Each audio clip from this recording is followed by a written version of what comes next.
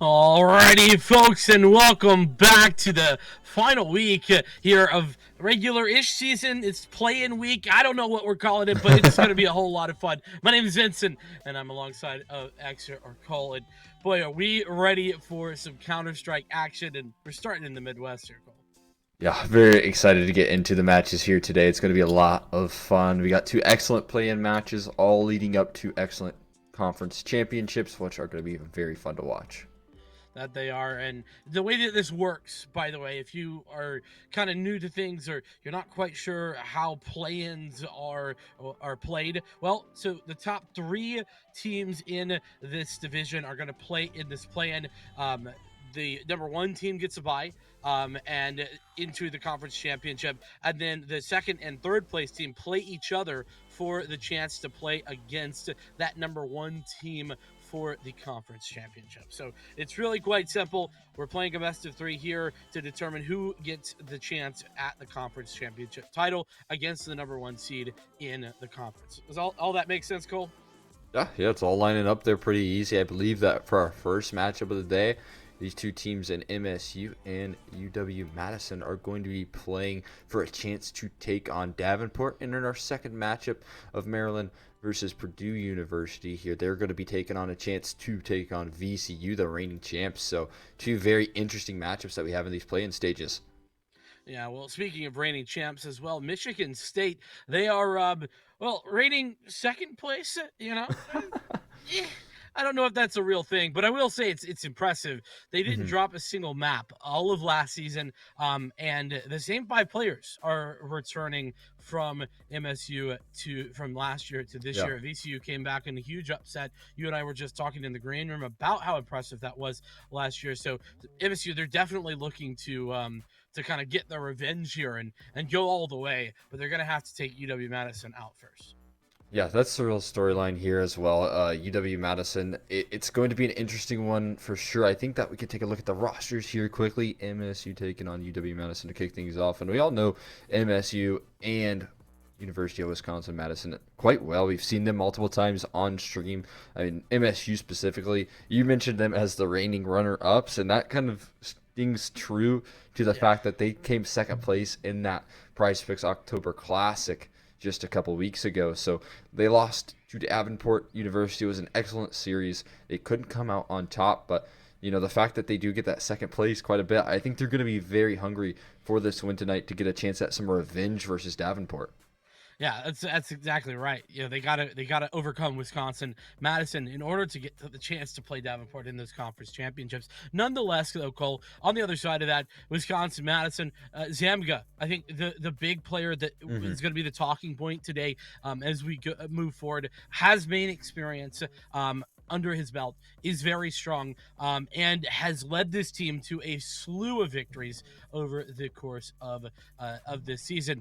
They are currently at 7-2, only one additional loss, whereas Michigan State 8-1. You see second and third seed respectively. It's certainly quality. The rest of the squad, by the way, for Madison, also quite strong with a mix of IM and main experience as well. So it definitely is going to be an uphill battle to play against a team like Michigan, but a battle that could be won.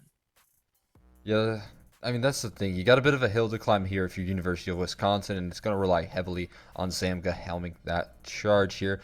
We will take a look at the vetoes here as well, as we're interested to see what maps we're going to get playing out. And of course, we're not going to see Ancient because I'm back this week, so Yep. none of that fun is going to be played out. Overpass and Vertigo are the two maps that we kick things off here. No surprise that we're seeing Vertigo for University of Wisconsin, and a finisher on Mirage as well. So we get a bit of the collegiate classic here in terms of the vetoes and how they've worked out, but it's still very exciting to see a Vertigo slotted in there, but Overpass as well. Yeah, and you said it's not a surprise to see Vertigo. Well, why is that? Well, that's because, man, Wisconsin, they've been not afraid to play Vertigo basically all season Mhm. long. They've done a good job of picking up Vertigo wins left, right, and center. And by the way, these two teams didn't play in the regular season. Technically, MSU did beat UW Madison, but it was via forfeit Yeah. win. So don't know what the details were around that, but uh, it was a no show for UW Madison, and MSU took the dub off the back of that. So we these two teams won't have played each other, which does give me some hope that this is going to be a close and interesting series. Even though you and I know how strong MSU can be and are. Yeah, I think the real showcasing here for MSU is improvement as well. I think that they are a team that's consistently improving. They've looked better since the first time I've watched them in the last season and into now versus their matchup versus Davenport, which is a very, very strong team right now. They're leading the pack in this conference, and in that October Classic final, it was a close affair. Overpass looked very good for them over on the side of MSU, so there's a couple of strong signs heading into this matchup here of in favor of Michigan State.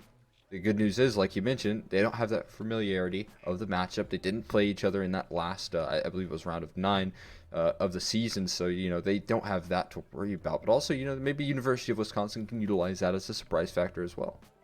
Well, and the other thing that I want to note, you talked about overpass being something that MSU are good at. Well, that's not just MSU. Wisconsin, they have experience on overpass. We saw them play against the Minnesota State Mikado earlier in the season.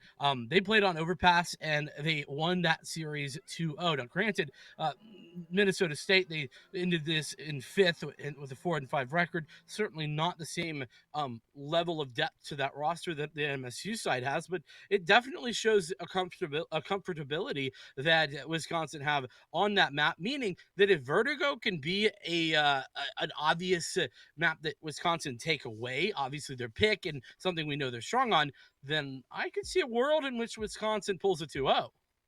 Yeah, yeah, no, I'm right there with you. I think there's a possibility of that factor. I will say that one of the strengths and one of the good signs here for Michigan State is that they're a relatively decent map pool, at least in some of the matches that they played. Vertigo's in their pocket, overpasses in their pocket, obviously, with what they pick. They kind of edge themselves towards multiple different maps, which is very useful in terms of trying to make sure that an underdog team can't pull off an upset such as University of Wisconsin.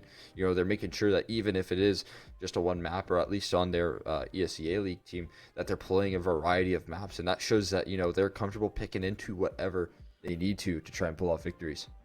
Yeah, and well, I mean, the thing about it is, looking back to this same squad last season, they played a lot of overpass. They were undefeated on Yeah. overpass over the course of the whole year last year. So moving into this season, it's very clear that that's continued to be a strength of theirs. And well, I can understand why they would pick that. All that being said, no, we're not quite ready to jump into the game, so we're going to take a short little break and get that ready and prepared. On the flip side of this break, though, we're going to be jumping in to map number 1, so don't go too far.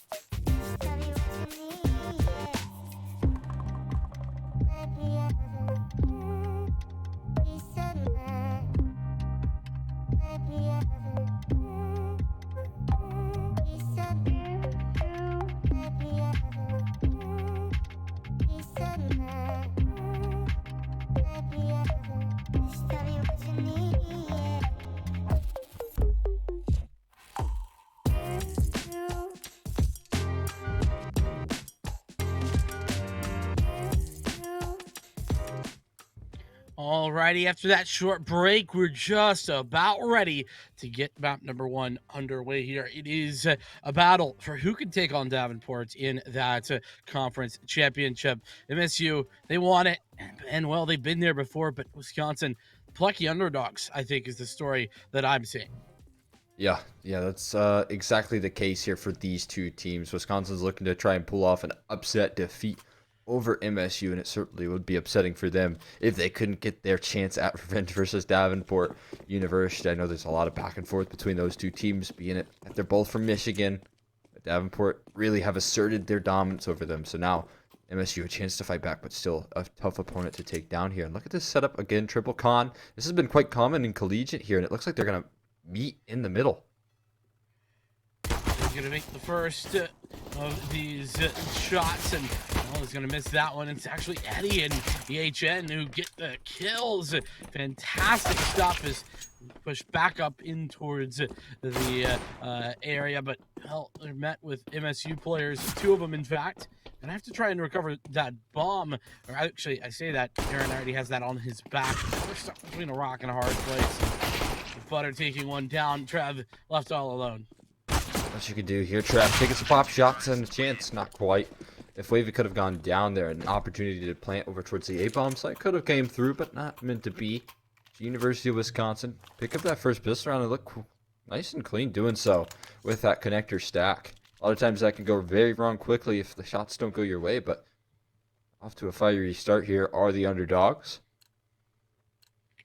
Quick and easy. And you're right, that triple con setup has been sort of a consistent look on overpass, and I don't think it's been all that effective, all things considered. But yeah. that time it was. I don't know if it's fair to say for like the first time, but it certainly has been a rarity. Nonetheless, there's the opening frag. They're Butter.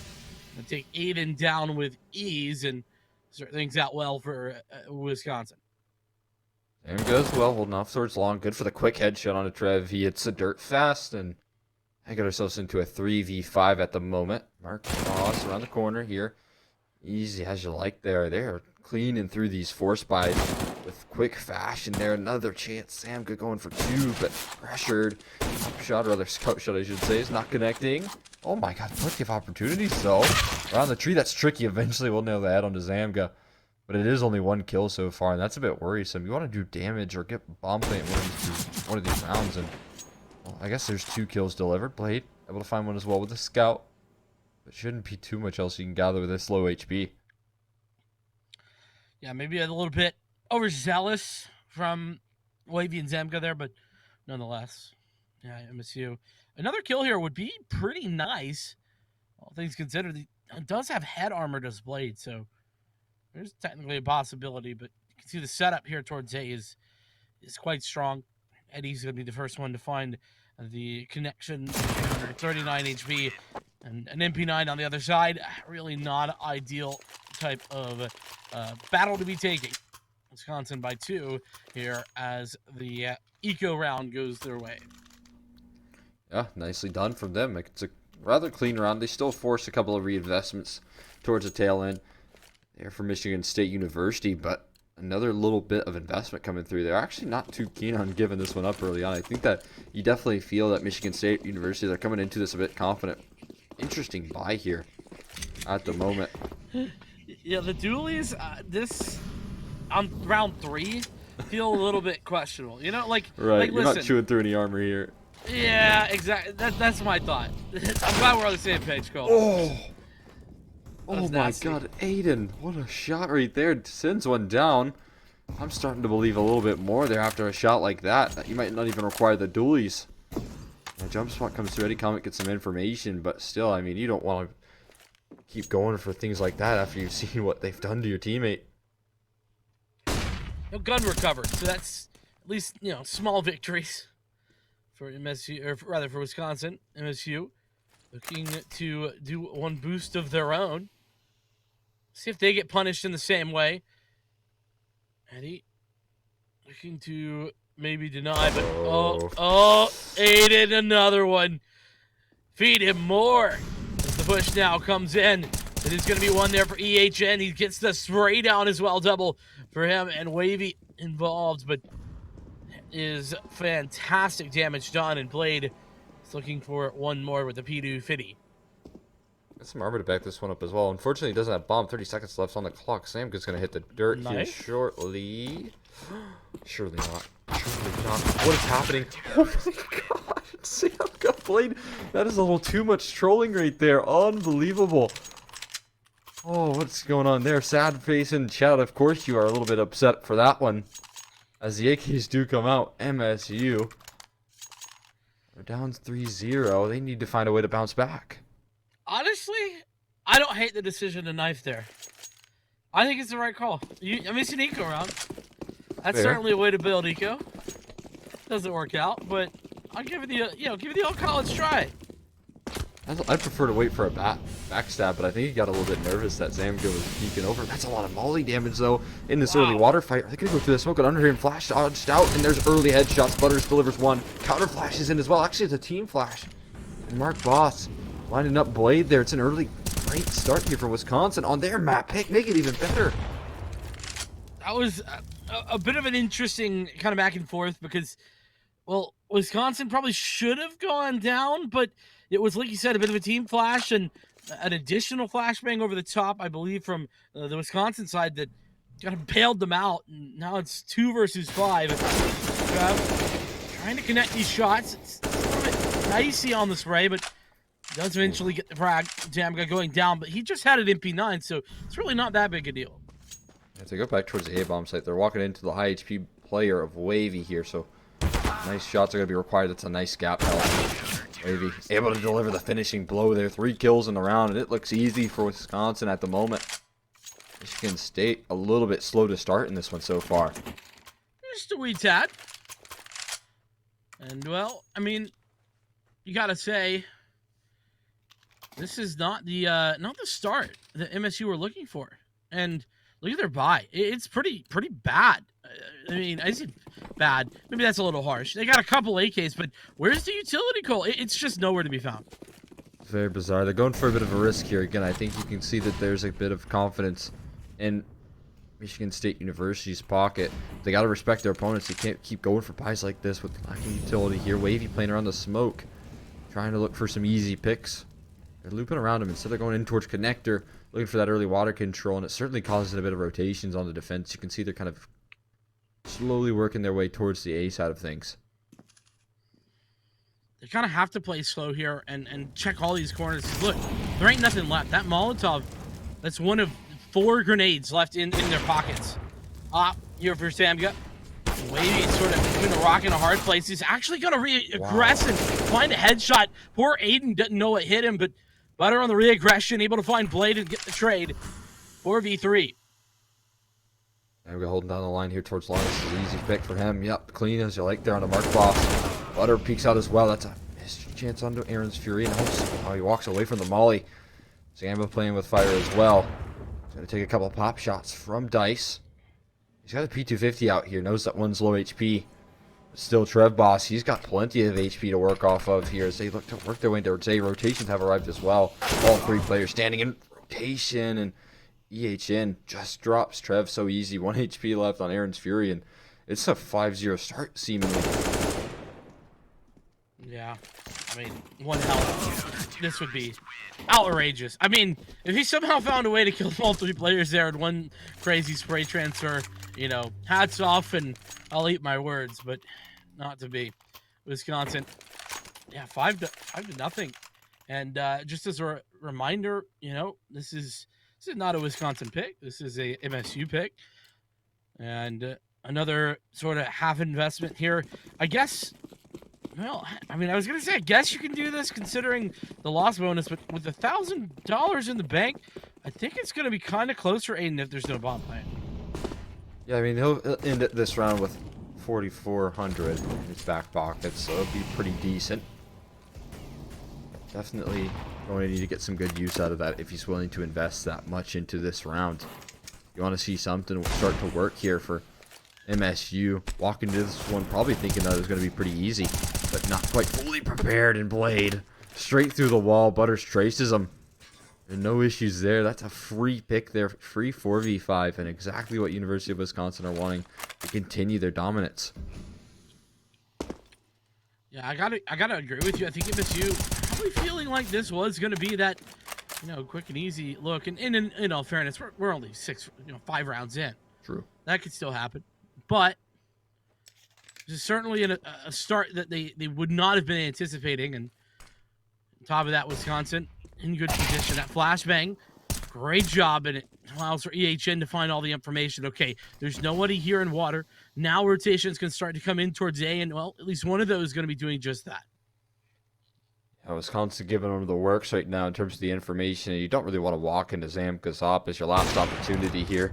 With lacking players, the wall is going to reveal his position somewhat. They know there's the opera on A. Follow up Molly as well. 20 seconds left on the clock. They're forced to run through it. That's a nice 1D here. Zamka misses his op shot and they can close the distance quickly. He has to fight his way out with the Tech 9 and taking some shots left and right, but he goes down as well. This could be a huge catalyst in terms of getting back into this wave. But look for the bomb plant here. He's missed his spray. It's a 2v2 now. EHN's looking to bail him out of the situation. Aaron's Fury playing the wall. He finds the first. Eddie Comet 1 HP left on top of the box here. Eddie Comet's going to see him soon if he's not careful. Past the scope. No! Aaron's Fury's deagle is unbelievable. One health in a dream, and he makes it work. Hey, everybody there, wake up call for Wisconsin. Saying, hello, we're still here. Able to recover and get those weapons online, up recovered as well. Aaron's Fury, big clutch there. 1v2. And, you know, there's a couple of big mistakes to come through. Wavy number one, giving away so much on that that long push, needed to be a bit more patient, I think. And then the second part of that is no need to take out the Tech 9 so fast. What's going on here? They did a little bit of a water crunch right there from Connector, and Zamka just picks up 2 free kills. I was going to talk about the opportunity now for MSU to bounce back into this game off of the Eco round victory, rather half by, it's more accurate, but a 5v3 in the Eco round. We'll see if they can convert it into the gun round here, but they're not happy with the current map control. Wisconsin continue to press the issue. Oh, but that's a huge answer. Zamka hits the dirt, and again, we talked about how big of a player this guy is for the side of University of Wisconsin. They're going to head in towards the A site, and there's one to meet him. Yeah, but if Butter could find that one kill here, it would be good. Doesn't quite do that. MP9 now has to come up for Eddie, and it does. Eddie going to fall back. Convert the advantage. As I'm saying that, it's taken out, blanked out. Now Wavy, the timing's perfect. The two players very much split. Aaron's Fury though with low health. Once again, this guy lives at low health, it feels, unfortunately, and this time it's not good enough. Not quite here. Pauses are getting called here. You can see it from the CT side, in fact. Surprisingly enough, after answer back there in a quick one, Wisconsin calling the timeout. We mentioned Zamka is a heavy hitter here, but it's a full team effort in this one.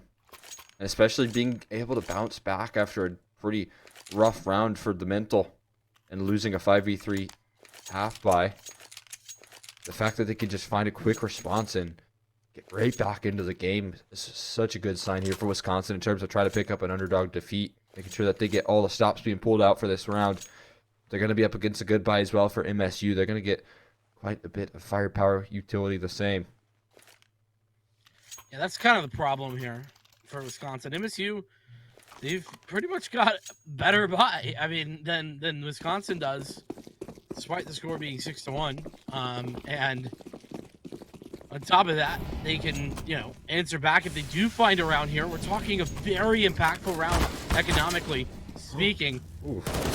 Oh man, that's brutal, and that's even worse. This time a bit more prepped for that connector crunch right there was Blade. He wasn't going to go down to it twice, and that's a good sign of the adjustments that can be made here from MSU. A push to the smoke, that's vicious, but it delivers one. Can't find the low HP player of EHN. Somehow walks out of that one alive, and probably shouldn't have. No big deal. They still have a big advantage here for MSU. Workable, especially if they head back in towards A. The issue being this is Zamka, of course, and we know his potential. Zamka's going to have to try and manufacture 1v1s, and there's the first, but Aiden stands so tall, able to connect the shot. This is over. Wisconsin, really no chance back into this one. With low HP on EHN and Butter, well, far away, it's going to have to be the save.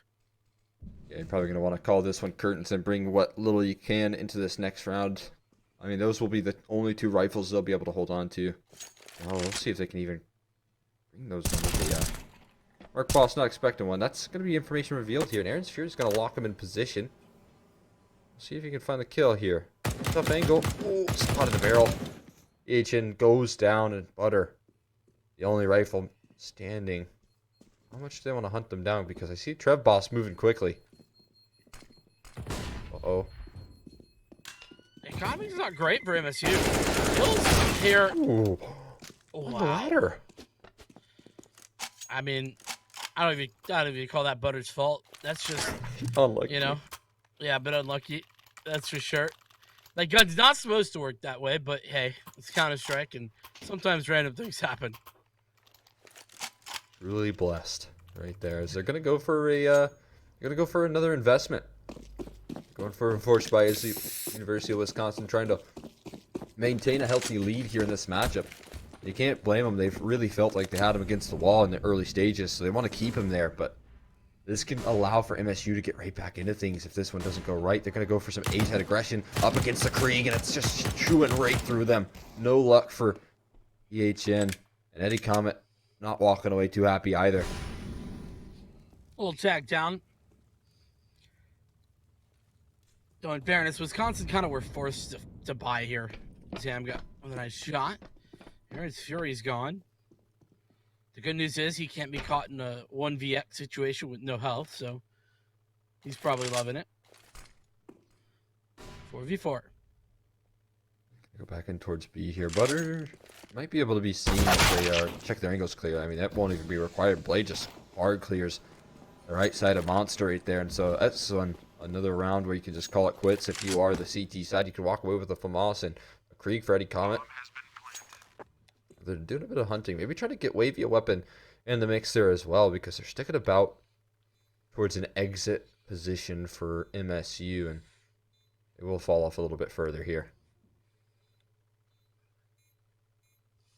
Honestly, I wouldn't have been too disappointed to see like a crossfire setup or something, but... Uh-oh, Trev Boss. You don't want to give that one up here. It's a one pistol player alive and around the corner. That's a free AK delivered.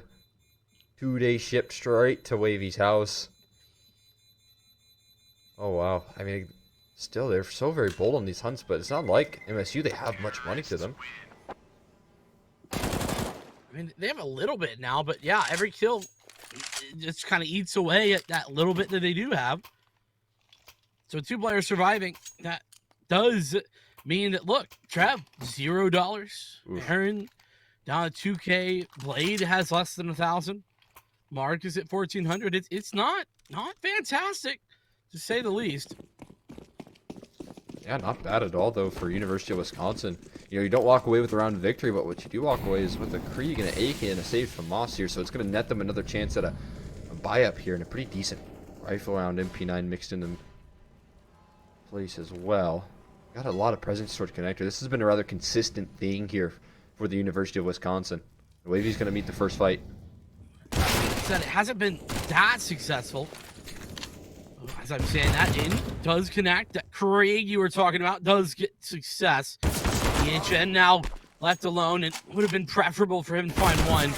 Now nothing left to do. And you know, I was gonna say we didn't get a chance to discuss it, but you know, I understand that Wisconsin probably felt that they were forced to buy with how good of weaponry they had and how much additional money that they had, but I think it could have been a good idea to just save that last round and play around the upgraded weapons, try to do additional damage, because you've already done a good job of keeping MSU's economy in reason, and now you're stuck with another, you know, pistol round essentially that you really didn't have to have. Yeah, you could have used the FAMAS AK and Krieg that you had in that previous round and just, you know, had a lot of money in reserves, get a great buy round here. So 2 opportunities instead of 1 is pretty much what they limited themselves to. Blade very aggressive posturing towards the catwalk, is going to clean the head off of EHN, not even expecting him to be in that position. One more around the pillar spotted now. Blade careful with the angles he's going to take, making sure he doesn't go down. They give him an easy trade. Is that another headshot delivered? Eddie Comet goes down as well. A flank's coming through, and Butters will catch him in the back turned. Oh no, he's going to commit towards the B-bomb. Say, oh, this could be the worst timings. Oh wow, this is over intense. Okay, no, he will go down. Surely not. Butter whiffs the CZ spray. And that's just unfortunate. CZ, it's so hard, and honestly, you get into that position with the CZ where like, I can't spray, I can't tap. This gun doesn't tap. So what do? And that's what happens, but nonetheless. The kill here would be nice, but look at how low everyone is. Just tags, but no frags. And it's it. MSU bags 5.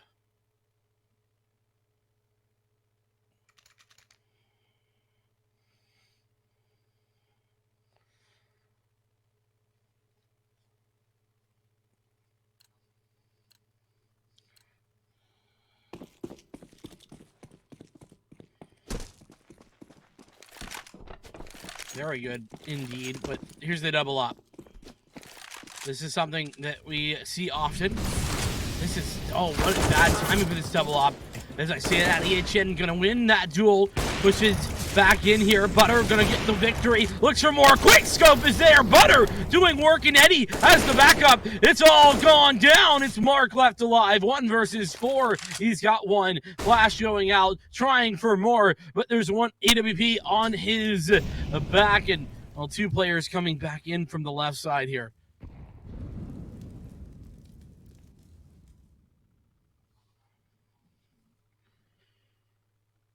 And, oh, nasty stuff here, Wisconsin. They are in position just to continue this. Only 1 player that's defined, and, oh, a shot there. It's a bit dicey, but probably shouldn't matter, and it doesn't. Good, clean hold there on the B-bomb sit was exactly what University of Wisconsin ordered. They needed a site hold, and they needed it fast. Otherwise, it could have been a tied scoreline. MSU would have been right back to normalcy in terms of kind of submitting themselves as the favored team in this matchup. But, you know, for the first time, we're going to see an op on that T side answered back here. MSU handed that one over to Mark Boss. Sometimes Aaron's Fury likes to pick that one up, but this time Mark's Boss, he's going to wield that weapon and maybe go for some aggressive picks here. But again, it looks like a B-rush. I don't know if this is the call, but certainly was very fast. Maybe the first frag. Travis really snuck his way in. Hello. Butter waiting, playing patiently. He's only good for 1. Aaron's Fury able to trade, and now it's all about timings. It's 3v3, off for both sides. Amga trying to throw a Molotov out in the bomb. It's not down. He's got to be careful. If he pushes out a graffiti, he's dead to rights. Every angle needs to be cleared, although, oh, Molly going towards Catwalk. That's going to reveal Trev Boss's position. That's so very bold. He comes out, head in the water right there. Such a prime position to try and help out his teammates, but a Molly for sight once again. Mark Boss up against the pillar, didn't even realize because he was so blind. A setup from Zamga delivered off the flashbang there, and now it's up to the Krieg. Aaron's Fury with 1, needs to deliver 2 more. They've got a decent crossfire here. Going to drop down towards the pit. No, he's going to play it a little bit slower and try and cut the noise. Make sure that his position's unknown. I like that play. It was dangerous to get into that position, but the thing is, Zamga was sort of unknown forever there. I don't think that MSU ever realized that the Molly that killed Aaron, or I don't know who it was on the site. It might have been Mark. Either way, whoever was on the site trying to get that plant got killed by Zamga's Molly, but they didn't realize where it came from. They just assumed it was Heaven or from the lower entry to the site. So did that Wisconsin get away with 1? Off the back of that, no op this time for Wisconsin, but MSU, they don't have any money to buy back in. They've got to save. Now, granted, this save is a pretty decent one. They've got some armor and all upgraded weapons. These Tech 9s, or newly appointed Rec 9s, once again, are looking good. Ooh, a little glimmers shown to Wavy. Nothing connected here. Same goes. They went fire. Oh my god, he's missed his opportunity. There's some help delivered from Wavy, but it's an AK in the hands of the attacking side. Wavy gets sidelined as well. The Deagles, they cannot do it again here. That would be 2 ecos in the first half for Wisconsin. Butter, though, posted up in the close left angle. Gets a freebie on the Mark Boss trying to lurk out towards long. It's still even 3v3 with very low HP on the blade as well. Still winning positions here after the recovery's been found from Zamga and Butter. But plenty of time to maneuver if you're MSU. You have a world of opportunity. You can go wherever you want. It's less so now. EHN will find Aiden and make things a lot harder. Yeah, that was a bit of a giveaway, I think. You needed to play together. Needed to group if you're MSU. now Wisconsin pretty much poised to pick up this round. Find that first one, and nice adjustment there by Butter. I'm totally okay with MSU just handing away this bomb plant because they already had the money. That MSU, they were already going to get a big buy. That bomb plant, it's well worth the save or at least not losing any further players. Yeah, you're exactly right. There's no issues there. And given that one up, they would have had pretty much max loss bonus, if not max loss bonus. So great buys would have come through. And this time we're seeing Aaron's Fury wield the AWP in this round. So they're going to try and bring that one into this round here versus the double op of University of Wisconsin. Dots are going to go for another B rush, so that's probably not the best idea because that's kind of what put them in a rough spot after a great string of rounds for MSU. That boost, I think, coming up. Yeah, there it is. Blade he was looking that direction, but unfortunately he didn't have his gun out. Can't be swinging without your gun, Blade. That goes well from Zamga held. That's clean. Trebboss going down. Making it into a 3v5 already. Such good positioning being held from Wisconsin. They got a great read, but Aiden takes the head off. And there's two immediate answers. Equalize now. With the op and the AK, there's still Zamga holding about towards the A bomb site. You know how lethal he can be. He's got so many different angles to cover. And lacking a bit of control over towards the A side of things here. Rather, the B side of things, my apologies. Is going to leave that solo player in Zamga. Hanging around towards this A bomb site with limited knowledge of where this key execute's coming through. But if there's anyone to do it, it's Zamga, and with the op as well. Has one smoke, has an HE. That noise. This rotation's coming in. No denial for the plant, but the frag on the planter. Nobody really in position. That smoke grenade makes it even more difficult as the HN comes back from behind and dispatches Aaron. Aiden all alone, and everyone's won their gunfight. Really a bit dicey if you think about it from Wisconsin. They all kind of took individual duels, but it was still very solid. That was a really good half right there from University of Wisconsin. I mean, it was a lot of individual fights, yeah, but it really worked out well for them. They were able to kind of abuse MSU and their confidence as well. Keeping a nice stranglehold on that economy, never allowing them to run away with a lead here. And now they're walking into the second half with a 10-5 scoreline. I think the other thing to add there is the fact that Wisconsin lost in the eco round, and this is still 10-5, is really kind of expletive of how good a half that was. It's very hard to maintain a scoreline like that when you lose a 3v5 eco, surely. Will they be able to walk away with the victory, though? That's the real question. It's going to be a B rush here. They're executing in. Wisconsin, they seem like they're ready for the stab. They're not ready for Mark Boss. He peeks over bottom of the barrels. It's 2v2 with presence all throughout the map. The rotates are quick, and MSU are putting a nice and quick capsule on this one.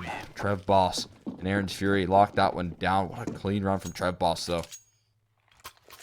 Yeah, this rotations came in lightning fast, didn't they? In towards the B site, and that's what really, Wisconsin, they were okay on that first phase, but there was no like time between phase 1 and phase 2 to sort of get the bomb down or stabilize or do anything at all for that matter. And MSU caught them off guard. Wisconsin now forced into this second round. HE going forward doesn't do anything. I think it got caught on a bit of a wall there, so unfortunate. But nonetheless, these pistols can be deadly. We'll see if they ever give them the space. Right now, it's a pretty passive default. Being held from Wisconsin towards the A side of things. Trying to bait out some aggressive moves. See how much MSU expect a force buy in this round. A lot of times when you don't get a bomb plant, you're expecting a full eco, and so far no shots have been revealed here. Aaron's Fury's going to see a whole lot. Shadows get shown around the corner. He's going for the peaks. They're already put back here. He's got to fight his way out of the situation. He delivers nothing. Aiden's last alive, and he finds two. Rotates have come through in Mark Boss. Kill with the Tech 9, make it a double. Last bullet in the chamber. He's able to find a second.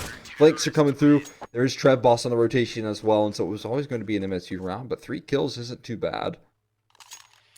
Well, you say that, but it was a force buy. And if you're force buying, I have to think the goal is not economic damage, but Mhm. but it's winning the round. And that's far from what happened. So yeah, better than just getting sprayed down and mowed down for free.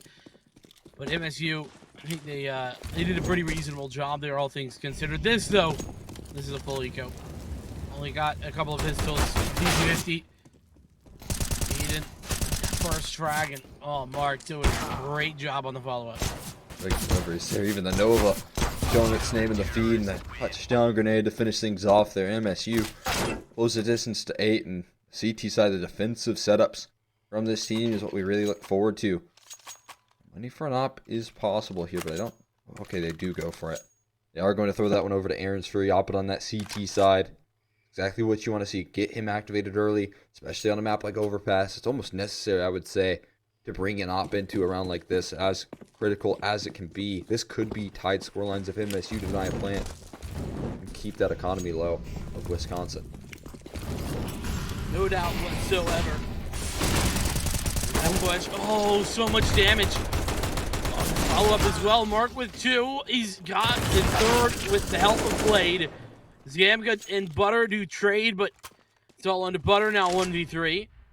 Aiden in position to deny. And MSU, that was the first gun round. And off the back of it, they have essentially brought this in towards a tied score.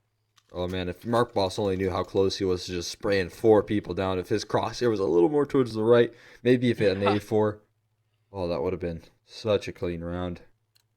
They do drop a bit of weaponry here. They're keeping the money honest, and they go for a bit of an investment here. It's disjointed, though, you can see. Butter, only one to fully buy down to 0 at the moment.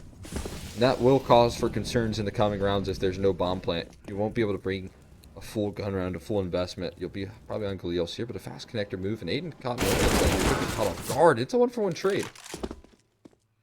Alright, needs to do better than that. No, he's done it! 2 for 1, that's a collateral. Aaron's Fury. And if I was Wisconsin, I would be furious. Oh, man. That's such a clean shot right there from Aaron's Fury. I mean, if he goes down, he's pretty much given over. Such a good position for Wisconsin, but instead he takes 2 heads off, and not even the head of the low HP player, Butter. He takes full the HP members there. That's huge. So much impact from him as they look to kind of desperately hit B through the monster tunnels. One posted up towards the barrel. I mean, they're giving him the fights here, essentially. Trev Boss flashed off the line. 1 low HP bar should be good for 1. He does just that. And Eddie actually got the follow-up. Looking for the op player who rotates in. But that nade was going to be on point, and if it wasn't for the nade, there's Aaron with the 3rd kill with the AWP in the round. 10-10. MSU, they've confirmed this comeback. And Wisconsin, they're kind of flailing at this point. Now, granted, they've kept the economy reasonable, but they gotta have to start winning rounds. At this point, you're about to lose the lead. I mean, in fairness, you don't have to lead anymore, but about to allow for MSU to pick up the lead, and that's definitely not what you want to see. Yeah, this could be prime opportunity for MSU to lock this one down, like we kind of expected here. Butter. No inside flashbang setup. Okay. Good for the first kill. Fully blind. There's a couple people posted up towards playground. Watching for that. Aiden turns around from the flashbang, but not good for the adjustment in time. And he will go down. That'll give him a man advantage for University of Wisconsin. A lot of footsteps being heard. EHN being loud about his presence in connector is going to trigger some op attention towards his direction. But with a minute 10 and 3 players only alive on the map for MSU, there's so much opportunities to create gaps in the defense, and B is certainly a wide gap, being that there's only 1 defender. Yeah, and well, Wisconsin have applied pressure on pretty much every area of the map as well. With that victory now, it's a wide open B site. MSU, honestly, I would not hate a save call. It looks to me they might be heading in for this one. This is certainly an aggressive decision. And you can see that, the money's not great. Maybe Aaron gonna just try for 1 or 2 and then fall back. I'm not sure. Either way, Blade getting tagged up a little bit, and at this point he looks like he might want to get out, but no, let's stay in. Such an aggressive decision here from MSU. You gotta get out of there if you're Aaron's Fury. Gotta get out of there. 1v4 on the B bomb site retake with such prime post plants for Wisconsin. No chance in this world. Yeah. Just not the weaponry you need to 1v4 with. Put it that way. Well, I believe we saw a voltage 1v4 way back when. I will never forget, but you know. Well, I mean, we did. Voltage. Was it Mark who hit the collateral ace over on Vertigo last season? No, I believe it was. Oh, Afi Abdul, though. I'm not even sure if you're University of Wisconsin. You're thinking you did so much damage to triple boost. Oh, that is brilliant right there. That's a great way to give yourself a man advantage in this round. That's kind of hard to get across the line considering you're dealing with some Famosis Deagles and MP9s in the mix right there. That is such a cool setup from MSU. And I love that they brought it out right this second, right? They haven't done that all game. And it's this round, this highly impactful round, this round for the lead going forward, that they pull it out. It's just so well timed. Still a very strong defensive setup over towards A, and that's pretty much where Michigan State University have forced their hands, if you consider the map control here of the T side. No water control at all, so A is their only option, and there's a double setup. Op holding the long range angle, and M4 close by. This is exactly what you want. Aiden off angle here. It's to win the fight here. Gonna double down, not quite. EHN with a quick reaction and no support from Aaron's Fury. A risky peek around the corner here. Can they escape? Oh my god, missed connection. That gives them a great opportunity. Wisconsin can fight back, but there's only 30 seconds left on the clock at the moment. And they're so spread. Look at how far away some of these players are. This is going to be a push in towards B, but there's only going to be 2 players here initially. And there goes the push. 2v2 on the site. Mark looking for the shot. Wavy actually has Blade down already. So now Mark's all alone, and he's tagged heavily, but that's the op that's gone through. Has to plant the bomb, but that's not going to happen. What has gone down? Maybe a bit premature. There was 8 seconds on the clock. He could have waited on that bomb plant for just a few seconds more to try and find that kill. Oh my god, also could have waited, a little bit longer to allow for his teammate to kill. Trev Boss there, as that was exactly how that round ended. A bit all over the place in that one. It's good cause for a timeout as well. I mean, Wisconsin trying to recover after a chaotic round such as that.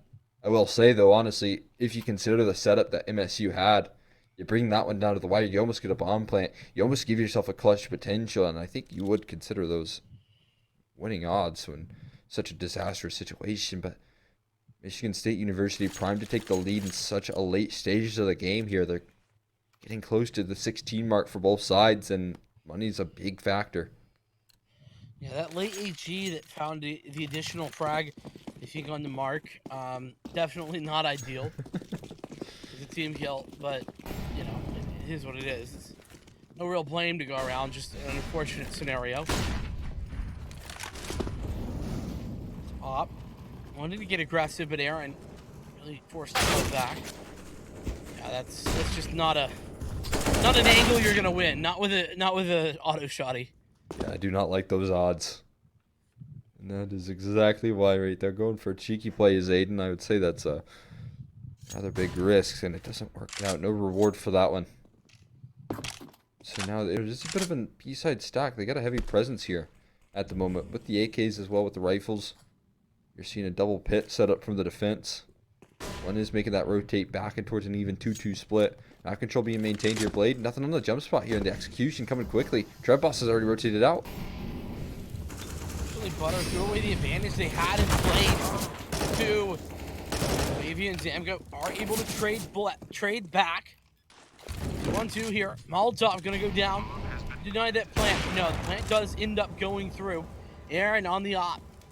Gonna connect on the player as they look to dislodge themselves from the site. The swing, but it's Zamga who has the frag, and now Aaron during that rotation just not gonna be good enough on the timing. Eats the HE, eats the bullets, and finds out that Wavy is hitting shots. 12-11. Wisconsin, they are trying to make a move. They are trying to pull this and potentially set up a 2-0 in this series. Oh, that could be the case right now, considering this is the map pick of MSU. A map pick that they look stone cold on. They're going for a 4-spy right now. What a risk. What a call right here from MSU. Putting all their eggs in this basket right here. I mean, if you don't convert this one, you're looking at the possibility of 14 being on the cards here for Wisconsin, and no mistakes can be afforded there. Otherwise, you're heading into overtime at the very best situations. And its presence towards long early on. They're going for this fight. Missed connection with the scout shot. That's huge. Flash springs are coming through as well. Both parties scared off of taking the continued fight here, so they're going to give up a bit of ground on both sides. Call it a draw with the HP trades that they've taken. Relatively similar HP trades as well. Eddie down to 62 and Aaron to 49, respectively. And you're right. This is such a dangerous decision. Look how aggressive Aiden has gotten. Oh, he's going to spot his bomb. There's somebody watching this. No, not really, is the answer. And, this bomb is wide open. Has he been spotted there? As a unit here, he not even delivers a single kill. 1 HP, that's so unfortunate. And it's going to be Blade to cut off rotations towards the B time. But he is 46 HP to his name. Finds the first headshot. Here's a prime opportunity. Sam gets low on HP. He finds 3 more on the total. But Eddie Comet solo close to going down. Wavy's close by as well. Rotations in towards B, not quite. Oh, there's Mark Boss hanging about. 1 shot in. He needs to find 1 more Wavy. Scared around the pillar. Rotation's not coming through just yet. Trev Boss is here. He's on his way through Cat, and he will find the finishing frag. Tied up 12-12. The huge risk from MSU works out. Wow. Can't say that I would have made the same decision if I was in the same spot as MSU, but I would say they can make it work when they need to. And make it work, they did. Unsurprising buy for Wisconsin. Would have been better if they had a plant, but still, a couple AKs, Khalil, Deagle, and a MAC-10 go up against the pretty decent buy, much better buy for MSU. Another scout for Aaron Fury, but you have to see that scout come to real success. Start there just when it's called upon. Oh, there goes the A-bomb site. Wide open as can be. Butter's lurking about towards B as well. Catwalk, he should catch a flank. 3B onto Mark Boss. That's A clear, but they've already delivered bomb. Eddie Comet on the site, looping around towards truck. Won't be spotted here. Catches a back turn, but doesn't deliver the kill. Blade still kicking here. Can take a headshot. Angle King frag still, and he does. Blade has been a hero now 2 rounds in a row. There's still 1 over towards B, expecting the lurk to come through, but Butter's made his way all the way through towards the A side of things. He's walking up bathrooms and will have the advantage on Blade's angle. That's certainly the case, but he takes half his HP for it. Trev Boss just now reveals the location of Butter. And is going to go for a little bit of misdirection towards the long side of thing. Bomb still posted up here, and Trev Boss has eyes on it. It's a bit unfortunate. I think, that bomb being down, and man, so frustrating that Eddie couldn't pull off that frag. Probably should have had it, all things considered. Trev sort of has a read going. Has an idea. It's just spotting him out. Taking the shots, and Trev with the shot on target. Butter's down, and 13-12, Wisconsin. This has just got to be a save, right? I mean, if they're risky enough to go for it here, and it looks like they are risking it all in a similar fashion to how MSU did. They know how close they are to toppling the money. I mean, 1 player alive 2 rounds now in a row. You know you're so close to hitting that finish line of breaking MSU's spirits, but you haven't gotten there just yet. And they're going to try it with a B-rush. I don't know how much I like this. No, they reposition towards water. They're going to split it from multiple different directions, but they're taking so much molly damage. The Trev Boss already on the catwalk. Doesn't deliver a single kill here. And 2 entries in. It's all the back of Blade. He doesn't get anything either. The quick flank coming through from Aaron's Fury is the only one to give a kill so far. They're all lining up, and Aaron's Fury finds 3. Low HP as well. What on earth is going on right now? Goes from bad to good to worse. Oh, and Michigan State still in control. They're actually reading this perfectly. This is going to be the A plant. Safe here by Optimus, but the best gun of all 3 players is here for Zamka. And this is a great post-plant position, all things considered. He knows when they're going to cross. And he could also create these 1v1s. They're obviously going to expect him to play Optimist or in towards jump up, but not to be. Utility thrown in so far. Smoke and a molly as well. Zamga forced to maybe push through this smoke. He's trying to play the gap here. When is he going to reveal his position? He's not shooting. He's not spamming the smoke. Another tap coming through. There you go. Finally position reveal, but he's not on the mark. He's not hitting Aiden at all. Nowhere close, and he's running out of ammo. He delivers a kill into the bomb planter. There's no time for him. He gets 4 kills, but it's not enough to overcome the absolute stone cold play from Zamga to not spam through that smoke. Unbelievable. This man just absolutely holding his nerve through thick and thin. I mean, you and I know. I mean, we've been in the server there, Cole. You want to take that shot. Everything in your body is screaming for you to take that shot. And he holds his nerve for just long enough to deny the diffuser, to pick up the huge victory, to tie the game once again. This is a brawl here on Overpass. Yeah, it just continues the back and forth force buys right now. I mean, again, this is going to be one of those rounds that can decide things here. Wisconsin looking so much more convincing than I initially thought right now. They're firing on all cylinders. They look like they have a decent read on things, and Zamga, the player that we both shouted out, is delivering in a huge ways. So now they just need to topple this force buy. They just need to clear out these A1Ss. Otherwise, MSU, they're pretty much giving up 15 if they go for a save. And if not, then, you know, they might be giving up the game if they try for the continued force buys with only pistols. So much good setup here from Wisconsin to try and close this one out in terms of keeping that economy game nice and low for MSU. Yeah, this force buy it's pretty sad considering some of the force buys we've seen today. And MSU, well, to be fair though, they've done more with less. Done more with just pistols, so that is a nice shot. Eddie on the entry, blinded up. Blade there on the left side, trying to take shots. It's Butter for the double. And it's now just these rifles left.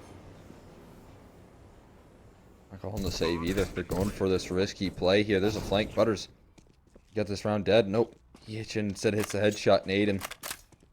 The lonely A1S in the server right now. It's 14 for Wisconsin. All bets are off right now on who takes this map, and it's seeming more so for the underdog right now, performing when it matters the most. Aggression comes through. Aiden's going to clear off the head. That reveals his position, though. How much do they want to invest in dropping this A1S? I think it's worth everything. It's going to become expensive. He's continuing to deliver. Not going down just yet. On for the ace now.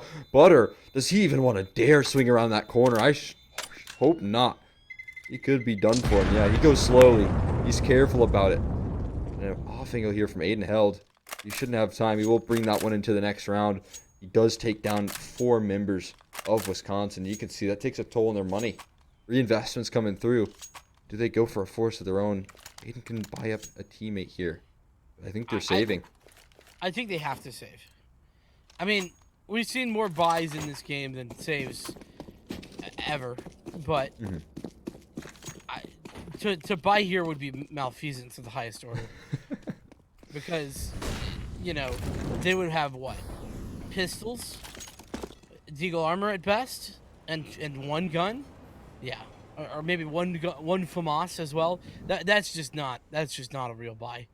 And so for that reason, you got to give Wisconsin 15. They got to allow for that to come through, and they got to play for the gun rounds, because MSU on gun rounds has been really, really phenomenal this game. They really have, especially on that CT side. That's kind of what delivered them such a quick comeback here. But look at this. Wisconsin are kind of playing off the fact that MSU do over-rotate a bit. They've left the lurk over towards Monster. And left onto the clock. They are very, very patient about this default here. I believe that rifle in Aiden is over towards the east side of things still. Thinking about, I mean, he's in a good position here. Smokes are going to roll on off. Mark Boss is looking for the initial plays, but they're going to work their way out of Monster. And he's just let them all slip by. He doesn't even realize. Molly gonna dislodge. Shots connecting. Eddie very low, does eventually fall. What is going on here? Aiden, Trev, Aaron, all with some connections. But despite how expensive this is looking, the bomb's going down, and it really doesn't matter as long as it's clutched up for Wisconsin. Yeah, and with these pistols, they shouldn't have too much success. I'm surprised that they're not playing more towards the heaven side of things, considering the plant is for that direction. But instead, they're holding off some pretty aggressive angles, giving them opportunity to fight. Wavy getting connected onto some of these headshots. One slipped by already, spotted out now. No one's keeping fit. One slipped by him. Oh my god, that's an initial kill here. EHN though, all he has to do is play for bombing with no kit for Aaron's Fury. This one should be a done and dusted. Already times ticked too far gone. All another round. All it 15 here as he will deliver the kill. It won't be the round in their way. MSU fighting for overtime here, but they've kept that money so very low. A whole 10 in the server go down, and it's going to come down to a round like this. What could be a chance for MSU off of the damage that they've done to bounce right back into this and take it into OT. Yeah, the money's not great. I mean, even with the bomb plant, you can see Wisconsin sort of struggling to get all of the utility, and it is very limited. I honestly, I would have preferred either Butter or Wavy to probably pick up a FAMAS, rather, a Galil, excuse me, and get utility, but Eddie Comet going to do just that. This is potentially map point, or is map point, I should say, as MSU, well, they really have to pull this back. Otherwise, it's going to be a huge upset on MSU's map pick. Yeah, I mean, I did not come into this play-in thinking that Wisconsin would look this good. They are just lights out right now. They definitely have a strong read, a strong idea as to what MSU's style on the defensive side is. You can see that they're trying to abuse it consistently. It's a lot of heavy presence early on towards B, playing off that default, and allowing for the information attempts from MSU to go pretty much meaningless here. Premature smoke. There's no molly though that ever comes from defensive side, and this is the information prodding that I've been talking about here. The jump spots are so consistent. Butter not spotted just yet, but knows exactly what they're trying to go for here. A flash play. What a great find.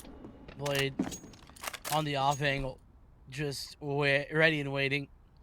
And that's such a dangerous play too, because it can so easily go the other direction, but still, you find that and you confirm an advantage of 5 versus 4, and then you can play passive. You don't have to make that same aggressive play again.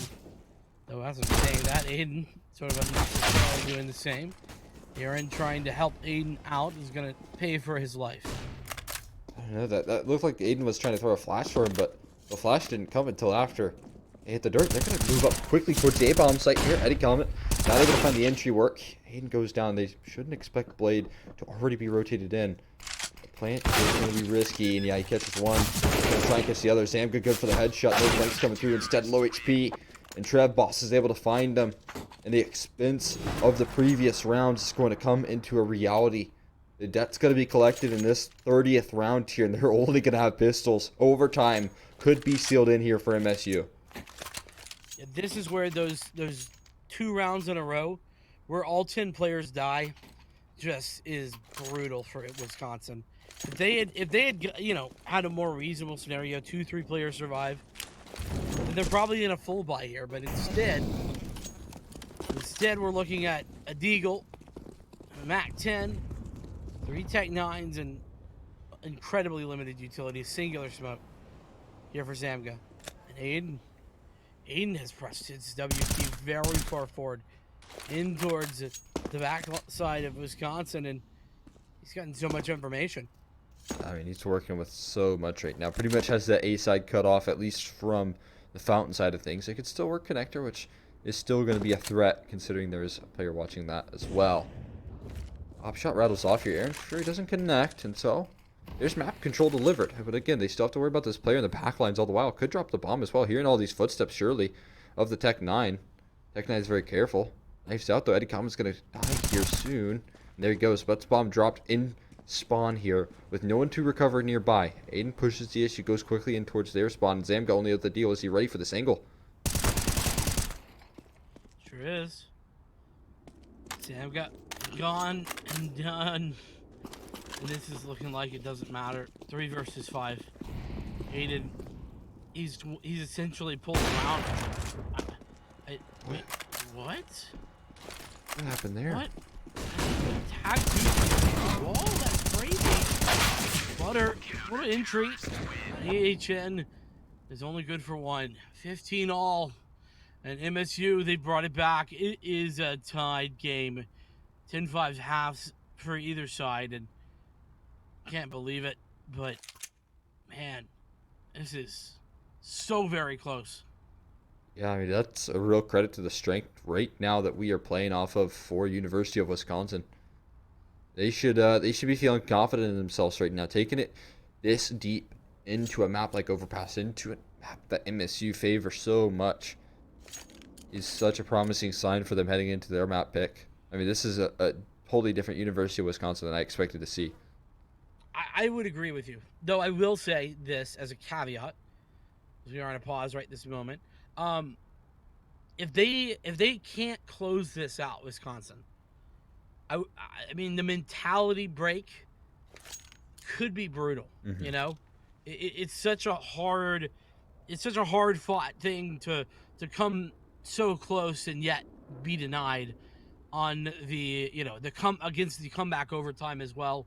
MSU were down by 3, but I'm just throwing that out there. You know, could be a problem, but we'll have to see what the outcome is here first. That is what really matters initially. Because if Wisconsin come out and win this one, then, well, I guess MSU just got to hope and pray that they can pull Vertigo out of the bag. Yeah, I mean, it's very similar. I think that both teams are strong on both opposition's map picks. I don't think that's like Overpass isn't a big punish pick for Wisconsin, and Wisconsin picking into Vertigo isn't a big punish pick for MSU. It's just, I'd say it's significant. I think Vertigo is a significantly more punishing pick. okay. Would you agree? Yeah, I mean, I think that they're pretty strong in it, at least from the record. I believe they have a 16-5 victory so far in the season. Yes. Or 16, my apologies, 16-12 over in Maine on Vertigo. And so, again, I think that it's always a good sign whenever you're not banning in best of 1 maps when you get 3 bans a map. I think that really shows that you're comfortable, and punish picks come in best of 3 formats. And so, you know, University of Wisconsin, or rather Michigan State not prioritizing a ban of Vertigo, I think shows a bit of confidence in that for sure. But I think we got a bit of a tech pause. I mean, I definitely think that Wisconsin are strong on Vertigo. I think that they can kind of take it into a third essentially, but the mental factor is there, of course. Well, I also think that to add on to what you're saying, it's a matter of Wisconsin being strong, but MSU's individual skill can come to fruition as well, and that's where they're competent and then also individually skilled, and that makes a deadly combination on a map like Vertigo, where if you have the basics and then you can pop off individually, even against a team that I think, like I said, is significantly better as a team on the map, it can essentially not matter. Exactly right. We'll get back into this overtime here, though. Into the action. It's 10K that we gather. And so going for this first round off here from Aaron Streery. They're hungry. They try and close this one out in a clean CT side. Now early aggression maybe poised towards Fountain. As you can see, the Molly and the evidence of that. And yeah, they got a lovely little setup here. No connector presence, but no one really to worry about so far in connector pressing the issue too far. And again, it's these info plays that they like so much. It's been a while since both teams have been at full gun capacity. Even on those buy rounds in the last few, it was somewhat limited. Aiden. Take a shot. But he's the first to fall. DHN with the shot. And oh, what a follow-up too. Big misses here for the CTs. MSU floundering a bit. The rotations are coming in. Jump up. There's Trev. And DHN does fall, but he's already done his job.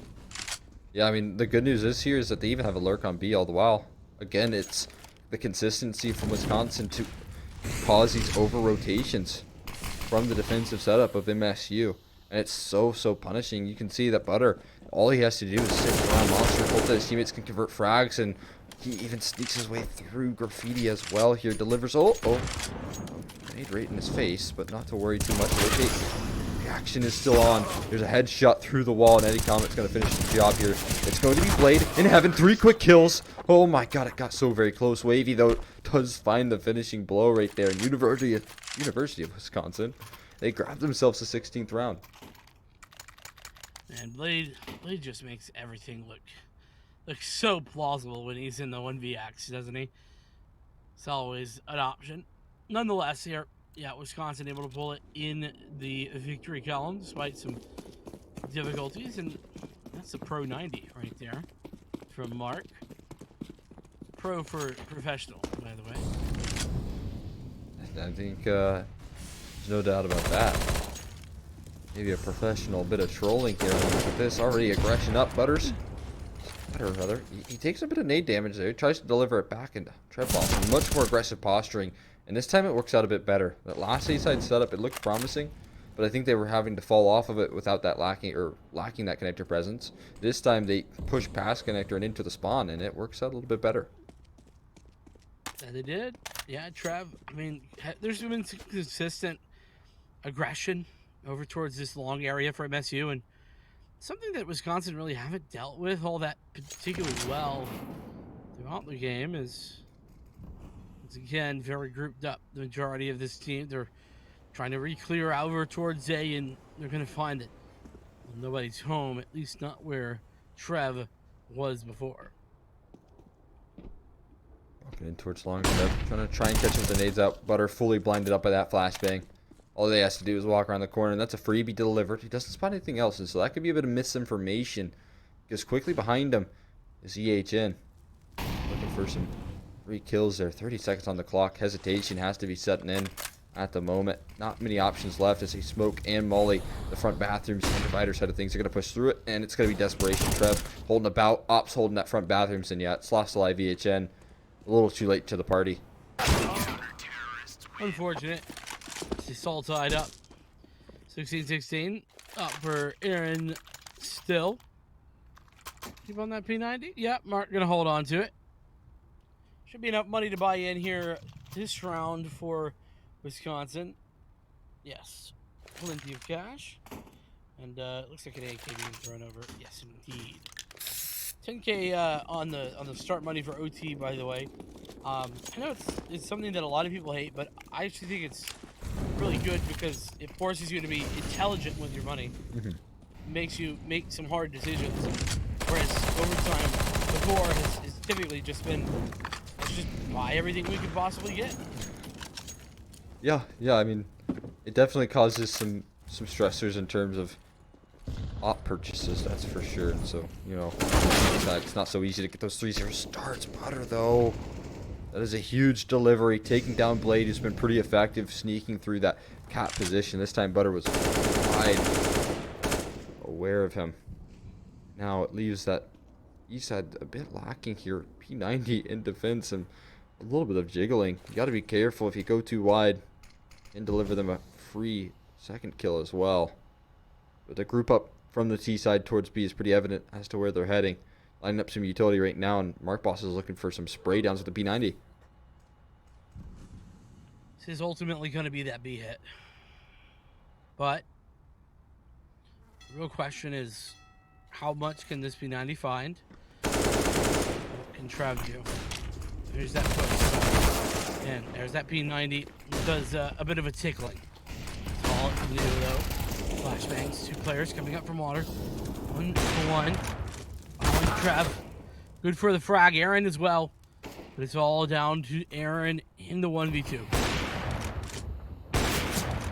Unsure of where the opponent is. I believe that's a tag through the wall right there, causing a little bit of fear in Zamka. Another one connected. Aaron's Fury's position wide and known here as he pushes through towards pit. Not quite about this one. Picks up the A1S. So now he's trying to take these individual fights to defend Crossfire here behind the pillar. Delivers the one. Can't find the second though. Zamga going to close another big clutch to give Wisconsin a lead in the first half of overtime. Indeed. And Wisconsin 2 rounds away from map number 1 being theirs, but with only a one round deficit. Well, MSU are not too far behind, and we swap sides. Now, granted, both of these teams have been far better CT sided over the course of this series. It's 11 rounds for Michigan on the CT side and 10 for Wisconsin total. Yeah, I believe it was back-to-back 10-5s. We saw double op on this first round here. Look at this. This is kind of what I talked about in terms of the economy that can be so punished. We've seen them get caught off guard by this op boosted up as well. Is there a flashbang this time, or will they fall short to it once again? Oh, there was a flash. But a good molly too. I don't know if the molly was there just because of the flash or what, but nonetheless, it's beautiful. Reboost coming in? No. Not gonna happen. Decided it's far too risky. You can see that the T's were definitely looking there. Definitely wanted it. Definitely wanted that possibility. Limited time here. They recycle those smokes towards short. What is going to get a game plan at the moment? MSU look a little bit stalled in their tracks right now. Op spots out some information here. As Eddie Comet eats a 50 damage nade sitting in barrels. It is looking like a prime opportunity, a prime target here for the T side, considering there's not too much presence. I say that. There's Wavy and Zamga as well. 2 heavy hitters here for this roster. Waiting for the execution to come. And it will come towards the A bomb site. It's where they're going to finish. Defense going to have to be good. There's Zamga and Wavy both coming in for 1. Eddie, he's going to let one go by. Allows for Blake to find a frag. It's Mark, but he gets denied. 18 for Wisconsin. It's map point. Zamga's playing without a silencer, first of all. That is absurd. And towards long. And the fact that they are able to defend that so well. It leaves a bit of questions. MSU. I know, he got 2 kills, no silencer. It's so surreal. But MSU, that execution, they send the op alone towards long. With so weird. Limited time, it's so many question marks as to what they had in store. It definitely shows a bit of hesitation. Again, Overpass is such a good map, and it's surprising to see them struggle in this fashion here. Huge round delivered. It really does feel like this isn't the best version of MSU we have seen personally, you and I. But I mean, it's kind of a pretty darn good replica. We'll put it that way. No disrespect, of course, but MSU, well, they just haven't been able to hit these heights that we expect in Wisconsin. They're just fighting tooth and nail. Yeah, I mean, they're in a 4v5, and just one round. That's all that's required to close the distance here. They're fighting. Their backs against the wall, and Trev Boss going for a desperation play, waiting for that smoke to fade away. Zamga, that reload's hurting, so Trev Boss, he's trying to locate him. Molly towards Bank is going to buy time here, waiting for those flashbangs as well. Trev Boss is very deep in the back lines, but waiting for him is Wavy. 3v5 now. What are your options? Blade snucking through towards Catwalk is going to find EHN. Already on the B bomb site, causing some chaos, causing some rotations quickly. He's all alone, though, and Eddie Comet finds him. That's the only lurk left last alive, and so Wisconsin are going to be able to rotate back in towards A. 35 on the clock here. And they're both towards long. Aaron's Fury and Aiden are going to struggle to close this one out. Zamga once again in a phenomenal position to deny this. Wavy as well. There's that flash. 20 seconds. Really no need to get aggressive if you're at Wisconsin. Could if you wanted to. Molotov. Going to push Zamga back temporarily. Up. One player, but it's Delta. No scope. Butter from so far away. 1 versus 3. Aiden already backed down very low. And Butter, just give him a no scope for the road. It's 19-16, and that is Wisconsin with a huge upset here against Michigan State University. I can't believe I'm saying this because the runners up from last year are now against the wall in this play-in. Yeah, I mean, I can't believe it either. That is such an impressive showcase. It not only looked like Wisconsin were looking comfortable on a map like Overpass, MSU's strong pick, But Wisconsin were taking silencers off of their gun and having fun going for no scopes there. Butter was closing that one out with no scopes. He was finishing in style right there. I mean, that is incredible. And a totally a new and different Wisconsin than I expected to see. I'm sort of in awe. All right, that's kind of my feeling walking away from game number one is that they just pulled it out. Were able to pick up ridiculous rounds. Were able to bring it back, and even when we hit overtime, it felt like that was where Wisconsin finally hit their stride. Hmm. Yeah, no question about that. They looked lights out in overtime. They finished so very strong, and it's a very, very exciting prospect heading into a map like Vertigo that, like we had talked about before, I was a little bit worried with the fact that maybe a comeback from MSU could cause some strain in the mental of Wisconsin, but the fact that they closed that one out, that has to give them so much more confidence. You're heading into Vertigo, your bread and butter pick here, and they got to be reeling off of that. Yeah, some safety net there as well if MSU could somehow bring in Vertigo on that victory. But the good news is we're going to be headed there after a short little break. Give these players the time to calm it down and just rethink and reset. We're going to do the same here on the desk, and we'll see you here in just a few.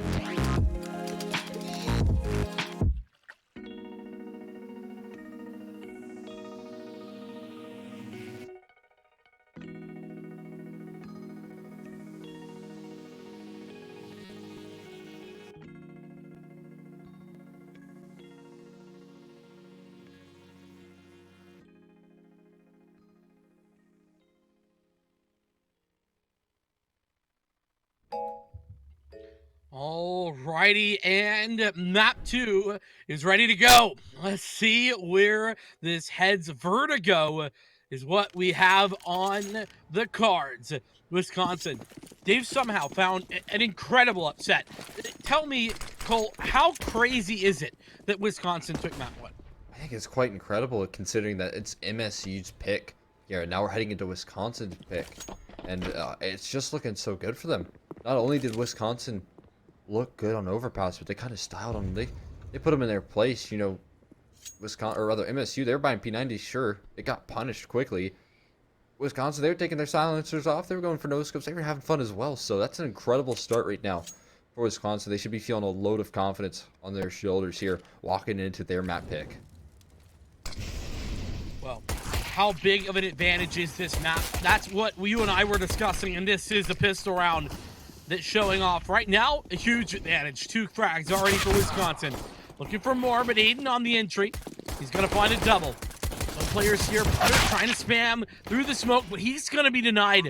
Even found himself. 26 health here for Aaron. Tagged, fragged, bagged. Samga with that frag as Aiden and Blade both come in for more. That's going to be MSU to pick it up, though close as it was. Nicely done from MSU. I mean, that is a brilliant recovery delivered from Aiden right there. 3 kills and when it was required the most on the entry, because that 5v3 was could have been a firm answer for how Vertigo could have looked for Wisconsin. Just a strong early start for them, but instead it's going to be MSU with that start. And again, they're going for a bit of trolling here. The PP Bison play. It's a great grenade here, and I mean, I guess it will just shoot straight through them, right? 64 bullets with no head armor here. Zamga can take 2 back. Low HP with the mobile PP Bison. Moving all about the map is going to find the 2 finishing kills and an immediate buy-up in response here for Wisconsin comes through. Hey, man. I'll keep it real. I think the PP Bison is far less of a troll on that eco round than the P90 was on the gun round. You know, I would say that always is going to be the case, that I'd rather have a PP Bison than a P90 just because you get more chances at a kill reward. So, well, that too, yeah. I mean, you're going high risk with no real reward with that P90, but nonetheless. That aside, EHN with a nice opener, spam it down there, the smoke on towards Aiden.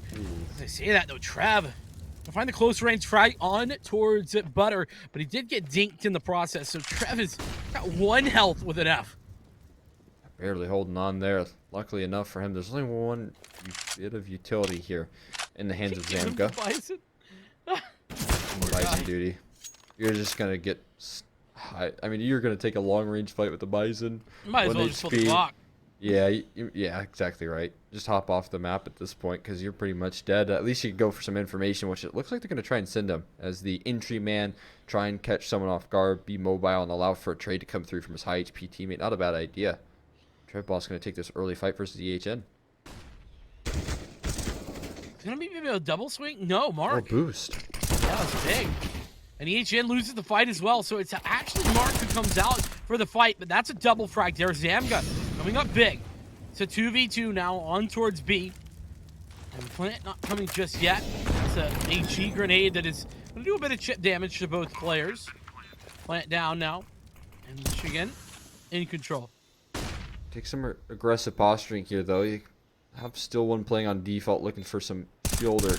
Aiden hanging about here, so not too committed to this playing for the post plant. Instead, he just left his one teammate here. They can close the distance quickly. Flashbang set up here. Aiden takes the first initial fight, lands a second. No wonder they keep him as the entry man. Michigan State, they quickly move to 3. Yeah, and I mean, so here's the crazy thing, right? My mind goes back to the only time we saw this MSU team play Vertigo last year, and I think it was the upper bracket final against Ryerson, a very good Vertigo team, and they come up victorious.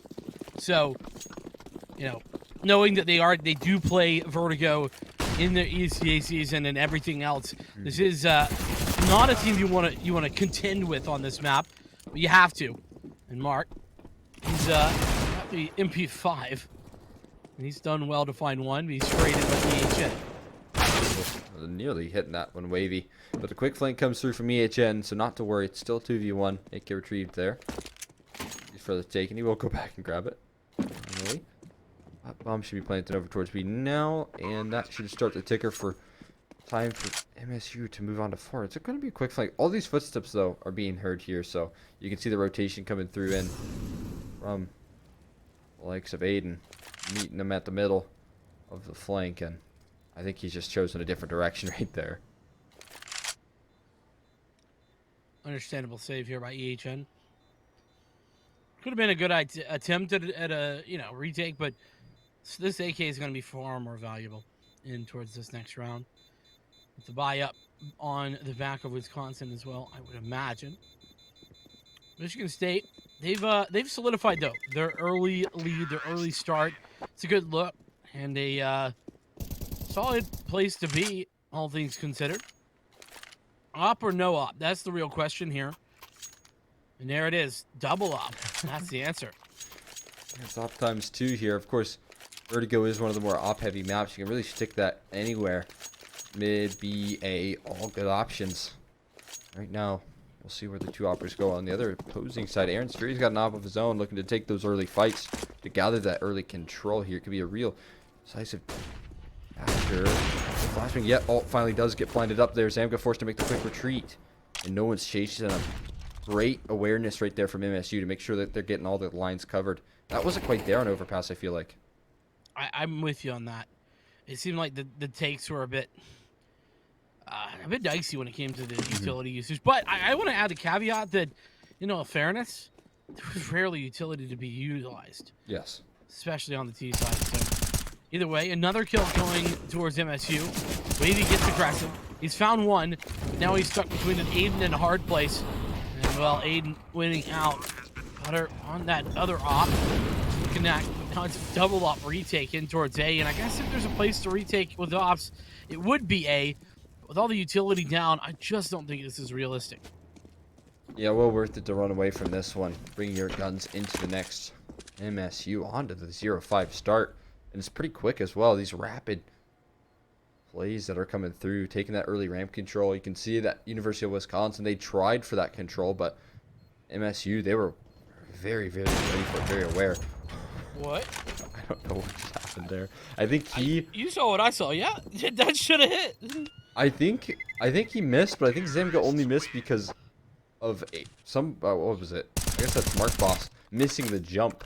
He tried to strafe back, and Zamga goes for the strafe back, but he hits the wall, so he just stops and distracts right there. Very bizarre.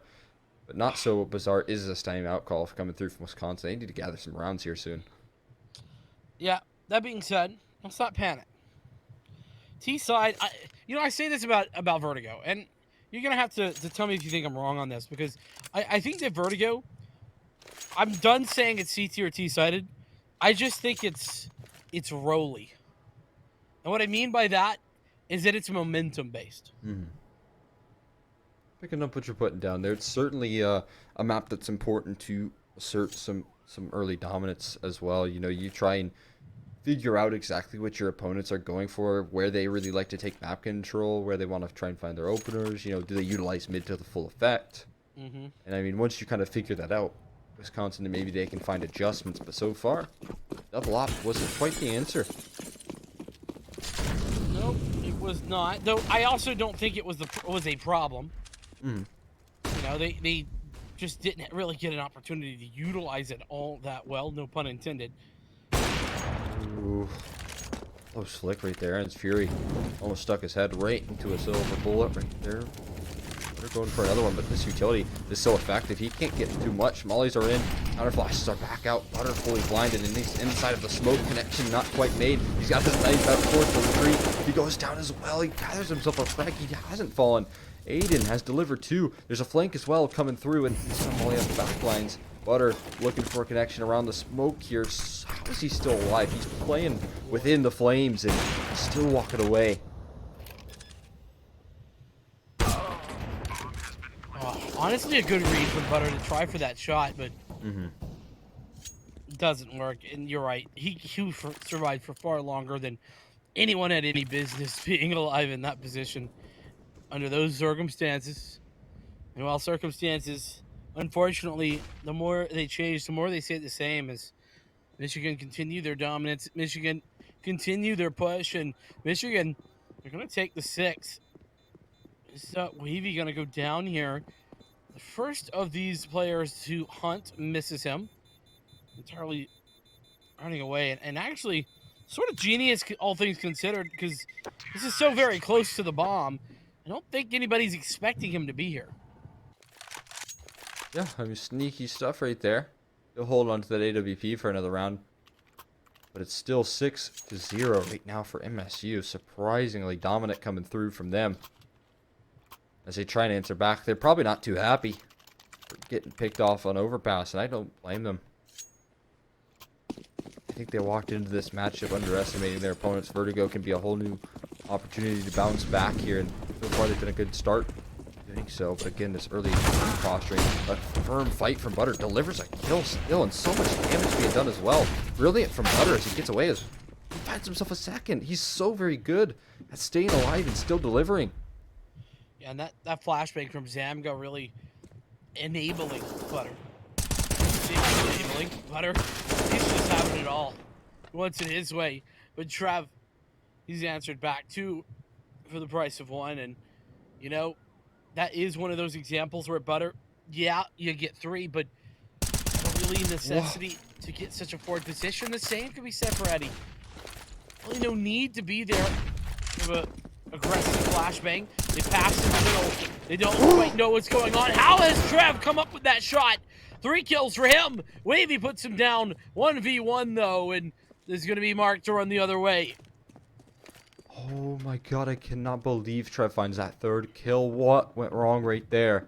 Opened up is the A bomb site, and Mark Boss, he'll be able to punch in those numbers and get onto whatever post plate he desires, wherever he wants to go. Versus enough Wavy, he can pick up a rifle on his way to that A bomb site. But man, what a absurd round so far. Mark Boss is going to take a more aggressive approach here, watching the elevator side of things, a pixel angle he chooses against. I think that's wise. Instead, adjust towards another direction. Here's the footsteps though. He's going to find it. Wavy peeking out his shoulder, and that's going to be a connection. Mark Boss delivers the finishing blow there, and the 2v5 converted from the 2 bosses over on Michigan State. Yeah, and here's what's different. You know, if you like me are thinking, so how did Wisconsin win last map when the score is 7-0 here in map number 2 on Wisconsin's pick? Well, there's several things that are missing right now from Wisconsin. It's number 1, these duels aren't really going their way in the same manner, and number 2, they haven't been consistent. They've, you know, that time where Butter finds 2 kills and continues pushing forward, that's just so unnecessary. That's something we really weren't seeing from Wisconsin last time out. Zamga able to get the opening pick, and Wavy the secondary. Zamga does go down, and Wavy as well. Aiden with the follow-up. 3 for 2. MSU, every time they go down, they come back with a vengeance. He's even jiggled one. EHN does find the kill here. They're struggling to get on top of the sandbags. EHN can find another, not quite. Butter now left into the 1v2, already made his way in towards the A bomb site. Ready with the op, holding down the line towards the A ramp. Both players, though, they start to cut noise here. They try and cause some chaos. Butter, couple of different angles he has to worry about. Flicking all about. One side of default here. He's so very worried about that side hall position. And now with the information spotted here from MSU, he's going to force the hand of Butter. He goes so very aggressively down the ramp, but they've slipped by. Already going to make it in towards B, and they're going to meet him at the target. Butter doesn't want anything to do with this retake, it seems, as he's slowly coming to the realization that his chances in this round are slim to none. I mean, maybe we're aggressive here, but I think you kind of have to go for this. It's starting to get to that point where you need rounds. This is such a really 3. Oh my god, almost connects to no scope. Not quite, though. A very hard shot. Look at that, inspecting the beautiful Desert Hydra. But it's not so beautiful. When you're down 8 rounds, you start to forget your surroundings there, and man, what a rough start right now. Well, and the other thing, you know, I did suggest, and I agree, I stand by it, you know, maybe go for that, but maybe not with the op. Maybe, you know, there's plenty of guns to pick up there in towards the ramp. Go for one of those. Take the 1v2 with an AK or some such. But Now, another dicey bye. Wisconsin in a real tough spot, down by 8. Interesting position. Oh, okay. Well, that answers that. But it did start very quickly. Glade was far and away ready for that one. Zamfir goes down as well. 2 entries delivered. And I mean, you're right. This is a total lack of simple fragging. So in some of these cases, EHN somehow finds that kill. Nice off angle held. So much damage being done here. You can walk away with a rifle or 2, but do you even consider that a victory when you're down 9 rounds here? No. I mean, you consider it nice to have. Yeah. But not a victory. There's no dubs when you're down by 9. There is just pain. No fun. Yeah, Wisconsin. Does Wavy die here? This feels like awful close to the bomb. I'm not great with the bomb area though. Vertigo's on a real Vertigo. dud. Yeah, they got the dud really bomb, similar hard. to Nuke. Well, that's fair. You're right. You can. I forget you can survive like here on A too. Yeah. So. Bombs aren't very strong on Nuke and Vertigo. I think it's mostly the verticality that causes that. You know, you can kind of get caught off guard if you're in the upper bomb site and the bomb's right below you. You're not expected to go down, but you probably won't because luckily that bomb does very, very little. More like a HE than I would consider a C4. Well, regardless of what is in that the bomb that is exploding, it's been exploding for Michigan State. And Wisconsin, they haven't been able to do a darn thing to stop it. So these CTs, they're struggling big time. And I think that there's 2 factors here. There's number 1, I think Wisconsin clearly not playing up to the same level they were just a few moments ago. But also, MSU have woken up. They're going crazy. They're going for crazy shots. They're feeling good. It's very clear that mentally they're still very much alive, and I gotta give them credit. You know, losing your map pick, that's usually a big deal. Not for these guys, apparently. Yeah, it feels like Wisconsin poked the bear by dropping or by taking away overpass from MSU. There you go, though. We've seen these plenty of times. The opening frags go in the way of Wisconsin. Then cuts off mid. Cuts off one prong of the B side attack here. It is still only 2 players, but we know Butter pretty effective on the anchor position. Has a smoke as well to clear out any flames. MSU not too committed to this either. Aiden says lurk over towards the A side of things. Just great map control given over to MSU. Again, this is the round that can quickly go awry if you're not careful. The Molly has a smoke though. It swings. Had a smoke when Butter goes down as well. This is exactly what I'm talking about. The advantage is quickly fumble. Yeah. What is a nice start is just denied. Zamga playing so passively. Able to find one more on the retake, but it's not going to be good enough. And as the rotation for Yichin comes in towards B, it's the rotation for MSU towards A. And, you know, another very odd part of this game, this half, is how often MSU has hit B. Just constantly applying pressure, pushing in, and planting at B. I mean, I don't know what the stats are for, like, pro level or anything, but I'm pretty sure it's like 80-20, you know? 80% A, 20% B. Yeah, and I will say that for the most part, if you are heading in towards the B bomb site, if you're utilizing other parts of the map, it shows that you are a good team on a map like Vertigo. That is a tall tale sign of a team that knows how to keep those rotations, and then knows how to avoid those kind of stack situations and early map control being given up. They're fighting for ramp control consistently. They're fighting for that ramp control over towards the B side as well, or rather stairs, I should say more accurately.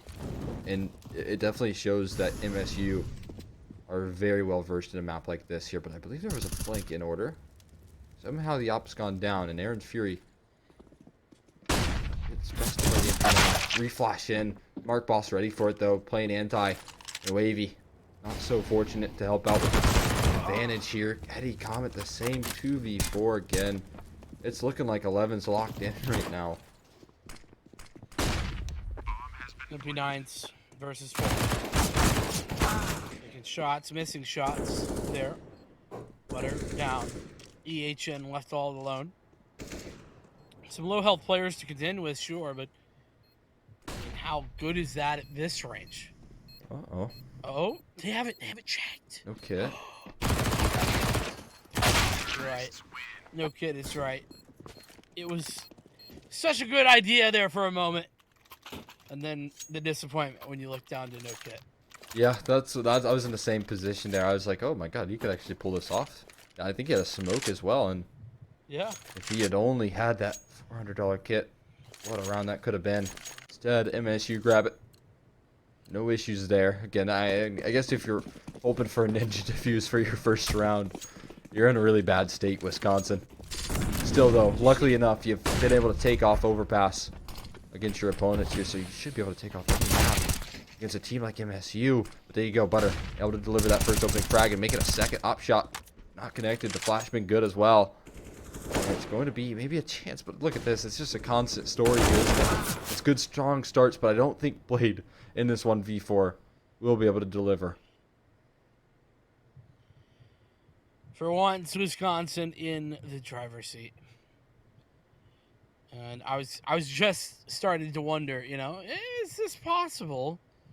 To see like a 16-0 or something crazy, but I don't think that's going to happen. And it definitely is not going to happen now.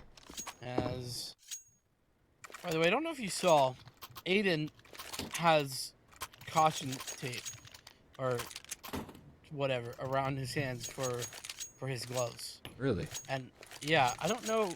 I was just thinking, how is that like good for your grip? That stuff's slippery, isn't it? Yeah, I think so. Like yeah, you're gonna be dropping on. Oh yeah, there it is.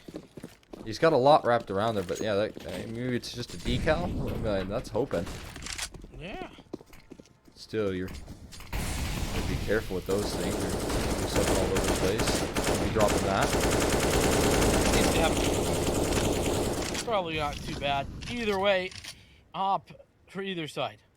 Butter the one to pick that up this time. Zamga has been playing with it, but whenever the double op came out, Butter had that secondary one, so I believe. And Wisconsin. So what is their hope here for this half, Cole? Because they've won a single round. They could get 4. Is that even plausible? Is that even winnable? You can string 4 together, then that can give you a bit of momentum heading into the second half. It looks like it's a possibility here, depending on what Aiden can do. He's not dropping his gun, though. Instead, he's finding kills here. And so far, it's Wisconsin dropping their chances at this round as it enters into a 2v1 with such a strong start in these fights. They're going to be spotted out here. That's information given over to the remainder. Aaron's Fury knows now. Oh, it's right below you, though. He thought it was up the ladder. And again, all of these ladder noises are being heard. So Aaron's Fury. His position well read. Zamga gonna meet him on the B bomb site here. It's brilliant. They know exactly where each other are. No doubt about it. Smoke goes in. I believe that's towards the left side of generator. I'm not sure. But it's gonna take a while to land. Maybe that's towards A? Might be towards A. Or maybe mid. Either way. Could have heard the grates there. Yeah. And Zamga is indeed aware. Probably not towards elevator. Oh, the Zamga closes it. All the right utility right there, just not in the right places, unfortunately. Or the side over at Aaron's Fury. Nice attempt at the clutch, but Zamga, even better. 1v2 converted. That's huge. I'm going to have to go back and see where that smoke lands. That would have been very interesting. It was a jump throw. And it makes me think that it landed towards left side of generator. Yeah, it was mid, very, very high. Right. Yeah. Either way. Question for another day, or at least for another time, is this is penultimate round before the half, and second round for Wisconsin. Off the back of that, Sam is going to clutch double op once again. HN down to an MP9 for the trouble, but playing close, and oh, that's unfortunate. Oof. He's just giving away his position. But even more unfortunate, he's taking so much damage from the molly, and the H-heat on the follow-up has chipped him down even further. His teammate's gone down in the meantime. Medic Helmet delivers a kill here. That's a huge 4v5 start with the low HP bars. This is going to be realistically an 11-4 app. It's looking likely. Attacks towards mid, come through Aiden. Gives up his position, and there you go. More of the same here for these two sides. One, Zamga looking to meet them on the A bomb site, but the left and right smokes are coming down. At least the left one is, not the right one. Join them. HE could finish the job. It's just waiting for that plant. There it goes. Does Oh, look nothing at at all. damage. Oh, but the flank. Butter. Chance. Catches one. Hop out. Mark Boss was quite ready for it. Looking for the flicks here. He's got the goalies out. 1 and 2 delivered. 2 guns, 2 kills right there. 3 in the round. And MSU take that one away. Oh my god. Mark Boss asserting his dominance right there in the Wild West. I take back all the negative things that I've said about the dualies. I was, stand corrected. I just hadn't seen them in the hand of a true master like Mark. Oh, wow. So very bold again. You've seen a lot of just style points delivered on this match of these two teams. Right now, they're looking for the closer. We got the unsilenced Stim 4. Dualies are being brought out. P90s. Everything. MP9s across the board. For 3 players on Wisconsin and a couple of rifles. Spotted. This is a straight up B push. Methodical. That opening. Give it a second. Blade. At the back of a double flash by Aaron. Making it very much look easy. Goes through the smoke, delivers 2 kills and catches the bomb planter. Aiden is going to bash him to the fast flank coming through. MP9 from long range, and Mark Boss missing that shot isn't going to help out either. Has to isolate these dualies. He's got the dualies out. Again, the Wild West here, but Wavy, too much distance on that. Not quite the master enough to connect all of those headshots required. And it will be 3-12 here. MSU, they cement themselves a solid half. But a bit of life shown from Wisconsin. It's certainly going to require a pistol round in this one, or at least a bomb plant, if they want to bounce back into this match. But we'll take 3 better than 0. That's true. You know, it is always the position where, unless it's 15-0, it could always be worse. And Wisconsin, I think they're going to have to take that tact here if they want to have any sort of positivity as they move in towards the second. This being their map pick, well, they're not going to be wanting to remind themselves of that, but I remind you because this is potential for map number 3, Mirage, to be, if it is indeed Michigan State to close. But Wisconsin here with an opportunity to try and pull the comeback. And you know how many, I feel like I've seen so many comebacks here on Vertigo. This is the comeback map, in my opinion. See that late start. And a pistol round could help them out, certainly. But Trev Boss again delivering on these pistol rounds. He's gotten himself a third as well. Single-handedly shutting this one down. But Zemga and Eddie Comet, they got some answers. And low HP bar here right around the corner. Trev Boss. Gonna be spotted one way or another. Maybe not. Eddie Comet not clearing that left angle. Now would you think there would be more players on the B-bomb site? There's still one in the back of Pillar. And Zamka with no control of bomb is just going to meet the fight. 3 kills to find it. They're all chasing him down with low HP. Zamka finds the first. Finds a second. Cannot find the third, though, as Aaron's Fury barely holds on. But Zamka almost made that an unreal clutch. Yeah, I think that's the confidence of MSU showing pretty clearly on that one. I like those stickers. Yeah, Nicely, the new ones. Yeah. And Tropic's always nice to see. I like the green. I always like the green stickers. It was why I was a big fan of Flipside back in the day when they were still playing about. You get those green stickers on a green gun, and your life is good. I still got some Flipside stickers somewhere. They're deep in the vault of my my Steam account, though. Either way, I think Wisconsin are going to have to reach deep inside the vault of the strat book if they want to try and bring this back.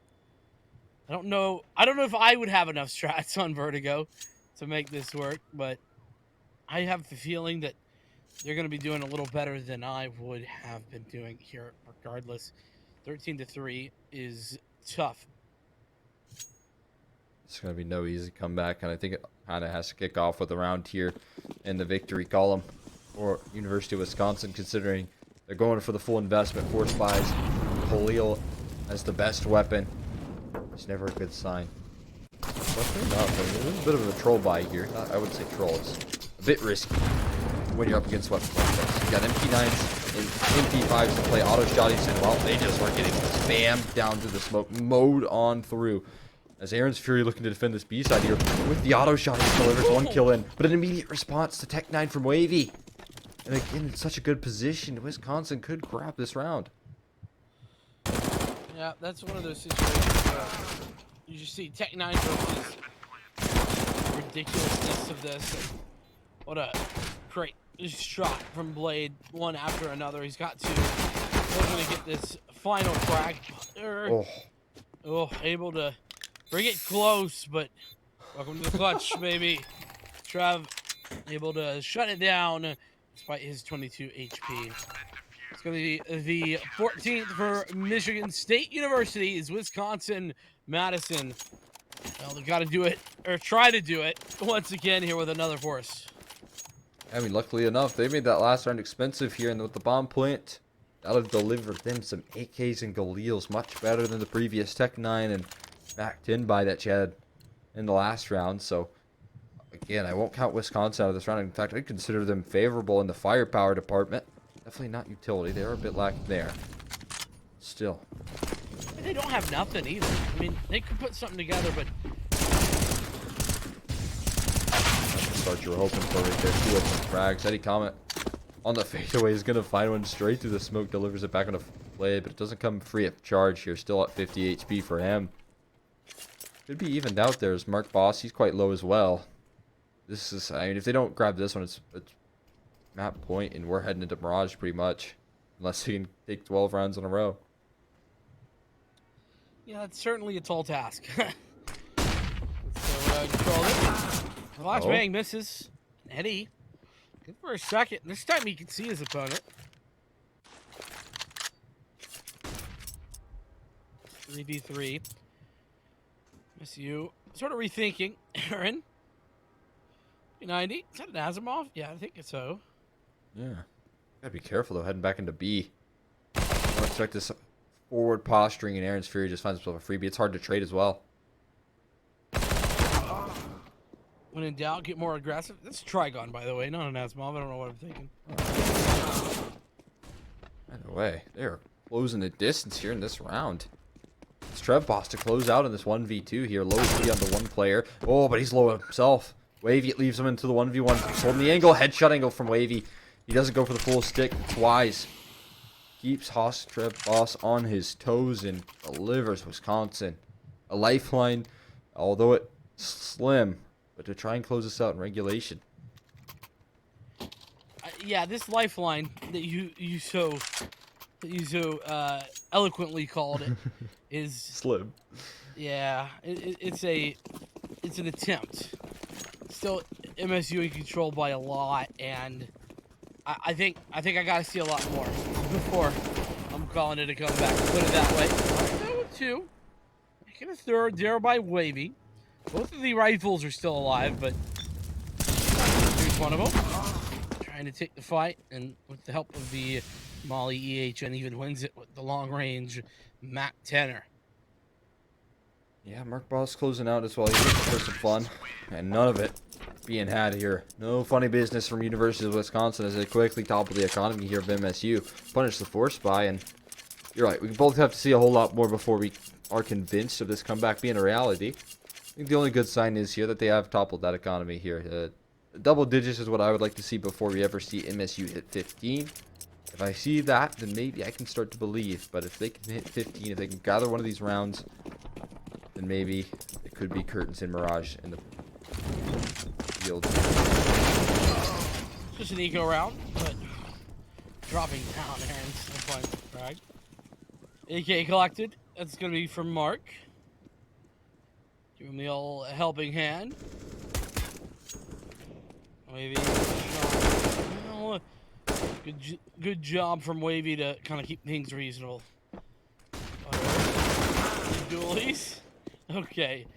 His shut down is all I need. Yeah, very clean stuff right there delivered from the side of Michigan State.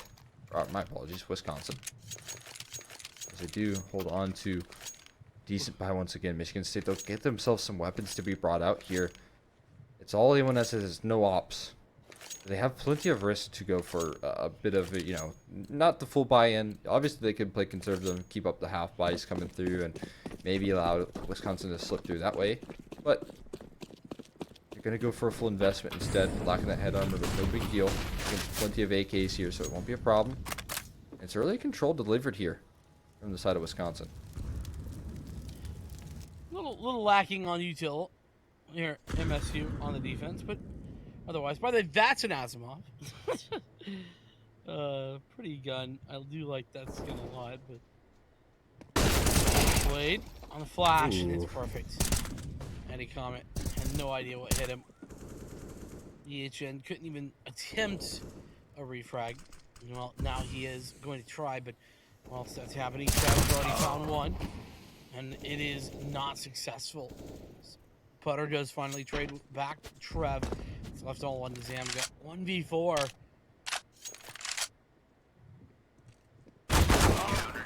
It's all individual duels. Everyone took the fights, and it did kind of go heavily in the way of MSU right there. All of the 1v1s that were taking place firmly in favor of Michigan State. Mirage now, this is kind of the caveat I was talking about. You know, you don't really want to give them 15 points, one away to close when you still have so far to catch up. And right there, they've given it plenty of room to work with. Now, if MSU don't win this one, it's likely that they will before Wisconsin ever get a chance to grab that 15 mark here. But they're going back for some early ARAM control, something that's been working for them pretty well. No things though, and Aiden has free range, but quick trade from Wavy to deliver an answer back. And Butter even finds his success as well. Mark answering back for now. 2 versus 3. MSU still on that. Mark doing well. Blade all alone, 1 versus 2. He's going to catch out the first. Blade versus Zamga. Flash going over the top. It's very clear where he's coming from now. Zamga can play it passively, and oh man, the timing is... Oh, here we go. The fuse, kit in hand, flashbang is out. Taking the shot. No! Oh, wow. No, not like this! 16-6. Michigan State University are picking up map 2, and that is the pick that was supposed to be Wisconsin-Madison's. Wow. I cannot believe how dominant that map 2 was. And Vertigo looked very, very easy for MSU, and it does just give me so much question marks as to what the difference was here from Overpass and Vertigo. You know, obviously, Wisconsin, they picked it because they were comfortable, but MSU showed them a clinic on that CT side, and then just delivered enough on the CT side, well, clinic on the T side. And I think that is a bit of a credit to them, making sure that they're playing consistent. They were flashing a lot of those angles, not allowing for Wisconsin to have free range with ops, free range for picking, free range with the setups that they had. So brilliant recovery from MSU to take it into a third. No doubt whatsoever. You know, and you have to imagine the mentality for Wisconsin going into map 3.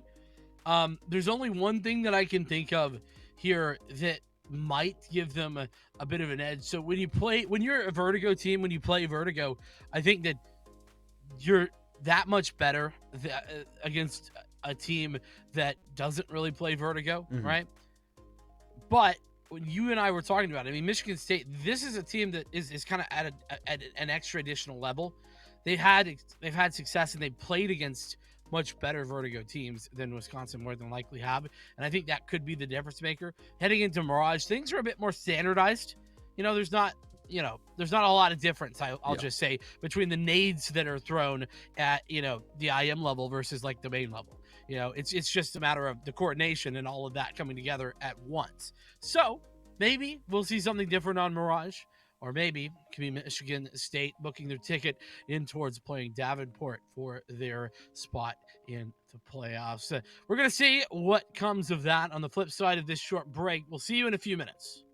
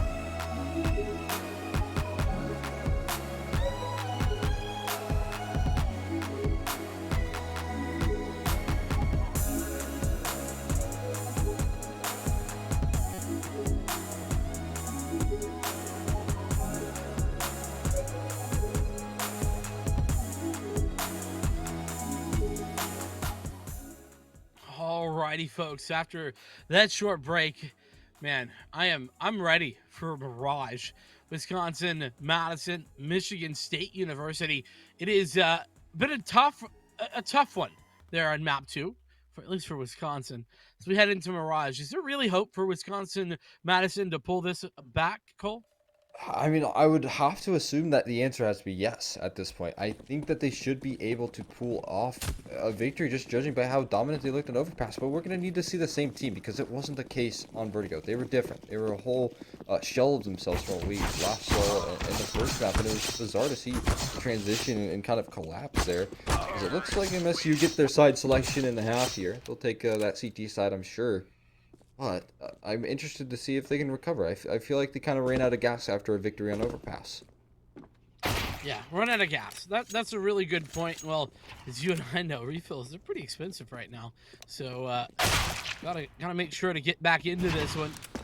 And well, on top of that, I think that we saw a big difference in MSU as well. Mm-hmm. They were a team that simply felt unmatched in the firepower over on Vertigo, and against a team that's good at Vertigo, that was sort of surprising to me. I made a point as we left, though, that the difference in a team that plays Vertigo at a very high level and a team that plays Vertigo at a level below is huge. Mm-hmm. Whereas on a map like Mirage, the meta is so set in stone that you aren't going to see huge differences in strategy come to fruition like you would on Vertigo. So for that reason, I hold out a little bit of hope, at least for Wisconsin. Yeah, I don't think you're too far of a stretch there to hold out some hope here for the side of Wisconsin here. As I do believe MSU decided to switch over into the CT side here and attempt their luck at trying to pull off another dominant defensive setup. It looked like their better side on Overpass. We didn't get to see too much of their CT side on Vertigo here. As an A execute coming through. It's just a retake setup, more standard, more of the standard meta stuff coming through from the side of the defense. Blade actually stuck around and they're closing the distance. Eddie Comet jumping around the corner, still delivers one. The P2K perfect with these close range arrangements right there. Nice 2 quick kills, but look at that. Putter is on fire in this pistol round, delivers 2 back. 3v3. This is pretty good on the post plants. But this is going to have to be perfect. And oh, Butter. Give him more. Have to flash, but not going to hit it. Oh, Trev! Oh, wow. Trev has just answered the call. It's all into Sam. Got P250 in hand. He's the raid boss. He's got the armor behind him. He knows he's got to make a move. Move he does. Shot is on point. Low HP for Trev. Time is not on his side either, and that's Zamgo with the frag. The raid boss comes to fruition. And Michigan, well, they are unfortunately down by a little bit. I think we got the side swapped up either way, but yeah, Michigan should be on the defense here. Wisconsin on the offense. Rust and Zamgo we do, and they do not pay for it. Wisconsin placing their trust in him with that P250 was worth its weight in gold, looking clean to close right there with in a position where Trev Boss, he was on fire with some of those kills. So nice denial of the clutch in a 2v1 as they look to move their way onto a force by MSU. Full investment, 2 scouts in play here. Risky, but reward. A lot of those scouts positioned to try and take some fights towards A side of things here. As that smoke fades away though, Butter gonna get caught in no man's land, totally off guard. Flashing sword B triggers a fast execution towards the side of the map. They're gonna be forced to play this retake of the B bomb site. It's never easy to do, especially with lacking weaponry. But the problem is now there's an AK. Trev has that on point. That's fantastic on the backside. Not good enough for a second though. Oh, this is dangerous. Zamgo with that win should be able to confirm, but 3 for Trev already. Could get the ace. He would need it to win it. These 2 players, though, very split in the time it's ticking. Not a lot left. And Trev backing away. Just barely going to get out in time as well. A big giveaway there by Butter by missing the timing up in the mid area. Gives Trev a gun, a big gun. And he finds 3 frags with it. Yeah, huge stuff right there from Trev. Makes it expensive. And I think he'll be able to have some good use with that AK in this next one. It depends on how he's able to work it. But I'm sure they'll try and have him go aggressively. Trev Boss. I think that Mark Boss thought that there was a upgraded pistol that he could have gotten his hands on too. But he had only a USP. So some nades being tossed back and forth here. Trev Boss is going to go solo towards the B side of things. This is exactly where you want him, considering the current map position from Wisconsin. You can see they're all heading towards B. Yeah, and you can see that Wisconsin, they're purchased up heavily. Any deaths here on this round are going to be really expensive ones, and for that reason, Wisconsin playing very slow, very methodical, wanting to give too much of anything away. And oh my goodness, what a shot! And even more, Trev with 2. Recovering the AK as well. This is so scary for Wisconsin. You leave Wavy on 8 HP. Trev Boss is worth his weight in gold with that AK saved over. He's going to try and pick it up, but Boost spotted out. EHN fighting his way out of the situation because he's only the man that can do it. The only man with HP to his name, and he's found himself so much. 2 kills delivered from him. Wavy's found himself 1. It's still a 2v2 even situation. The lacking firepower here. Aaron's Fury spots him. Oh, but he's missed his shot. He's missed his opportunity on the 1 HP player. Wavy would have only required 1, but Aaron's Fury missed it. Both playing inside of sight here. Angle being an advantage for Blade. Now ringing around the rosy for EHN. Patience paying off here as he plays himself to perfection, but Aaron's Fury closes it. And MSU with 1 AK and 4 USPs gets the job done. What a big double kill from Trev. What a huge double kill. He disrupts everything, and Butter once again gets punished in mid by a USPS. Ugh. Unbelievable. It's just unacceptable is what it is. You can't let that happen. Madison, really struggling there in a round that had a full $300 invested. And I guess it's a good time to mention that I think a big catalyst to that early start for the side of MSU was the fact that they gathered so much momentum off the pistol round the following. And the fact that Wisconsin won it and in good fashion with a nice clutch from Zamga loaded well, but it's quickly denied here. So now that they execute coming quickly as well, looking to defend here. Flashbangs in return here. So many counter flashes. Eddie coming. It's good for the entry. There's a cap that Mark Boss is looking to take though. Solid on that entry, all things considered. But are on the trade and 4v4. Damage done. Push now coming big. Here we go. Both frags going the way of the defense. Eddie able to find one more, but it's all he can find. It's all anyone can find here for Madison. As 3 players push forward to get the defuse and find some AKs to do. Very nice. Tied up 2-2 right there. And the clean retake, I think that was a bit responsible. The fact that they did not have the best post plants. They didn't have any control towards CT spawn. They had no control over towards jungle, which, you know, it isn't always required. But when you have 3 players tucked into on site, it's sure nice to have.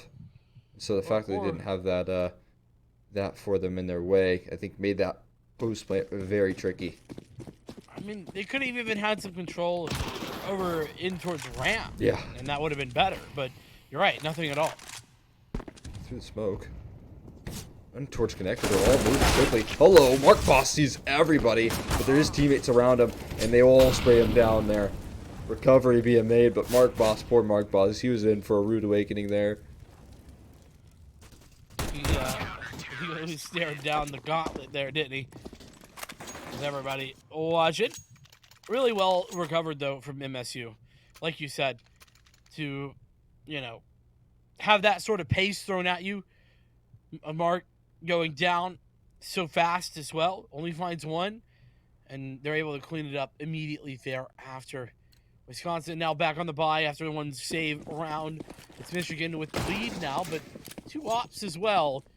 Looks like they're going very early for that double op setup, and it works. So far, it's a great start for the double op. Mark Boss and Aaron's free 3 kills with the ops to fill the feed. A worthy investment in this round so far, man. What an absurdity. As EHN goes down as well, the ops just might get the job done single-handedly. Butter taking the fight from multiple different angles. It's a flawless round answer back. Michigan State University, they lost overpass, but man, the response afterwards has looked so very dominant. It's 4-2, but I don't know that it feels like this was a pistol round win from Wisconsin. It feels like Michigan State have just had control the whole time. That really is what, despite the fact that they really haven't. So much found in so little time for MSU as Wisconsin back on to the save. That gun round was flash in the pan. I mean, I think that's the only way to put it here. Back towards A, though. Once again, a relatively passive setup here. Only one defender in CT spawn. That's the Upper Baron's Fury. And imagine there's smokes ahead his way as well. Alice pop inbound. How many players can he deny access to the site here? It's only one. He's going to get closed in, but he delivers. That's insane. Zamka going to find him, and Zamka has to do a lot with the op, but they never give him a chance. No bomb plant either. As they will take 5. Cleanly done. Only one going down. That's going to build up some bank. Look at this. I mean, look at Aiden, 12K, played 12K before the buys, and Aaron pretty close on that. He's now at 8K afterwards. I mean, you're right. So much cash. That's 3 flawless rounds in a row, or near flawless rounds in a row. Yes, one player going down in the last, but just one. Incredible.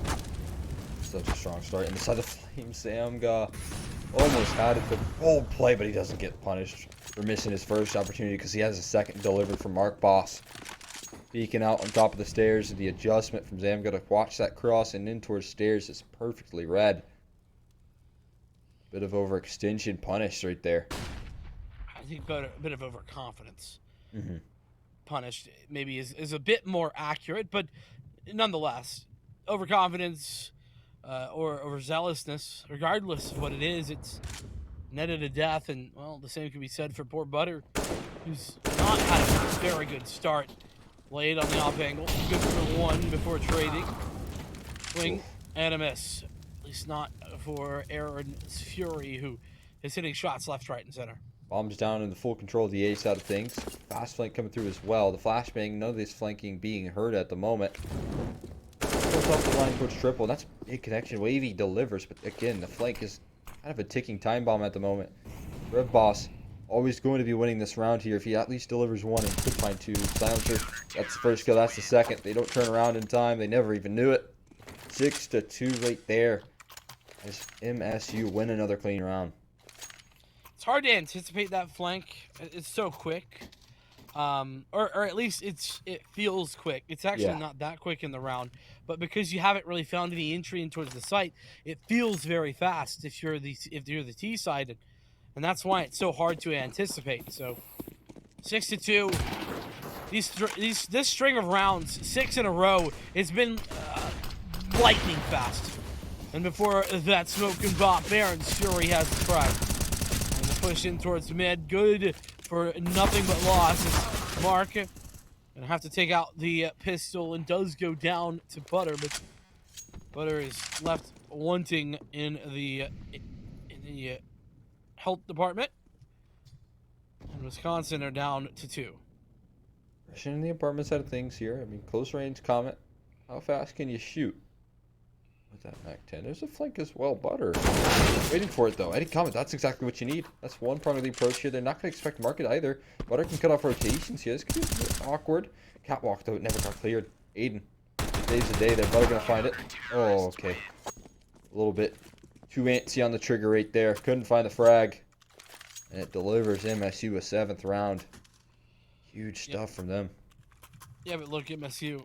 This is where they just, peek into their very deep pockets and pull out some of the cash that they've been saving. And they still have plenty to work with even after the buy.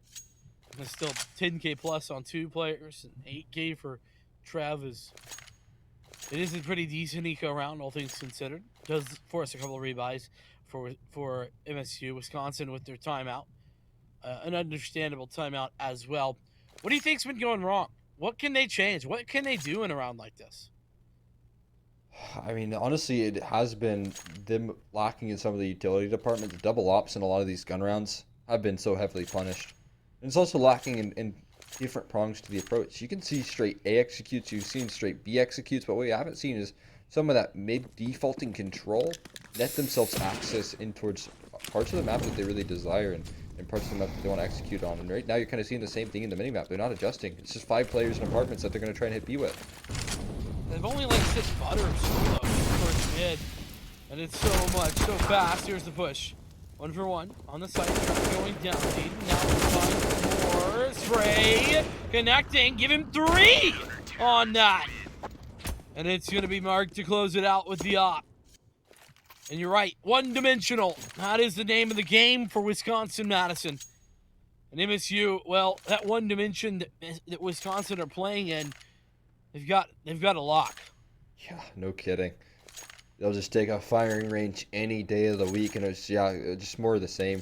Just a full execute towards the B-bomb site, you're risking it all with no presence elsewhere on the map.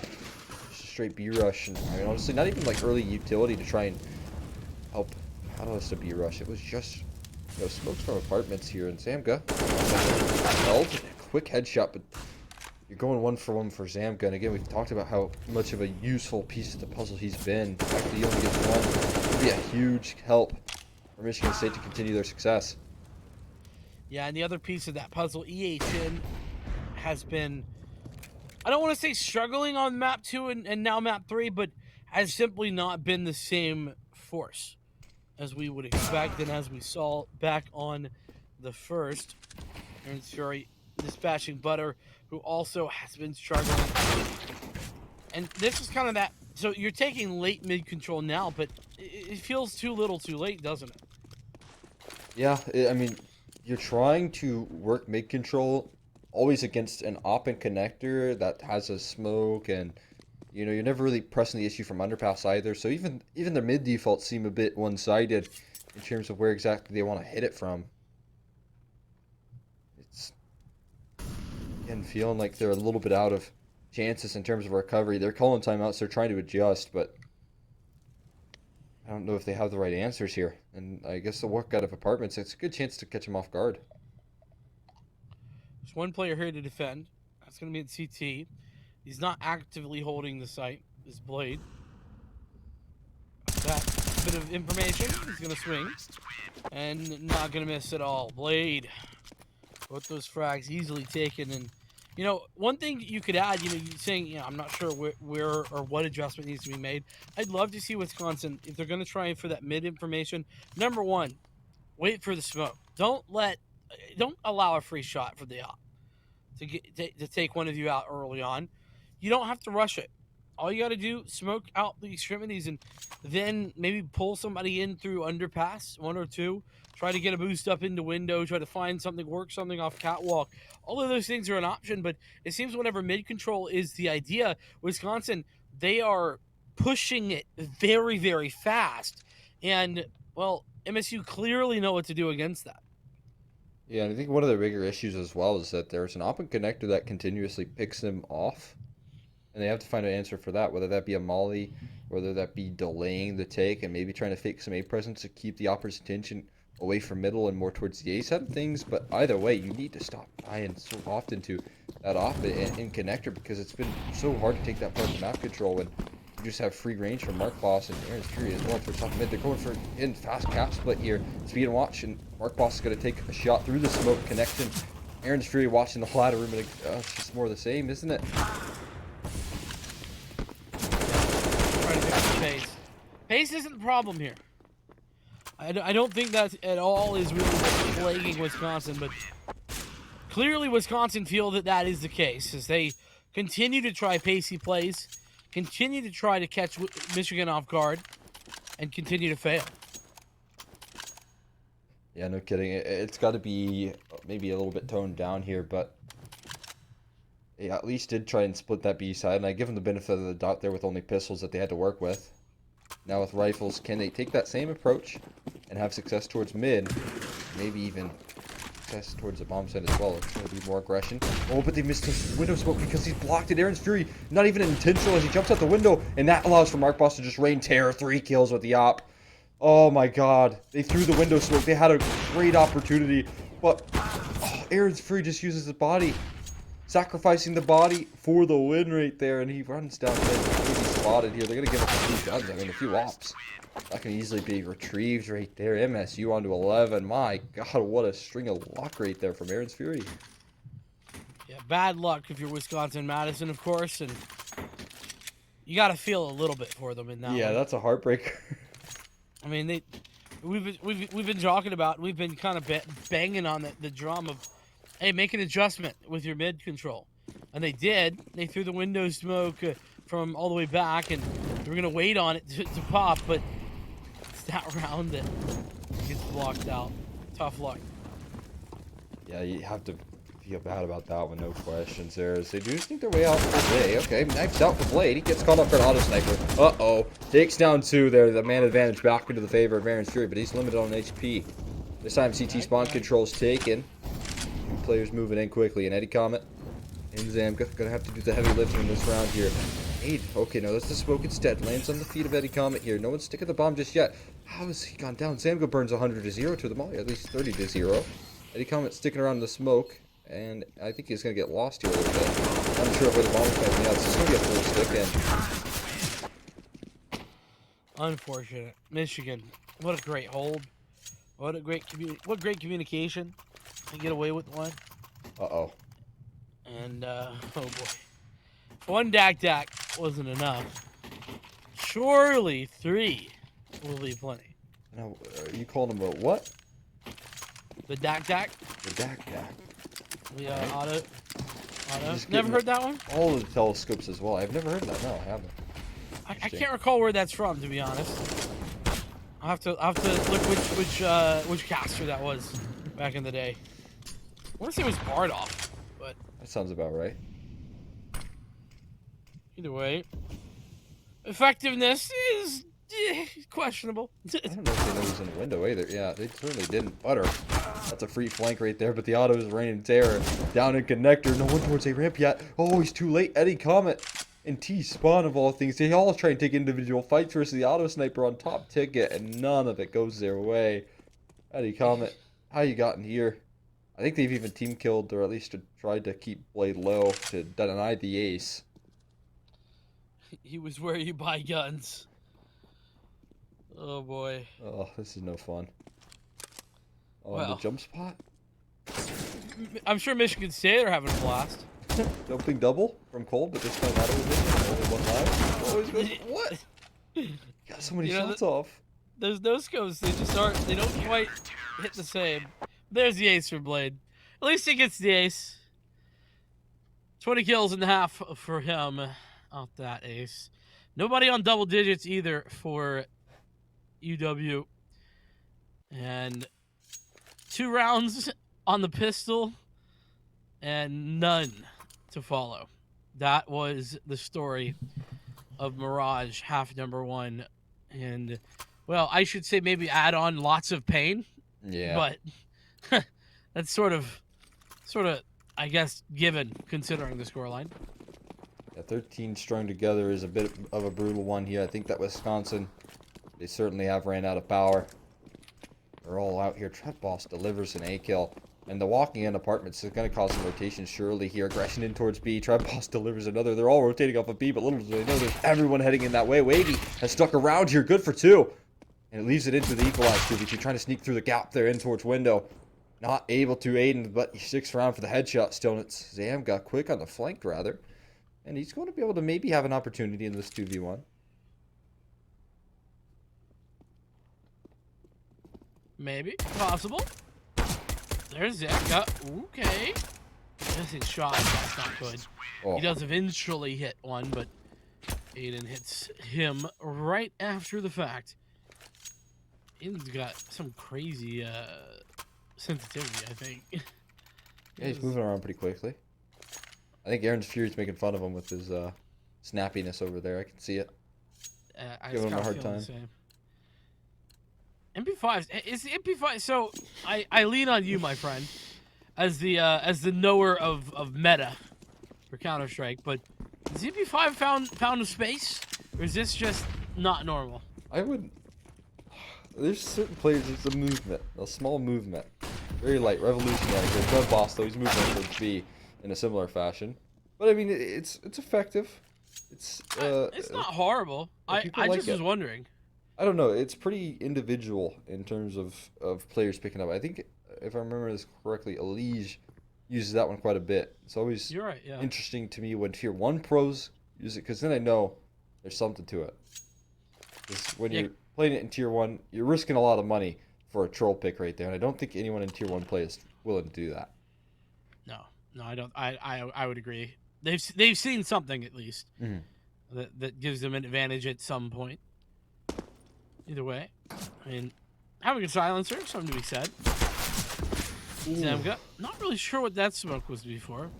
But damage for it. Lots of damage, in fact. Blade. Nearly going down. Here. But it doesn't matter. That's the real question. Maybe. Second, though, that's a real issue. EA Gen. Last alive, and you're exactly right. I don't think it will matter too much at the end of the day because Aaron's Fury's Glock is going to finish the job right there. What a shot. Delivered right there. And MSU, 15, match point. And I believe it has been 8 rounds that has been given over to Wisconsin so far in this best of 3 in the reverse sweep. It just goes to show that I don't think we're too far off in considering the fact that Overpass should have been pretty easily in way of MSU. And the fact that Wisconsin grabbed it was a bit mind-blowing at the time here. It's going to leave them worse for in the spy as well. Yeah, I think we got to just give credit to Wisconsin, the fact that they were able to pull that off. Because, you know, to be fair, it just doesn't really make any logical sense when, you know, when you think about the rest of this series, unless it's just they had a writable map. There's an effective MP9 right there. Blade shouldn't get good for 2. He's not. It's taken down on the other side of the map, though. 8 collapses at the seams here. And call it curtains. Wavy 1v4 to save the day. And it is going to be only 8 delivered. MSU. They had a full tank left in them after Overpass, but Wisconsin, they were running on empty after that map victory here. Is Wavy unable to find Aiden. And what an incredible reverse sweep delivered from MSU. It showed that they had no signs of stopping after Vertigo. Mirage was even easier. Yeah, Wavy. Unfortunately, the only thing he's going to do is waving goodbye to the chances of Wisconsin in this play-in. Sad for UW Madison, but I think like we were kind of iterating there, maybe a bit prematurely. Now we're on the desk. Let's just kind of go back to that point. I think a victory in that first map, considering the dominance that we just saw in map 2 and 3, it really does show, number one, uh, we weren't seeing the best from Michigan State. And number two, Wisconsin played a phenomenal game.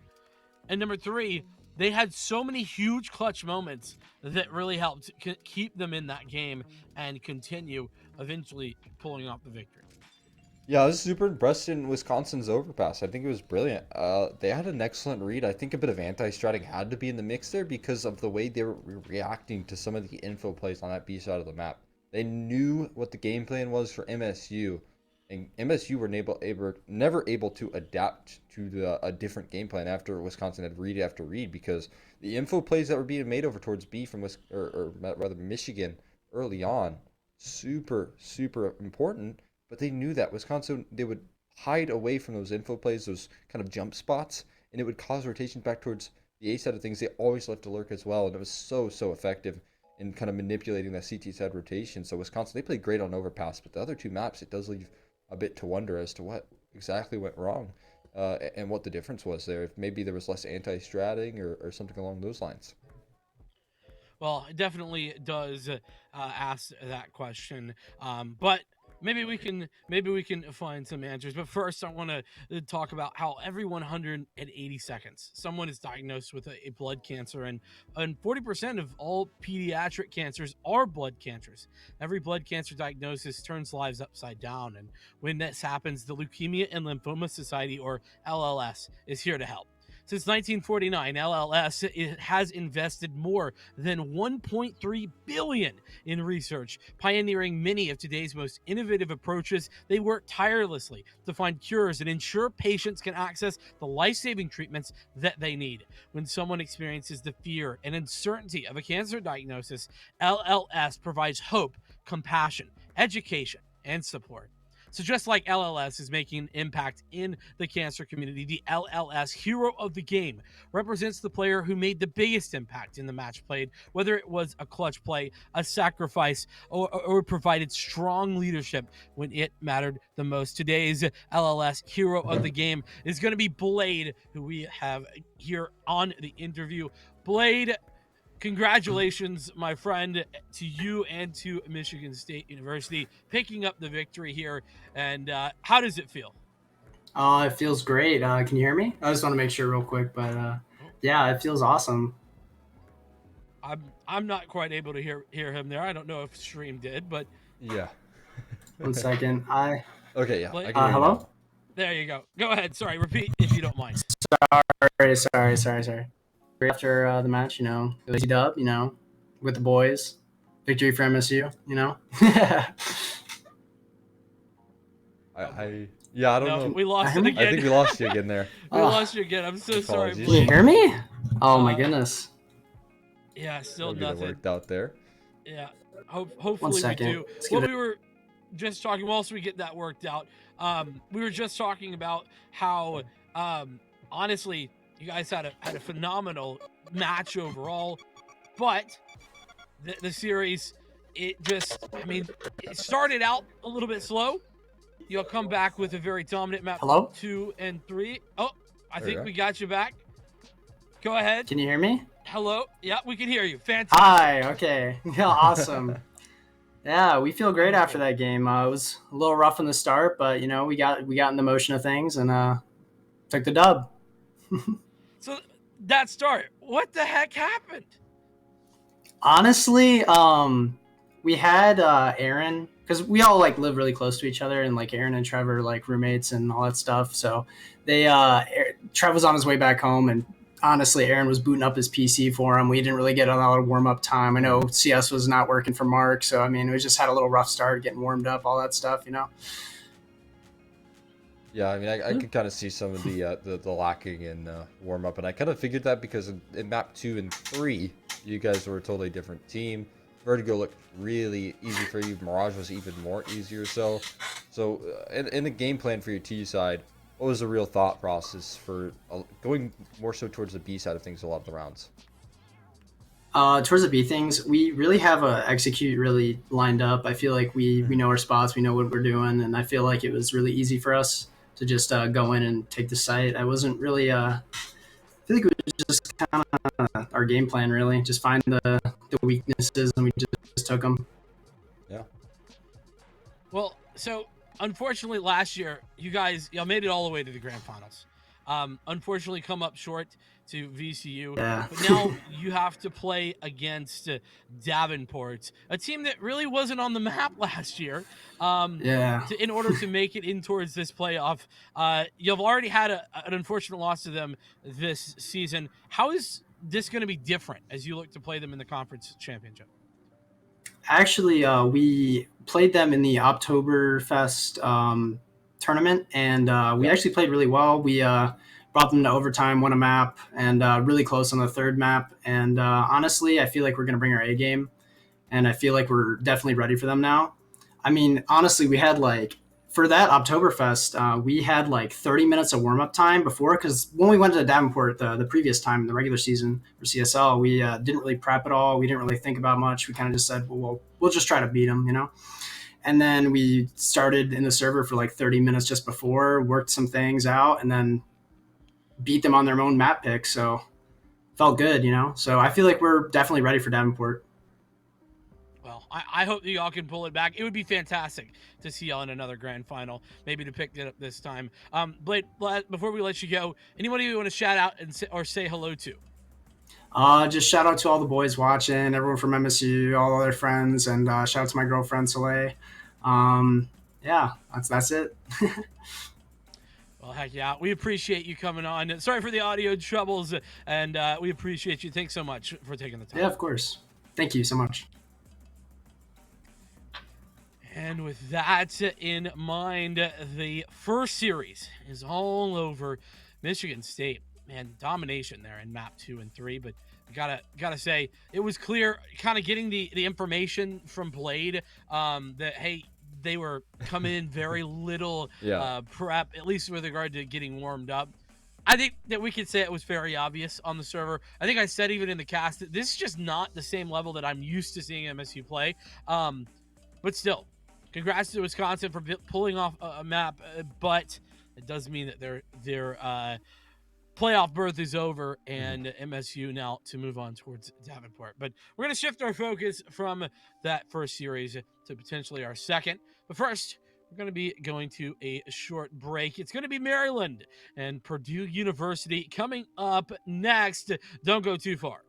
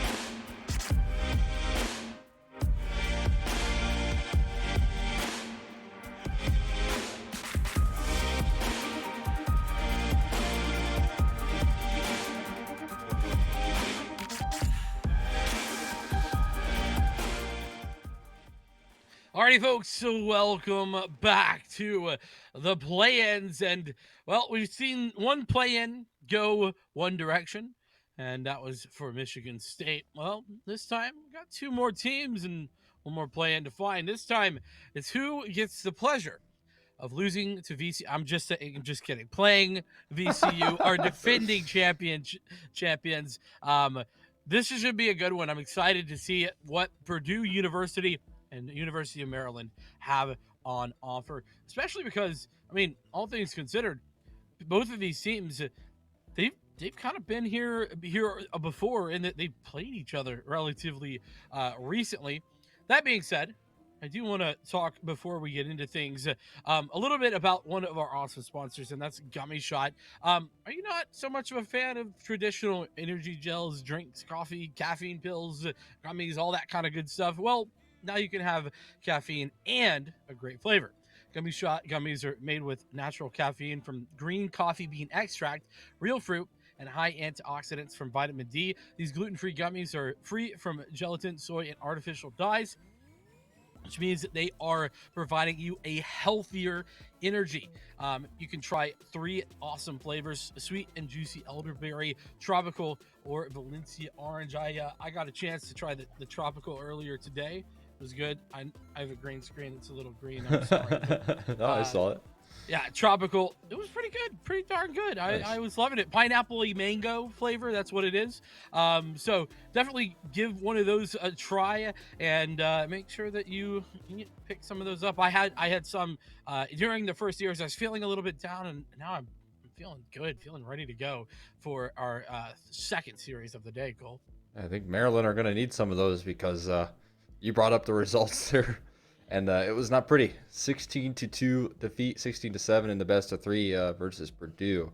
And I think we're kind of in a similar situation to what we saw in that last map, or last series, where you're kind of looking at the 3rd seed being Maryland, where they are struggling against Purdue. Purdue struggling against the likes of VCU.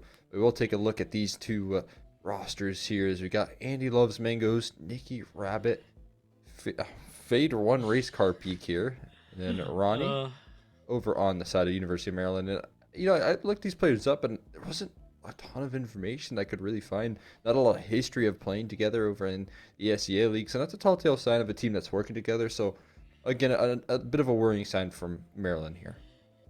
That just reminds me, Veda One, of there's a team in Valorant called F1 Race Car Peak, and I'm just getting a call back to that. On the other side, though, Purdue, this is a team we've seen a lot of. This is the third time on stream, and that's for good reason. They had some very close series.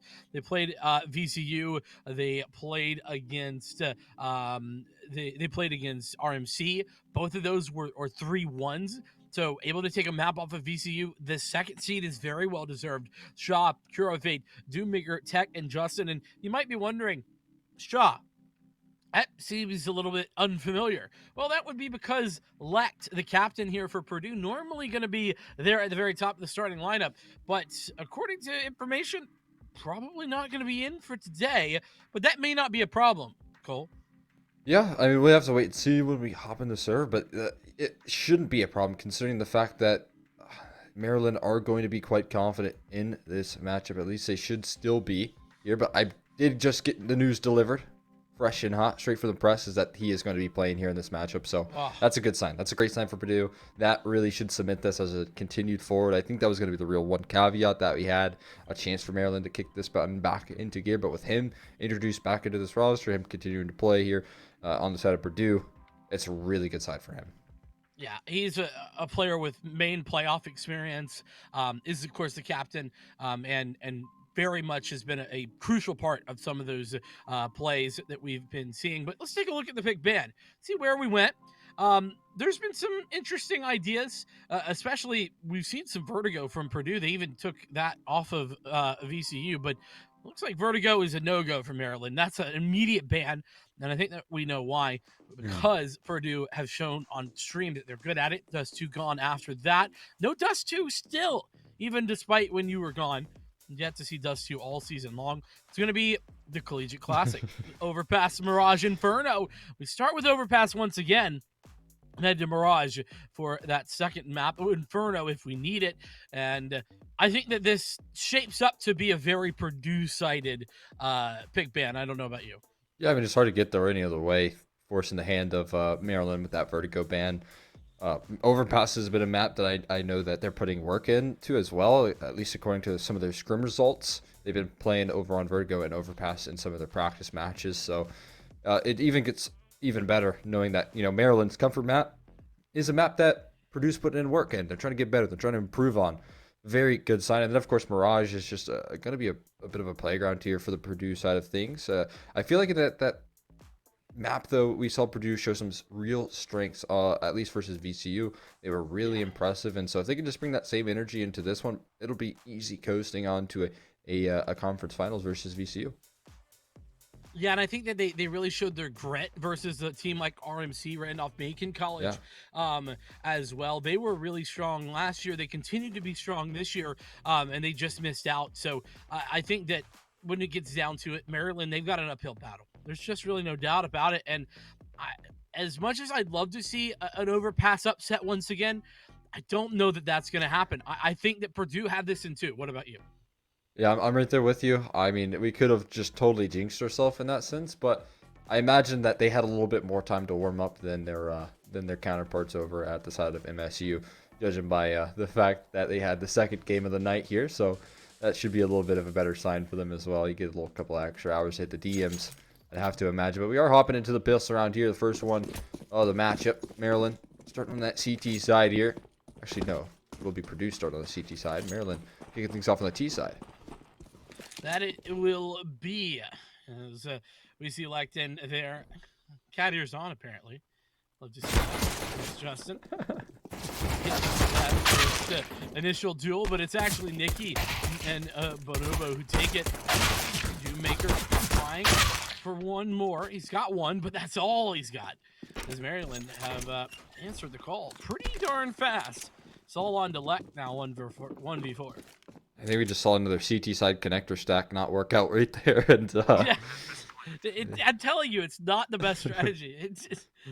It is a bit mind-blowing. A lot of people go for it. I've seen it work. It just requires nice shots, I think, for the most part, from the first point of contact. And, you know, if that first point of contact doesn't collect kills, then it very quickly becomes a problem. No knife there coming through. But plenty of opportunity for that. Lect was totally distracted. He's running out of bullets. One left in the chamber. He's going to get that reload off here. And certainly a discomforting situation here. Fade 1 is going to find him in Maryland. They kick things off with a pistol round victory. There you go. Nice start. What you want to see? Purdue down by that one in the early stages. But listen, we've seen this happen before. I'm not worried just yet. So Maryland, if they want to come up with a victory in this series, it's definitely going to have to start here on Overpass. Sorry, because I think that Mirage is going to be Purdue's no matter how we slice that. See full eco in the second round here for Purdue. Trying their luck with some USPs at the moment, a bit of a stacking chance here. Andy loves Mangoes, goes a little bit wide, but he spots out a lot of information. Doesn't take anything for it either.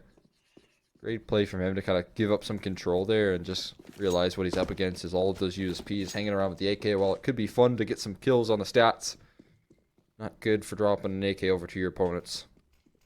So the B execute will come through. This into the MAC-10 in first. Honestly, some good signs so far coming through from Maryland. They came to play. Is what we kind of expected from them making it this far, but it's still that long road ahead that they have to face. Well, they've yet to really meet any serious opposition either. It's easy to look good when that's the case. Again, not to be negative. Definitely looking solid early on. Justin taking some additional damage to the molly there. Bonobo with the frags and some nice farming being done on the MAC-10s. So an additional $1,200 for both Fade and Bonobo. So definitely what you wanted to see. And the other thing, kind of to note about taking that AK duel with the USPSs, the other side of that is every kill you get is, you know, an additional $300 not in your team's collective bank account if they could have been going down to SMGs. Great point. Money is everything, especially when you are in the early stages of games. It could be a real momentum factor here. Andy loves to make those spots that I'm out. Looking for some picks there, but nothing delivered just yet at the moment. And he's kind of forced him in towards a more passive line here, Purdue. They've got an aggressive long player, kind of holding that overwatch towards A. One in towards connector as well. Good positions being held, but that's a beautiful shot. Nikki with the Galil. Patches left. A heavy hitter, and Andy loves Mangos finds the long player as well. This is a brilliant start, Maryland. Off to the races here, and this is actually a weapon round here. Yeah, Purdue, very interesting. They took two individual duels for really no reason with no backup and no utility to follow it up. It sort of leaves me wondering. Two players here at B, and the push is coming that direction. A little bit of a cheeky angle there by Cure of Fate. Trying to connect. One has to do much more. There's one. Looking for something else as the bomb goes down. Spam not connecting. Justin and Cure of Fate though looking to push through. Justin down. Cure of Fate with another. And dodging on that flash. 2v2. This is brought back relatively well. One kit. That's on Cure of Fate. No smoke. Now that kit's down. You're going to have to recollect it. Flashbang, pre-fire. Shots are there, but Nikki has the frag. The clutch up with the Galil is good, and Maryland win the first gun round. Nicely done from Maryland. Oh, it was a bit dicey towards the tail end. They almost got themselves in a trap where they couldn't get into strong post plans, but they're just barely able to escape Purdue's grasp right there. They got themselves in some decent positioning. Eagles being bought up here, coming through from the Purdue side. They're making sure that in this next gun round, they'll be rocking with all forces. You can see Cure of Fate definitely prioritizing getting maybe an AWP or tech in the same case. They will definitely have money to come through in this next round because last round they didn't quite have the best. It's a flash being set up towards the monster side of things. Oh my god. Guys, check your corners! Oh Please! no. That was so good, but so bad. Oh. The flashbang was perfect. You couldn't have asked for a better flash right there. It was blinding up everybody. They found the two long-range players, or rather one long-range player, and Ronnie first, and then F1 just has so much success, just locking himself in the corner. It's one of those moments that you watch back and you know from the start, you see the mistake, and these guys are gonna know as soon as they've done it. But nonetheless, this is a save, and, well, going to be a buy-in next round, so I think that's why Lect is sort of exploring this retake. Because regardless of the saved weaponry or lack thereof, they should be in a buy, and any amount of damage is good damage. Nobody giving anything away for free. Purdue are like, all right, well, we tried, and now they fall back and save. I mean, they're going to kind of exit towards the 2 remaining players over towards long. Going to chew through that lacking Kevlar, and yeah, aim punch gets better. And Tech delivers 1. They find 2 exits. That's not bad. Nikki on the flank here. Maybe a little too slow. Not quite. Does drop the last. I mean, if Tech could have walked away, that would have been brilliant. Nikki finding that kill makes things a little bit easier to swallow here for Maryland.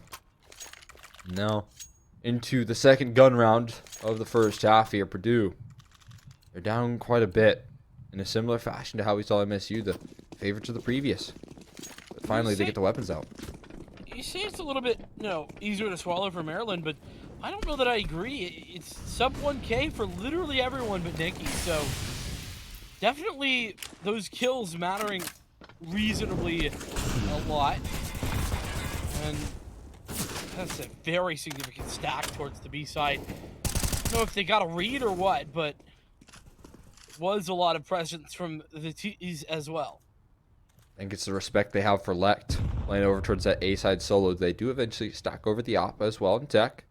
Just support towards long, so they do have all their bases covered over towards A. Still though, B side commitment guaranteed. Maryland heading that way. Just waiting for those smokes to fade away, but this is going to be a quick execute here. They're going to hit the site. Maker forced to pre-fire far too aggressively. Justin joins as this cure fate. Both find frags. Justin with a second. Both go down. 2v2.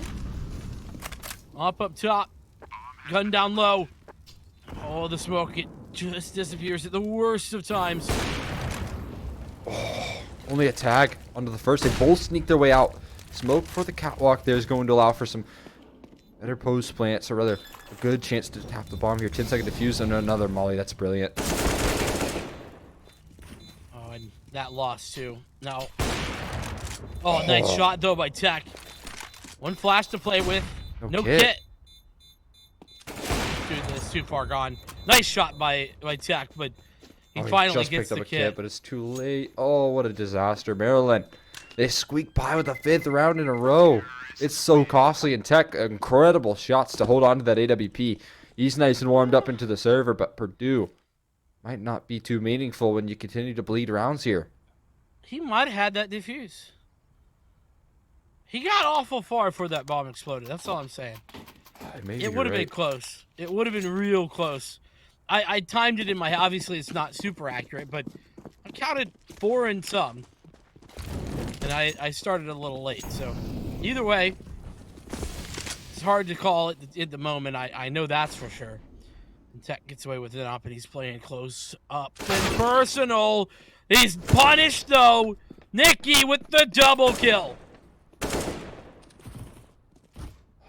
Maryland, they're operating on another level right now. They're running. Purdue all over the map. 2 kills in. The op dropped as well. AK worth its weight in gold in Nikki's hands here. Maker alone on the B bomb site. You're trying to find their footing. How much can he offer? You get deja vu here, Cole. No kidding. Maker on the site though. Oh my god, he almost found a second here. Delees are out from Cure Fate. That's certainly a deja vu for the pass map and overpass here, but he goes down with the flank. Waiting a little bit too long is Justin. He'll go down as well. 6-0 Maryland. Lights out right now. 6-0 lead. And Purdue have yet to find an answer. There's been some close ones. I say some. There's been a close one. And there's been a whole lot of ecos. A whole lot of one-sided affairs from Maryland. It's another buy-in. Double up this time. And, well, no initial push in towards connector. We see they've learned their lesson. Little boost up going on here. It's the op watching mostly towards connector here. They seem a little bit aware of this possibility. I mean, how could you not? With the door broken wide open, you don't really want to press the issue knowing that it's a possibility. And a very tricky position for Lect to be in. Look at how he has to flick back and forth, back and forth. so uncomfortable. That's just asking for timing. Yeah. Playing with fire. Oh, they spotted him. It's very obvious as to one being there. It's just such a perfect work. Nicky, how does he even connect that shot? It's a leg shot through the wall onto Nick. He takes him down to 39. He's a heavy hitter in terms of the openers in that previous. Still a very slow default. Maryland being careful about this one. Smokes were cycled in towards Catwalk, so he doesn't become an option. There's 4 players stacked up, and if they want to commit, this is going to be lights out, but Maker gets taken down so easily.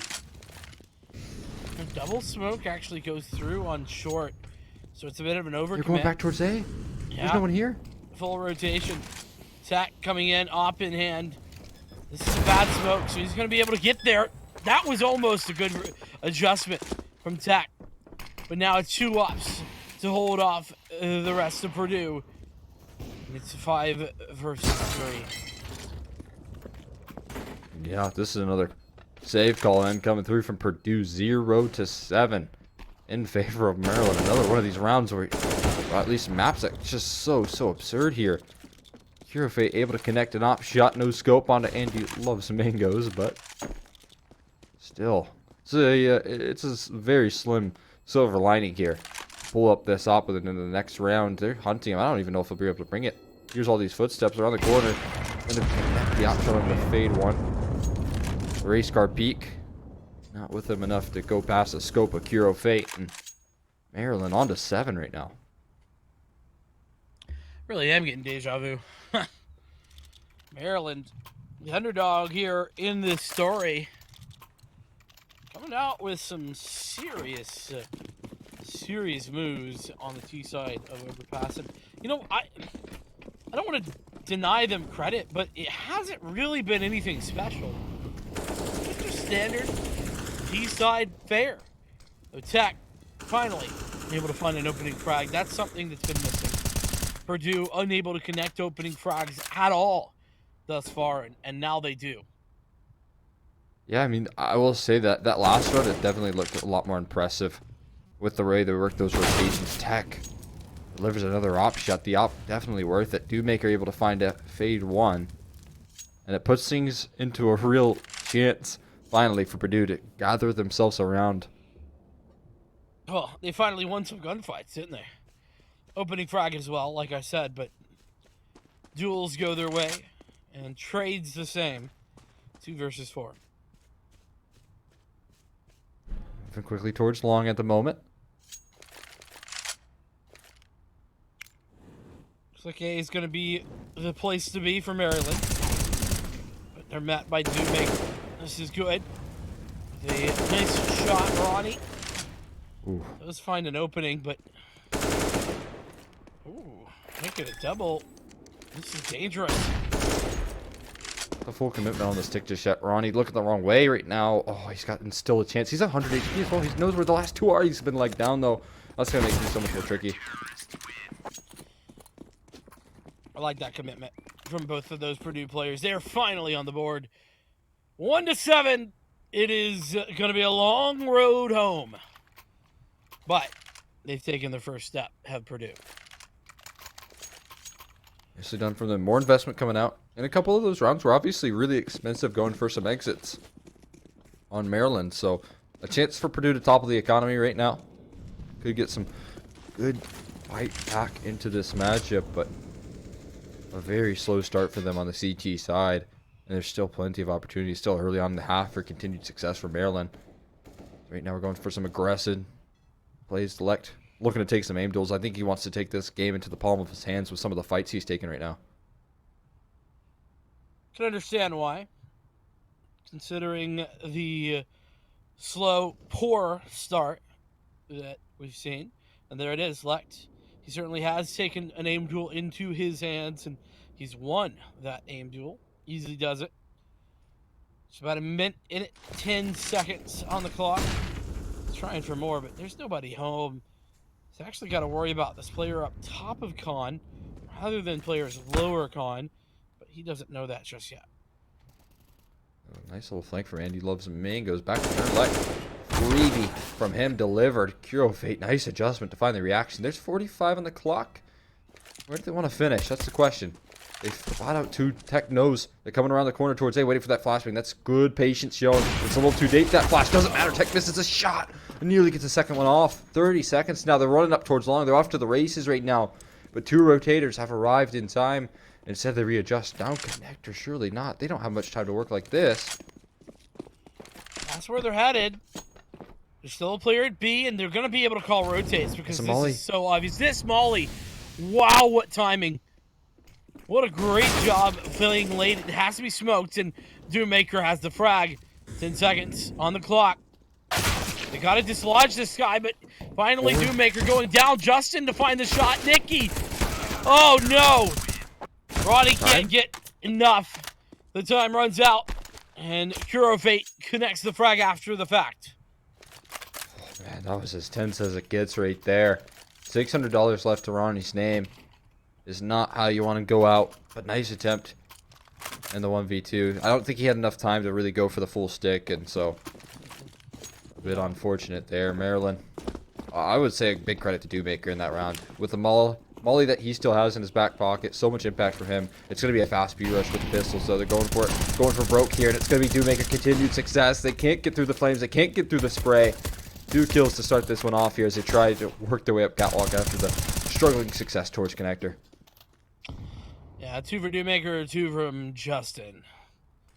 And Ronnie, well, he's got $0. He wants to die this time. Yeah.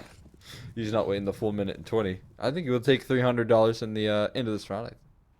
Happily. I'd love to see that. Oh, so close. Unfortunately, he loses $300 at the end of that round because he had an HE sitting in his pocket. On the drain. Still not pretty on the economy side of things. Maryland, another bit of half investment coming through here. Ronnie has to catch up to the rest of the team, so they're going to buy up a little bit. Wow. This is a rare double save on the T side. This doesn't happen anymore. On the slightest. A rare occasion, for sure. That's a decent little nade there. A little bit of damage on the bow. But they got the 2 riflemen. Sitting and waiting for this aggression here. They shouldn't hear it as long as they hug that left wall. Too much presence towards long, but Bonobo is making a lot of noise here. Lex is holding the line as well. They've slipped past it with the scout. 2 kills delivered, making a triple. Lek, you don't want to get this man warmed up. That can be the turnaround right there. He can be the difference maker for Purdue.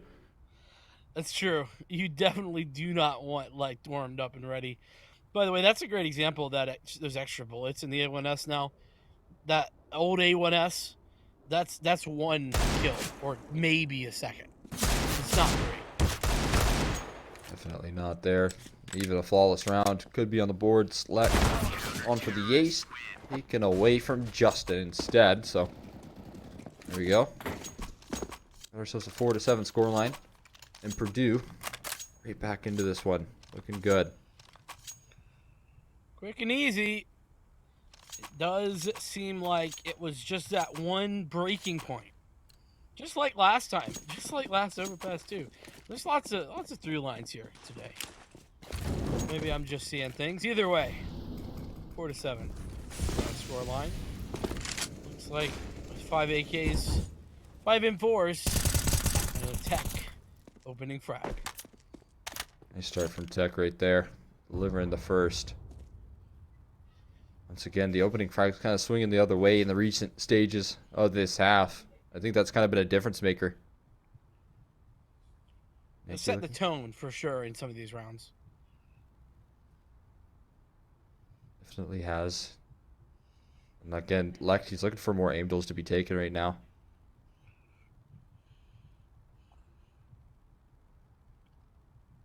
This is a great setup. Lex is kind of baiting them out here, and Tech is in a great position to deny, but they seem to sort of be aware of Tech. Is he not repositioned since that opening frag? I'm not sure. Either way, he gets a second. Ouch. Oh, Nikki? down to 1. Walking away right there, barely holding on. Dear life, back towards B they head. Hero Fate's there to meet it. Waiting patiently. Takes a couple of shots with the information. They still have 2 mollies on B. I mean, it just doesn't become an option at this point. There's no way they can get into this site with a smoke now down in Monster and 2 mollies left into the back pocket this late in the stages. And you can see they've already called this one off. It's done and dusted. Wow. This is I feel like I just watched a round from Na'Vi like 3 months ago. That's what that felt like right there. Before they got bit. Exactly. Yeah. Before they got good. Oh man. Or well, they were always good, but before they fixed their problems, let's say that. Either way, nearly Bonobo down. Either way, timed out. Maryland in that round. Purdue good to go. All 5 surviving, and they're starting to build an economy of their own. Yeah, I mean, this has been a quick turnaround here. It's kind of been helped out with some of the economy side of things, but still a chance. I mean, still a chance for Purdue to close this one out. Again, I think both you and I consider this to be pretty one-sided. We were surprised with the 7-0 start. As the playbook run dry, here's the question: how much can Maryland continue to put forward here? Now allowing for the defensive side to build up some bank. And a loss here as well would certainly tie the game. Look, $1,000 or less than that in the pockets of everybody from Maryland. So if they lose this round, they're definitely going to be losing the next because it's going to be an eco. Yeah, this could be pretty rough. This is kind of a big swing round here. A lot strung together. I think that Maryland need to stomp the momentum of Purdue soon. Can't let it get too out of control. A pretty good defensive setup towards long. They walk up towards B. Fade 1. Got to be careful about this with the multiple different angles. Recycled smoke that kind of gives up Dewmaker's position. It's a weird one as well. The slight gap in it. I don't know if that's abusable. They're going to walk their way up towards Catwalk, knowing that smoke goes down. Here's the great use of utility coming through from the defensive side. They're through the molly, so they're through the flames. And they're finding entries. Andy loves Mango. And Fade 1 deliver 3 kills. Despite such a bad situation right there. They went through the smokes, they went through the flames, but they still have so much success. Yeah, and I actually think that it was the fact that the timing was so weird is what allowed them to get the victory there. Attempt there by Lek to deny the planter as he gets away. And he's very far forward. That's the first question. It's going to be answered by Lek. 2 versus 3 now. Hit for both players. Flashbang's out. Switch coming through. 1 versus 3. Tag. All through the smoke. He's tapping. Grabs the Galil. But that might have been noise, yeah. Yeah. That's a bit of a mistake. You're gonna have to tap again, but there's no time. Yeah, I mean, hearing that gun drop, Nicky knows he doesn't have to make a move. Knows that he's not sticking that full diffuser. We're very wise from Nicky, although he can't escape the bomb. It's a really good round from him. Collecting that one off a bit of knowledge there. Gives Maryland the victory in the half at the very least. And I mean, honestly, you'll take that happily. 8 rounds on the T side is already a good look heading into your defensive side. Early monster smoke held down from the likes of Justin. Buy-in here, though, Purdue, very strong. Top attack again, and well, unfortunately for Maryland, this round is sort of just as important as the last because of the economy. Yeah, definitely. I mean, the fact that everyone goes down in that round is going to make things expensive, but the difference is Purdue have built a bank. Oh my god, Andy loves Mangoes again. Delivers an opening frag. Perfect on the timing. He does get traded back out. It's a 1-for-1 though, but with 1:10 left on the clock. This opens up a couple of gaps in the defense here. It's going to leave B rather vulnerable if they want to commit 2 players towards A. And it seems like they've done that. Very much indeed. It's going to be on that vulnerable B players to find a defensive setup that works. Fade. Inch his way in. Look for anybody close by. And start to clear angles. This is a very slow push up, and there's no information given away from Maryland. This is good. Perfect. He has found that frag. So stalwart here on the defensive hold. He's got help in the legs of Dewmaker. Gonna deny any plant via that molly. Has to reload. This Cure of Fate, but caught out in the open is Ronnie, courtesy of left. 1v3, but Nikki, the maker, already down. Nikki looking for some isolated duels here. I mean, 10 seconds left on the clock doesn't give you much. Really want to begin to that off the left side, though. He takes another head off here. 1v1, 5 seconds left on the clock. A peek down, he's playing for the time. Justin swinging for the fences, but it's no time. Simple as that. Round over, and a collection after the round ends once again. So close from Nikki, finding clean connections onto the heads. It's expensive, but it's the last round of the half, and you're entering it with 750. It's not going to be fun to finish this one off. Yeah, so Maryland, well, able to find one round out of the last 7. Can they find another to send us 9-6, or is it going to be the 8-7 half? Seems the more likely. Off as well, and all the util here for Tech and Purdue. But 2 pistols, an SMG, and 2 Galils. And it's going to be the run-up here at long. I like this call, but well, they're going to meet Tech, and he's got that first frag. Effective with the op, and especially with an angle like this. Although he misses that second one, they're scaling. They're already up very close in the face of Tech. They've got support, though. Lex around the corner. Tech. He connects the second one. He'll find a third as well. And even a fourth. As he shuts down that ace out attack. No questions asked. It will be Purdue. 7 rounds, but it's University of Maryland leading in the half here. So it's not to worry too much. Again, setting into that CT side, you'll take 8 on the easier half. It is a bit worrying, though, Maryland. Once they lost their momentum, only able to find 1 round. That's it. Singular round, and you have to ask, why is that? What could be the reasoning? I think this is probably a tech pause more than likely. And not sure why, but either way. I mean, I will say, I think the great start, largely helmed by the lack of economy that was never able to really get rolling for Purdue. They didn't seem to have too many good buys in before they finally were able to find their footing and get the ball moving. University of Maryland did a great job of denying that economy gain. So, again, a good sign. But, yeah, you're exactly right. It's worrying that that was a string of 1 to 7 towards the second half of that first half. As we're getting back into this one. Got a double flashing kit for Ronnie right now. Interesting to see. And 4 players stacked over towards B. Nicky's looking for some information. Doesn't spot anything out, but might be a bit of misinformation that he's gathering because they're hiding about.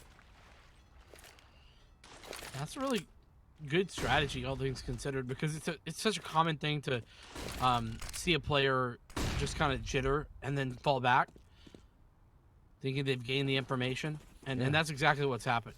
They got the leg over towards B as well. Yeah, they scale up, hitting towards the A side. 1 player coming back. That's Nicky, but he's the only one. He's holding it down, though. Nicky with 2 quick headshots. He's so very good.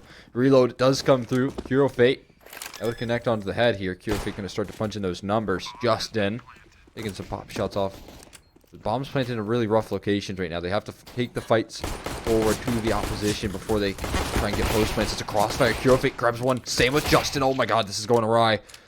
Bonobo trying to recover here, but it's a 1v1 with relatively even HP. Bonobo pushing towards the right side of the truck, catching him off guard here. Kyo Fate with a wide swing, and it works. Purdue grabbed that in the 2v4. Yeah, 2v4 turned around massively, and it's 3 for Hero Fate. Purdue in the game. Big time plays there on the pistol. And this is potentially the turning point. Yeah, I mean, that is an unbelievable round as well. I think that everyone in that round on the side of Maryland did their job, but some of that issue was in that 2v4. A bit disjointed in that full retake. Not able to work as a full unit. Great touchdown grenade, but look at that. It's 2 kills quickly. It was always going to be a T-side round. Do find the recovery. Actually, I think it was a team kill in the mix there. Yeah, it looks like it. I only see 1 down. Yeah, it definitely was. Yeah, okay, we see it in the chat there. This Andy guy. Heckin' getting in the way. Or I should say Ronnie getting in the way of Andy, regardless. Maryland down in this game for the first time, and it's round 18. Crazy. Yeah, again, this was such a strong start here for Maryland, but see if the second half can continue to be so. It's a much different start for the second half. It's instead Purdue's way. It's Mac 10's a bonus round coming through early and aggressive towards the A side of things. They had a bit of utility so far in the defensive setup. Pushing through that smoke's a big risk that they don't want to take just yet, because Fade 1 can chew through him with the A1S here. Hearing all of these footsteps. Trying to play this smart. Tech, not so much. He's one of the shots. He tries but fails, and like as well.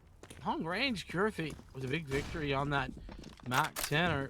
Just coming out here towards B. Shots fired over the top, over the edge. Justin with the trade. They're gonna go down. 2 versus 3. AKs in hands for both of these players. And there's a boost. It's not gonna mean anything. And well, this is a pretty solid post plant. Still a man advantage though for Maryland here. Playing off this pillar. Nice headshot coming through. Beat down Justin. Back though, Cure of Fate. Not expecting the left angle there, and Ronnie will collect. It's tied up 9-9 here as the bonus round not quite going in the way of Purdue. They go for the risk. Doesn't come out on top, and now tied scorelines once again. Maryland, quick recovery and a couple AKs to boot. Not too bad. Yeah, I feel like one player rotating in towards short would have been a good play there, but either way, Purdue electing not to do that. They have money to buy. This mostly money to buy. I don't know why Tex bought him at 10 when he had plenty of money to buy an AK or something else. Interesting. Maybe going to be a fast play. But right now, it seems like it's more of a default setup coming through from Purdue. Definitely interesting. He's going pretty quickly towards long right now. There's a long-range weapon to meet him. I mean, it just gets more and more confusing the more and more he moves throughout the map. It's a Mac 10 going towards long fast, sure, but long-range angles is not what you want. You'll get mowed down. Yeah, I'm definitely missing the mark. I'm not understanding. Whatever it is, it's happening and it's done. 9-9 still here. Purdue, they've done a good job of sort of spreading out across this map. Not really giving, or rather, not allowing for Maryland to hold much map control. The map control they did have has been pushed back. Great position for Andy Loves Mangoes right now. Allows for this 3-player stack over towards the A-bomb site. Perfectly afforded this commitment from the current information that they have. And if Purdue commit to this bomb site take, it could be very, very dire. Gotta be careful. It's gonna require some good shots, and there's even AKs to back this defense up. It could be a disaster here for Purdue on the A site. Just hit the shots forehead. That's what Lecht has done. I'm not sure how Fade has found that kill. Somehow finds the timing, hits the headshot, but Justin on the entry and Doommaker the same. Like I said, headshots. Yeah, I mean, sometimes that's all this game comes down to is a little bit of headshotting, but there is some headshotting in return here. University of Maryland, answer back with 3 quick kills in the feed. Andy Loves Mango's last alive position revealed as well. He's playing around the truck. Cure Fate, another 1v1 for him to try and gather. But a great clawback. Andy Loves Mango's trying to move up towards the truck side. It's another one of these awkward fights. Knives out. He's got his Moss out. He's trying to tap the bomb, but he can't reach it. And as soon as he taps, Cure Fate peaks. It's brilliant from Purdue. But it's a nice attempt at the recovery right there. Maryland, they just couldn't get it across the line. It was so very close. What a big 1v2 win as well. Purdue back in the driver's seat. And look at the money. It is simply horrible. Maryland have nothing to play with. This is a very similar position to what Purdue was in, where you couldn't get a good grip on the economy. And that's kind of a great way to just string T-side rounds together. You're giving them a taste of their own medicine right now. This is presence and connector. P250 into close ranges could be good for a kill. Oh, great. Yes. They know this is he's still nearly found. Old P250. That's a kill. When am I gonna say old? Stop saying old P250. Never. How many years ago was that changed?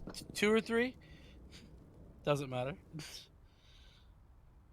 You brought up the A1S thing. I think that was a while ago as well. Okay, but that one was like within. That was within like this season of CSL. It was right before the beginning of this season, so I give me a break on that one. I'll let it slide. I'll let it slide for sure. You can make fun of me about the P250. P250 is good. Okay. Yeah. As long as okay, I'll give you a break on the A1S there. Appreciate it. Mac 10s, they haven't gotten any debuffs. No changes there. You just do the same thing. Okay, USB though. Good answer back. See that, Maryland's still making plays in a round like that. You know what I mean? You sometimes you just get caught up in thinking, all right, GG, go next round. Yeah. We're just gonna lose, and you kind of give up before you do anything. But Maryland not doing that, and I think that deserves some credit. But well, Maryland, the credit in their account is pretty low. You can see lots of zeros on that side of the economy, and they're back in this position where if they aren't winning rounds, well, they're gonna be reset. He loves mangoes, holding on. He's in recovery. He doesn't need him. He has an 8-4, and he's just chewing through everybody right there. 4 quick kills. My God, and he loves mangoes holding on to that B bomb site firmly, but he doesn't get the ace. Good from Lek. No ace, but pretty much put his team on a 10th right there. It's those moments, man, that I just love the A4. Yeah, he wouldn't have had that with the A1S, no doubt. Although he did so much damage. Like, the amount of shots and headshots he collected right there was crazy. Through the smoke as well. And running. Half of them were running, too. Very mobile. Anything that Lek can gather, though, here is some extra damage on the board to the economy. That's going to be his real form of approach right now because winning this one is quite unlikely. If he does, 1 or 2 more kills of damage, though, he will keep this pretty reasonable. As I'm saying that, I'm going to go down to Ronnie. So, good job from Maryland, getting pretty much everything they could have asked for in a round like that. Yeah, that's very, very clean. 4 players alive. Only Angelo's Mango going down, but he went down swinging, that's for sure. And now we got ourselves into another buy up here. Up in the hands of Nikki. It's very good here for Maryland. The buy from Purdue is a little dicey. I mean, it's not bad. It's just not perfect. AK's for 2. Khalil's for 2. And a Mac 10 for Tak, who still has 2,600 and could have had something different. A lot of volleys here. Connector attack coming through. This is a great angle, though, and he's going to continue his success here once again. Finding himself a nice start in this round is Andy. Forces the smoke out as well. They're so discomfortable. Right now, Purdue is struggling to find some opening success once these weapons have been brought back out. Certainly has been a difficult time. But all you got to do is find one more opening here. One trade back and things are infinitely easier. Flashbang. Swing. He's suspicious though. And for good reason. Tech forced out and out of bounds. He's taken out by the E1S there. This looks like Maryland poised and ready to continue this and take 11. Yeah, Nicky holding down the site with the op here. Flashed off the line. No smokes for him. Thanks. Despite all the opposition. Lekt once again last live in a 1v4. Similar situation. He might be able to get a bomb down here. No one's in connected to flank. So close to the headshot there. Lekt going for the fight. I know he has to find some advantages and he has to find it quick. The triple swing comes through. It's almost 2 headshots. But Obo instead going to find the finishing blow right there. And it's tied up once again. You know, I thought maybe, especially after that early Purdue lead in half number 2, I thought maybe that we were just seeing Maryland um, not able to sort of get back into things after their losses in the second half of the first. But they've been able to answer back here. They've been able to make adjustments, and now they're fighting for the lead. It's going to be just pistols here. It is a save, but with some upgraded weaponry for Purdue. They do look like they've had some nice answers. I think a lot of it's been delivered from Andy as well, finding some opening success. Right now, Tech, fast B rush coming through. Got a nice crossfire as well. The triangle set up on the B bomb site. One towards Bill, one in pit. One holding on towards B right now. Ronnie's going to find 2. That's Heck spamming straight through the smoke right now. And a bomb plant possible, but the shot overwatch from Nikki. Holding down the line. We'll delay it. 3v4 in the post plant here. It's still going to be so hard to claw your way back into it with lacking weaponry. And all they have to do is wait for these smokes to fade. Ooh, so very close. That range on the back 10 really just not very good, is it? Anything Quite more cutting for Lex would be nice. Can't even get one. The diffuse already going through, and Maryland with the lead once more. Cole. That said, gun round upcoming. This is now Purdue's time, I think, where they needed to get serious. Not that they were unserious before, but this is starting to get a bit out of hand. You can see the money it's building. For Maryland, they have enough cash to buy, even with a loss here. Yeah, this is looking really strong for Maryland. They're in winning position. This is their map pick as well, so you would be heading into this thinking they would win it. The only thing that convinces us otherwise is that they looked so bad in the previous results. I mean, 16-7 was it? And 16-2 as well. Correct. In those previous matches or in the previous head-to-head, so the improvement that they've showed to get it this far, very, very strong. Yeah, you mentioned it. Andy has had some phenomenal adjustments here in the second. And that has sort of skyrocketed Maryland back into this thing. But Tech now with the op, looking for more. Oh man, that smoke, as soon as it fades. Who's going to get the better of this? With a flash. Timed it, seems. Oh, he's going to walk right into it. Oh, Nikki gets caught asleep at the wheel. That allows for a repost coming through. Nikki wants the frag. He's going to hunt around the corner. There's more players. They almost line up for him, but it's a trade quickly. Fade 1 is going to answer back, but there goes that A defense. Only one on the back of A site. Holding it down right now. But they head back towards B, and there's 2 players here to meet him. Oh, but Cure Fate. No one's actually prepared for this. No one knows, and he's going to find the opening. There it is. Bonobo on the site. Looking for it. Can't quite connect. Oof. Missing shots left, right, and center. Not ideal. 3v2. Great post plans as well. Hero Fate tucked in the pit. Boost up could be good. He's not going to spot anything, though. Falling off that one. Do they even want to attempt this? You mentioned that they have a bit in reserves right now.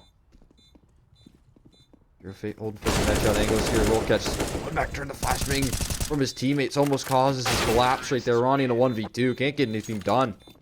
Purdue, they tie things back up here. Yeah, maybe a save would have been ideal. I'm looking at the money and I'm thinking, well, damn, it would be nice if they had 2 guns. You know? Yeah. Instead, it's going to be a bit more difficult. They still have all the weapons. And an op even. But there are only 3 kits. I say only. That's typically going to be plenty. As well as a FAMAS there for Bonobo. Yeah, really good buy still coming out for Maryland, but this could be a big swing round here. Chance for Purdue to string on their T side once again. It's a very passive ace setup. It's the same for Maryland though. Look at Purdue's money. It ain't good. It ain't much better.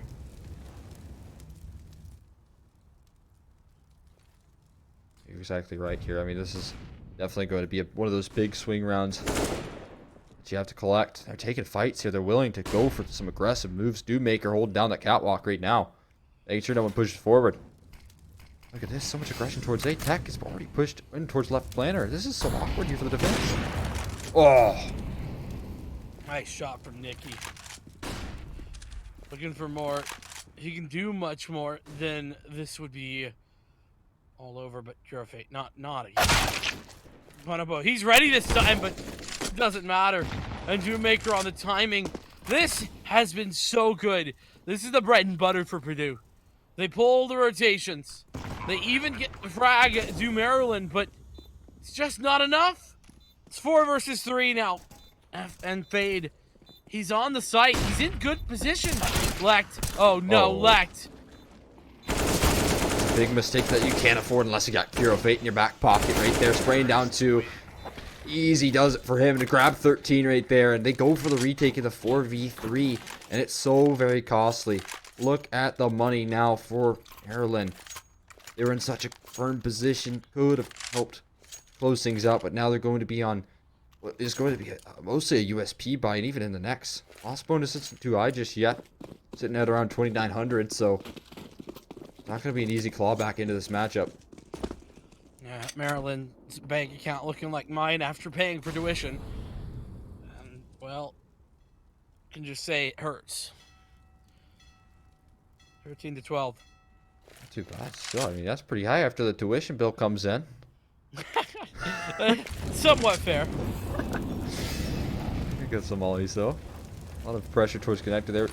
Really, I like this setup versus Ecos in particular. Because it would do so much damage. It would shoot straight through the lacking armor. No one's there to meet it. Instead, they're going to go towards water. And this leaves Ronnie. Odds stacked against him, to say the least. Missed that first shot, and he was sort of doomed from then on. Probably another, but Handy unfortunately. One left, and one gone. Cure Fate. Out of the B site, now Nicky all alone. Grabbing some pop shots here, but what is going to be a locked-in 14th round here for Purdue University before another buy comes through from Maryland here. Finally, the money is going to be enough to get some more investment to come through. University of Maryland, they're bleeding the rounds here. It's an op immediately purchased over towards Nicky. They're going to hand that one over. Mango, or Andy, rather. Not going to have too much money to his name. Pause called over. Probably from the CT side here. Oh, it is. I could see it on the chat. And this is looking like a tech pause, considering. Normally, tacticals are, you have 4 of them. When it usually says that, it's only 30 seconds. So, regardless of the issue, Maryland, this has got to be, a round win. No doubt, right? Yeah, you definitely need to gather this one. 15 will be locked in here. No question about it. If you drop this one, it could very well mean 16 as well, considering while you are max loss bonus, you get 3,400. It's still not that comforting. Nicky, no investment in utilities so far. That's a bit awkward. I imagine he's going to go pretty quickly. If that's the case, in terms of taking map control or just taking an aggressive fight, but no utility at all. It's interesting. Yeah, that's... I mean, you say interesting. I say tragic. But hey, tomato, tomato. I mean, this is the all-important round right here. Again, you don't want to give up 15. Being backs against the wall with little buy. But I guess that gives you a 1S in the next one, I guess. Okay, fade one. Mollied off the angle there, forcing towards a passive line.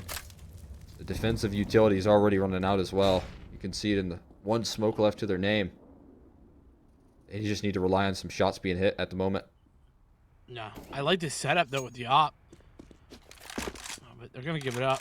Not sure why actually. It's pretty strong. But flash being prepped. It's a good flash, but it's gonna give information, and that's just about it. Justin, oh my goodness. They are playing with fire here. And I think that information's all been given away. This is a B hit, and they know it. Look at the rotations. They're just all running towards B. This is devastating for Purdue unless spotted too. they can just hit shots. unbelievable. They have the world of information here. Angelo Fernando's going to take the fight, and he doesn't hit his shots right there. He loses out in that battle, but the rest are going to come in line. There's limited HP, and Doommaker's last alive. His teammate's got his back there. Andy will go down, but no one else falling too quickly. Doommaker, not long for this world either. Maryland, they hold on in the most important round so far, grabbing that 13th and keeping their economy afloat. But they are treading water against another bye here against Purdue. Yeah, that's what I was going to say. One more try here for Purdue is really the way that it's going to go. That last round, or this round, only being slightly less important than the prior one.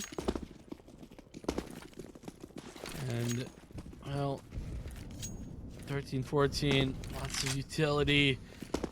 What a great look. What a awesome bit of information gathering by Maryland to have so much info on that push towards B. But you got to understand, if that's what it took for them to win the round, that ain't going to happen all the time. Going back to the setup there, because honestly, they didn't spot out Fade 1 in this position. So they're willing to just go back to it again. I like that idea from Maryland in such an important round. Such a great off angle coming through from Fade 1. Oh, but that Molly spreads. Okay, interesting. And I think that's extended a bit of a smoke out. He's already in front of it, but he's kind of isolated from his teammate at the moment. I don't know if Lect actually heard the audio cue there or not, but they definitely heard it this time. Zach, with that frag now, Nicky all alone. Executing in towards the same bomb set as well. Nicky multiple different angles to cover, and he connects onto the first. So much more to do, and they're all closing in here. Holding down that right side, trusting in his teammates, but everyone goes down in an instant. Bonobo. Yeah, I think he's holding on to this one. AK in his hand. You can call this round curtains. It's map point for Purdue on the map pick of Maryland here, and still, even if you hold on to this AK, you're heading into this next round with 2,900 in your pockets. You can buy up your teammates, but it's going to be a lacking buy. Especially when the teammates are 200, 450, 750, and Fade with 1,100, the most of anyone. So, on not really the hunt. I think that you actually probably should hunt here, considering that you have enough money to buy in next round regardless. This could be good. Bonobo. He now knows how close he's come to death, but he'll survive. Barely staying alive right there as another round coming forward. Maryland. Look at this. Look at what they can bring into this one. I think Bonobo could drop over MP9 or something along those lines. Yeah. We're still deciding as to what we can purchase. Bit in reserves for him. He doesn't go for the investment. 2 Deagles, 2 MP9s, and an 8K. A lot of this heavy lifting is going to be on the back of Bonobo. It's certainly not ideal, the purchase. Careful. That would be tragic to give Tech such an easy shot. Trying to bid out some utility. Ronnie with some aggressive posturing. And around like this, I like what they're going for right now. They've taken some early map control, but look at this on the other side. 3 players inching up towards long as well. From all sides of things, every angle. See a bit of awkwardness. Lect is going to be a solo man in towards B. A single man to take the fights on. He's baiting out so much utility. Is he drawing attention away as well? Not fully committing, but the mollies will kind of continue to prove that. You can see free range towards long as well. Justin in towards the back line. They're going to try and take these isolated duels, and they found 2 victories. Lect and Justin both dropping 2 on the side of Maryland. 1 around the corner here, and that's a free headshot. Justin catches the side of Nicky. And this one's over. Purdue are going to take the map pick of Maryland unless Andy and Bonobo can say anything about it with an AK and a Deagle. 5 players on Purdue hungry to take their map pick. It's going to have to be the retakes of dreams coming true. Bonobo. And more. No, can't quite hit the spray. And, oh, there we go. Tech taking out Andy. Purdue are in control of that map, and it's Maryland's pick, like you just said. Unfortunate, but there, and it was close. I mean, no doubt about it. It seemed like every single, especially the second half, every single time someone got the lead, it was equalized by the opponent. Both Purdue and Maryland inching forward, being pulled back, and then inching forward again. Yeah, I mean that was a good showcase from Maryland. I think that it's only going to look worse though on the map pick of Purdue. That was the map pick of Maryland. It looked very good. I think a large part of that was a credit to that early start that they had, that fiery start that allowed them to continue to keep the economic stranglehold over Purdue. But then, we're heading into Purdue's map pick. They should be feeling a lot more comfortable knowing that they've already bested Maryland on theirs. I think they should. You're right. No doubt about it. So with the confidence boost engaged with the fact that they've won this series before and the fact that their map is coming up, Purdue got to be feeling good. And, well, you're feeling good too. We're going to take a break and grab some water, maybe a snack or two, and we'll be back in just a few.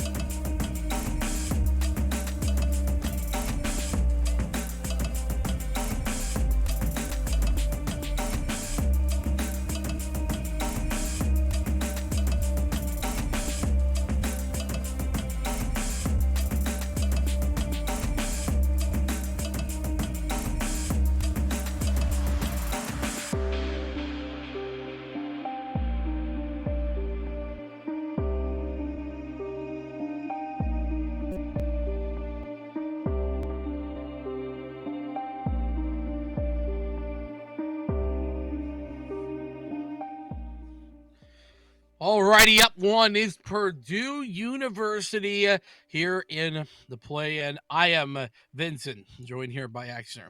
And well, Maryland, they had a good start, didn't they?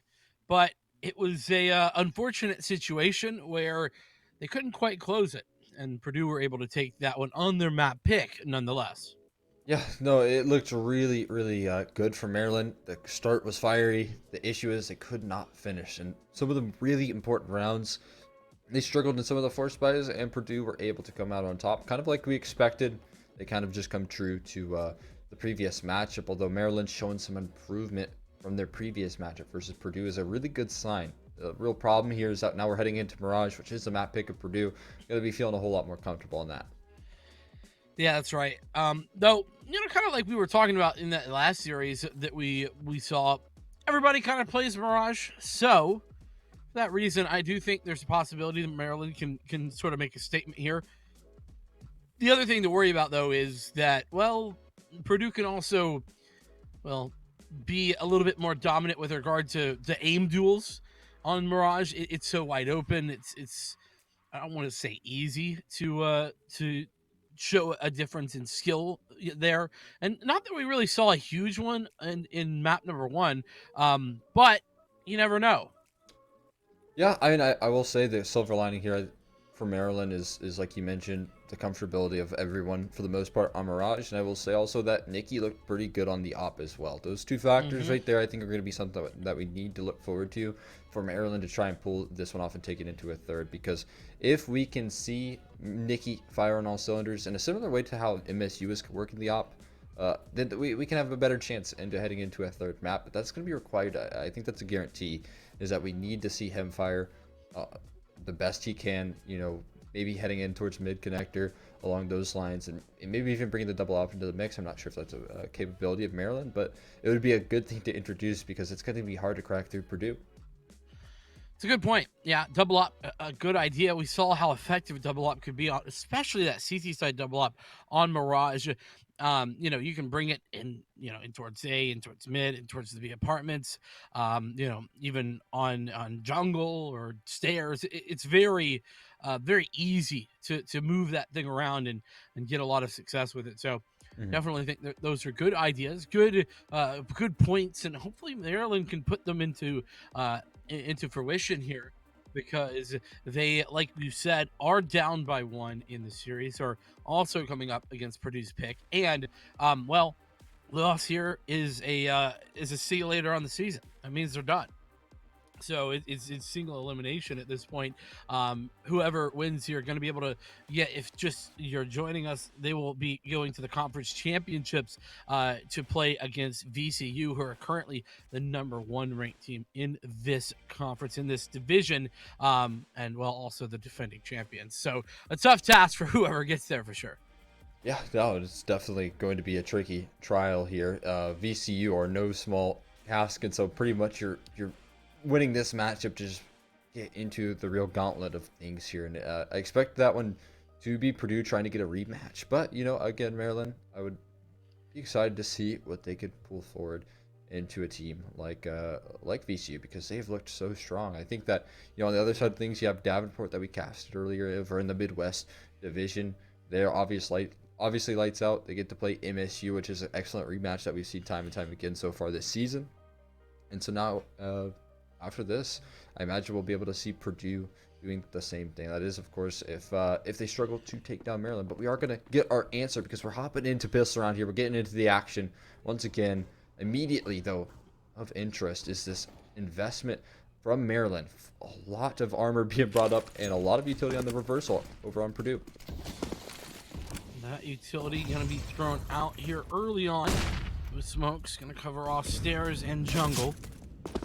On top of stairs temporarily, though, getting taken shots out, and this is a full fake. The plant going down on towards B, and it has worked beautifully. Even taking that market control as well. Very nicely done. And have a crossfire. Text drawing attention away as Dewmaker strikes from the door. One strikes from the window. That's such a great setup from Purdue.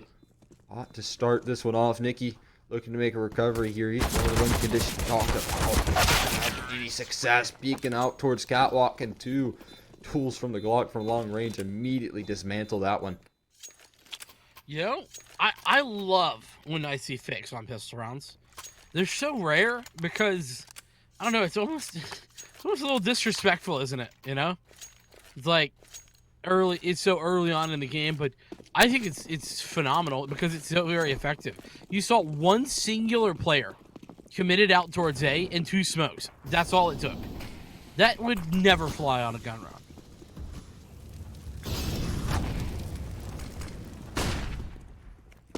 Not at all. No way. 5 USPs and the MAC-10 duty from Two-Maker here. He's going to just run it down towards the B side of things. Already taking some controls. Coming through the smoke. They're actually taking a bit of fire at the moment, but not too much pressure on their shoulders. They're just chewing straight through the USPs in the full eco. Well, there's some help. No, again. A couple players taken down. Those are the MAC-10s. And all of these MAC-10s are the ones finding the kill. So, you know, what is being lost can be regained, and I will say is being regained. Oh, no, Ronnie. $200 well spent. All right, that's a free kill right there, essentially. You'll take that one any day of the week. That's a bit of damage. Again, it was mostly MAC-10s here. Here's where the real investment lies for the side of Purdue. Or rather, Maryland, I should say. They will get the investment. A lot of rebuys coming through from Purdue, but they are sticking tech on the MAC-10 once again to try and maybe be on entry duty. And we're sending heavy presence towards middle. Right now, it seems like all 5 players, no, 3 stick around, 2 commit to it. Window smoke coming through as well. No op just yet. Coming through from the CT side, and they've got some cool cap smoke. So this is some of the mid defaults that I was wanting to see here when we last watched Mirage over our previous match. Oh, That's fine. Nikki, I'm topping over the smoke. It's a hard look. It really isn't easy to spot. not at all. Ronnie now on a site. Team as well. Maker down. Ronnie with a double. 3 now for Ronnie. Pretty defense right there. My God, flawless. All of those shots so very clean. Ronnie with the 3K, just taking them one at a time. They all knew exactly where he was, but no one could best him in the aim duel. That is brilliant. Maryland grabbed their first. Look how inconsistent the money is. It's 7K for Tech initially, and it was like less than 2K for Cure Fate, and that's somehow come to MAC-10s across the board with the Tech 9. I don't know how we got here, but we're here. St. B rush coming through here, pretty standard. Ooh, late in that volley smoke, and they never check jail. Fade 1 is just walking into a crossfire, and he's just gonna have so much fun. Bonobo as well. The duo, he and Catwalk just shooting straight through them. A flawless round back to back here. There's what you want to see from Maryland if they want to try and take this into a third map. That's a great one. Deliver 2 in a row now. They tie things up, and Purdue still low on the money gear. Yeah, I don't love that decision from Purdue. Their money was not particularly even, and that's why they did what they did. But would it not have just been better to throw, like, I don't know, 4 Deagles out from Tech and play the Deagle round with buys into the next? I'm not sure. Either way, Purdue tied up here 2-2. Push up in towards mid. Tag and bag and gone. Nobo with the frag though, and Nikki comes in for more. This should be another clean round delivered from Maryland right here. Got coming on through like definitely scared to walk forward. Can't go any closer. That's a clean shot onto Fade 1. Don't jump in front of Lect. Takes his head clean off. Makes it a little less of a solid round coming through from Maryland, but still, again, 3 alive is the magic number you're hoping for to start building that CT side economy. They've still hit that. Anything else that Lect can find is going to be an overperformance from him.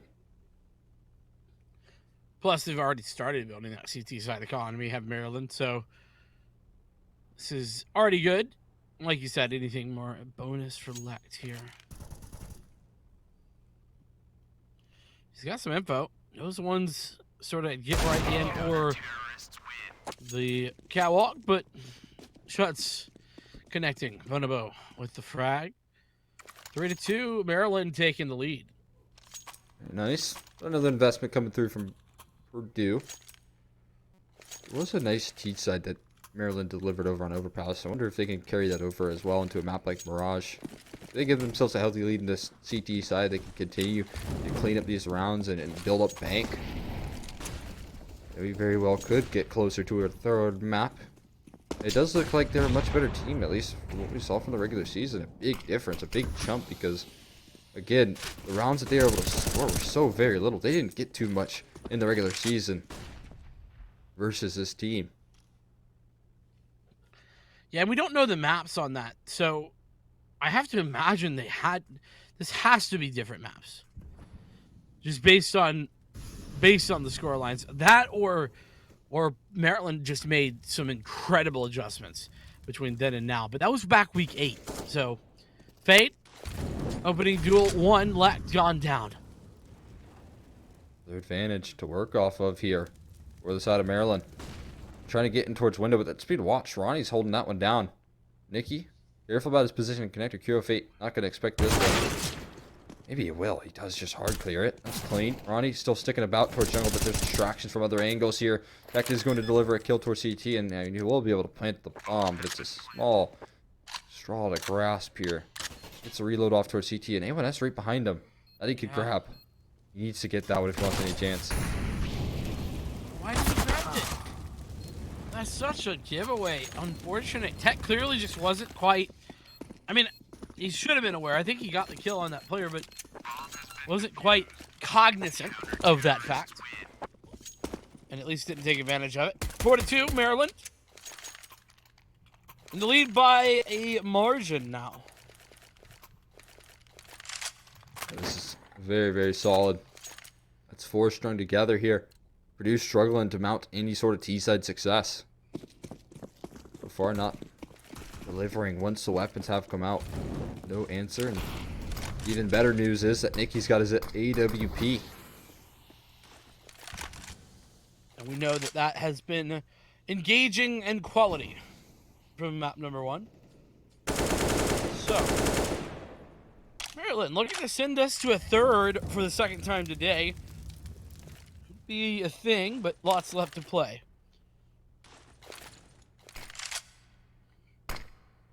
Oh, wow. I was wondering what the thought process there was. That is, I don't even know what just happened there. I think he tried to backstep, and I don't know why. I think he Either meant the way. middle click when you click both of them. Totally caught off guard. Kuro Fate grabs 2. Okay, Nikki is going to recover a kill backwards. Here you go. Nikki looking for more, though. Bonobo not even needed just yet. Nikki needs to find something else. There's a shot from Nikki. And the bomb crucially in position. Nikki with the triple kill. Fantastic work there. 5-2. Purdue. Man, what is going wrong with for Purdue right now? You had to put your finger on it. What do you think? They look very, very disjointed right now in their attacks. I mean, 2 entries delivered right there from Kuro Fate puts him in a winning position. He goes down, of course, to Nikki. But the fact that they cannot find any answer for Nikki continuously, and they just instead peek one by one by one into his AWP. A very worrying sign here. It's there, continue to deliver. Andy finding that first headshot and retreating back towards the site. Ronnie goes down here, caught with the smoke down as well. A bit awkward there. Now a chance to fight right back is Purdue. A huge round this could be to win if they can gather it. They're going for the aggressive CT moves. The A1S at least in Lex's hand. He's going to take another down with him. There's an answer. Bonobo long range with the headshot. He takes a headshot of his own, and they're just going to chase him down. Kuro Fate committed to this with only a Glock in his hand. He's got to fight in this fight, and he does it. He fails to find it. Bomb's not even planted for Justin. That's small. It's over. Done. No chance for Justin to win. Just full defuse coming through. So misplayed here by Purdue. I'm confused on multiple levels, right? So number 1, why plant there if nobody's gonna play for like the CT area? Second thing is, why are they so separated? Those two players at the very end of that, and on top of that, it's as if, well, there just wasn't a lot of communication from one Purdue player to another.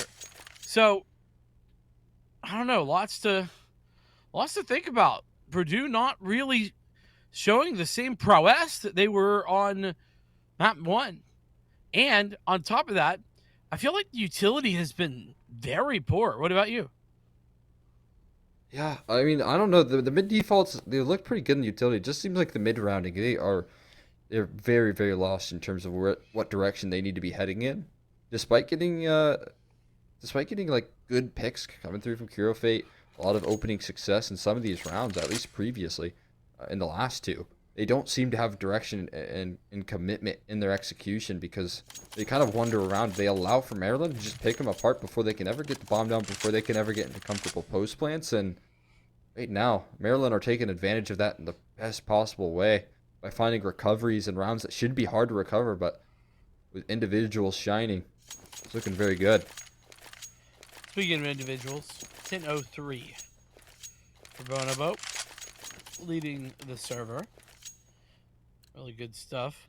Good start. And, well, here we go. Back underway. Maryland by 4. And another pass and a push by Andy, who is flashed out.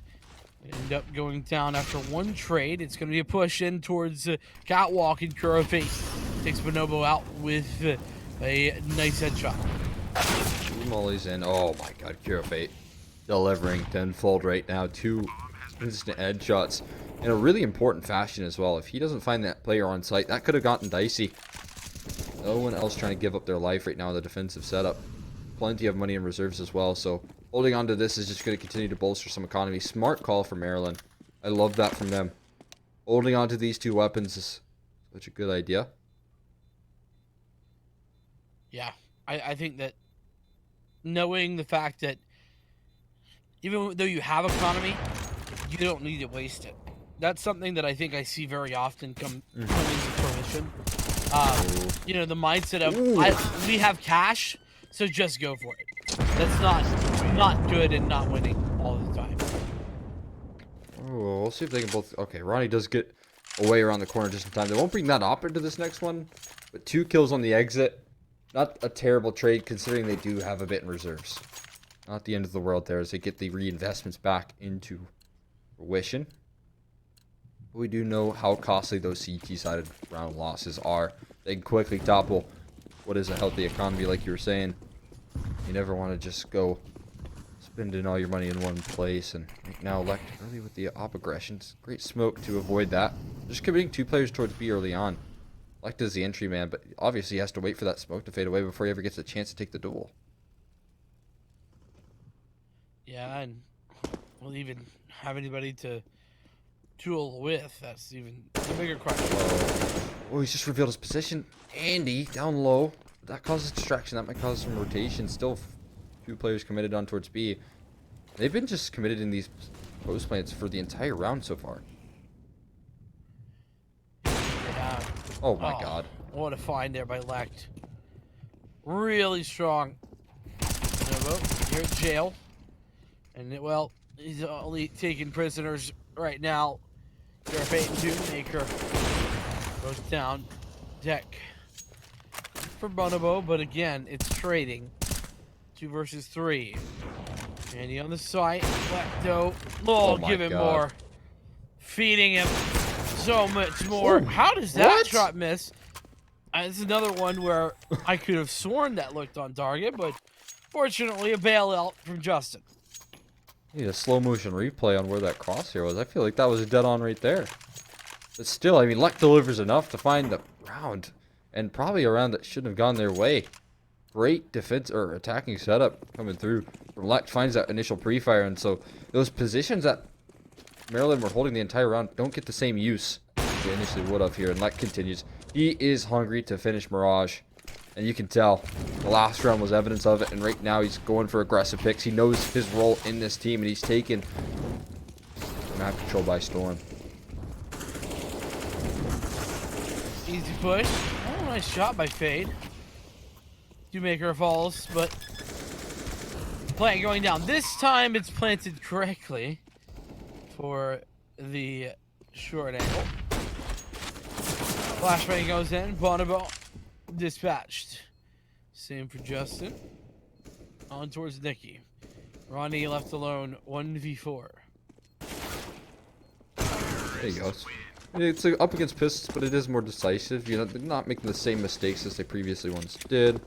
You mentioned the planting position in opposite default, and the A smokes that followed up the shot that like initially hit as well. Very solid. But again, the investment coming back in forward for Maryland here. Could be a silver lining. You need to start getting some rounds moving, or else we'll see a very similar start to what we did in the previous map, where Maryland had a great early start. They kind of run out of gas. Connector fight being made, but they flashed Nikki off the line. They're already moving up catwalk. Not only that, but they win the fight. Nikki falls. There's the push up towards Cat B site open for business. Oh, Bonobo nearly caught out, but he's got one. Fade with two. Lect the last alive. Up in hand now. 1v3. He's in such a tough spot. Ooh, so careful. So many different angles he has to look at. They're not giving him up anything. This is so good. From Maryland. Hiding things around. One in apartments as well. That's pretty much the coffins in this one. He just has to lay this one off his teammates. They're going a bit of aggression. Okay, they peeked out. I think they see him. The jiggles are coming through. They don't commit to these fights, but I think they've at least saw him. Like throwing that molly, that will reveal his position, and they peek right in one by one. And he pushes not past the apartment side of things, and so they will go down. Very interesting round right there from Purdue. I think they tried to do the same strategy that won them around previously on the weapon rounds, but it doesn't work the same way.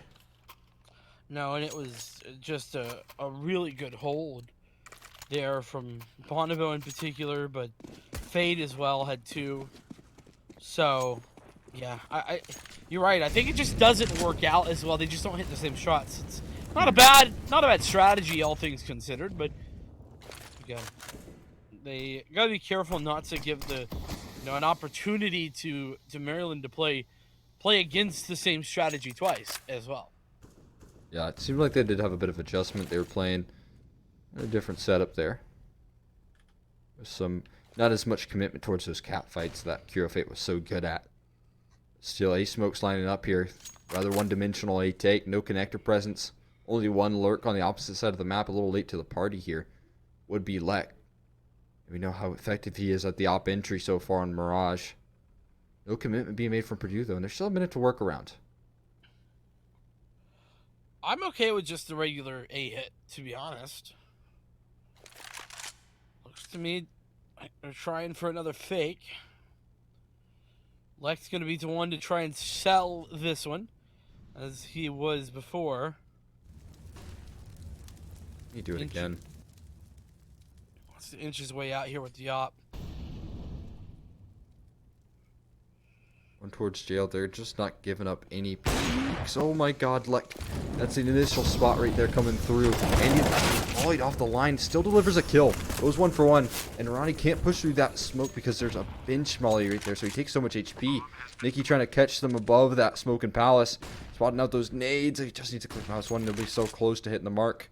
But they don't deliver any kills. So a 4v4 and good post-plant positions coming through from the CT side, or the T side I should say, is going to deliver a very good round here maybe, but Bonobo looking to deny that fact, and one still touchdown sandwich on top of it. They double swing. That's brilliant coming through, and a missed shot from Lek. He misses the easiest one. They don't even react though. No reaction. They're committed to the bomb defuse. Lek gives 2, but they're going to stick it anyways right in his face, and they will close it out. It's an 8th round for Maryland.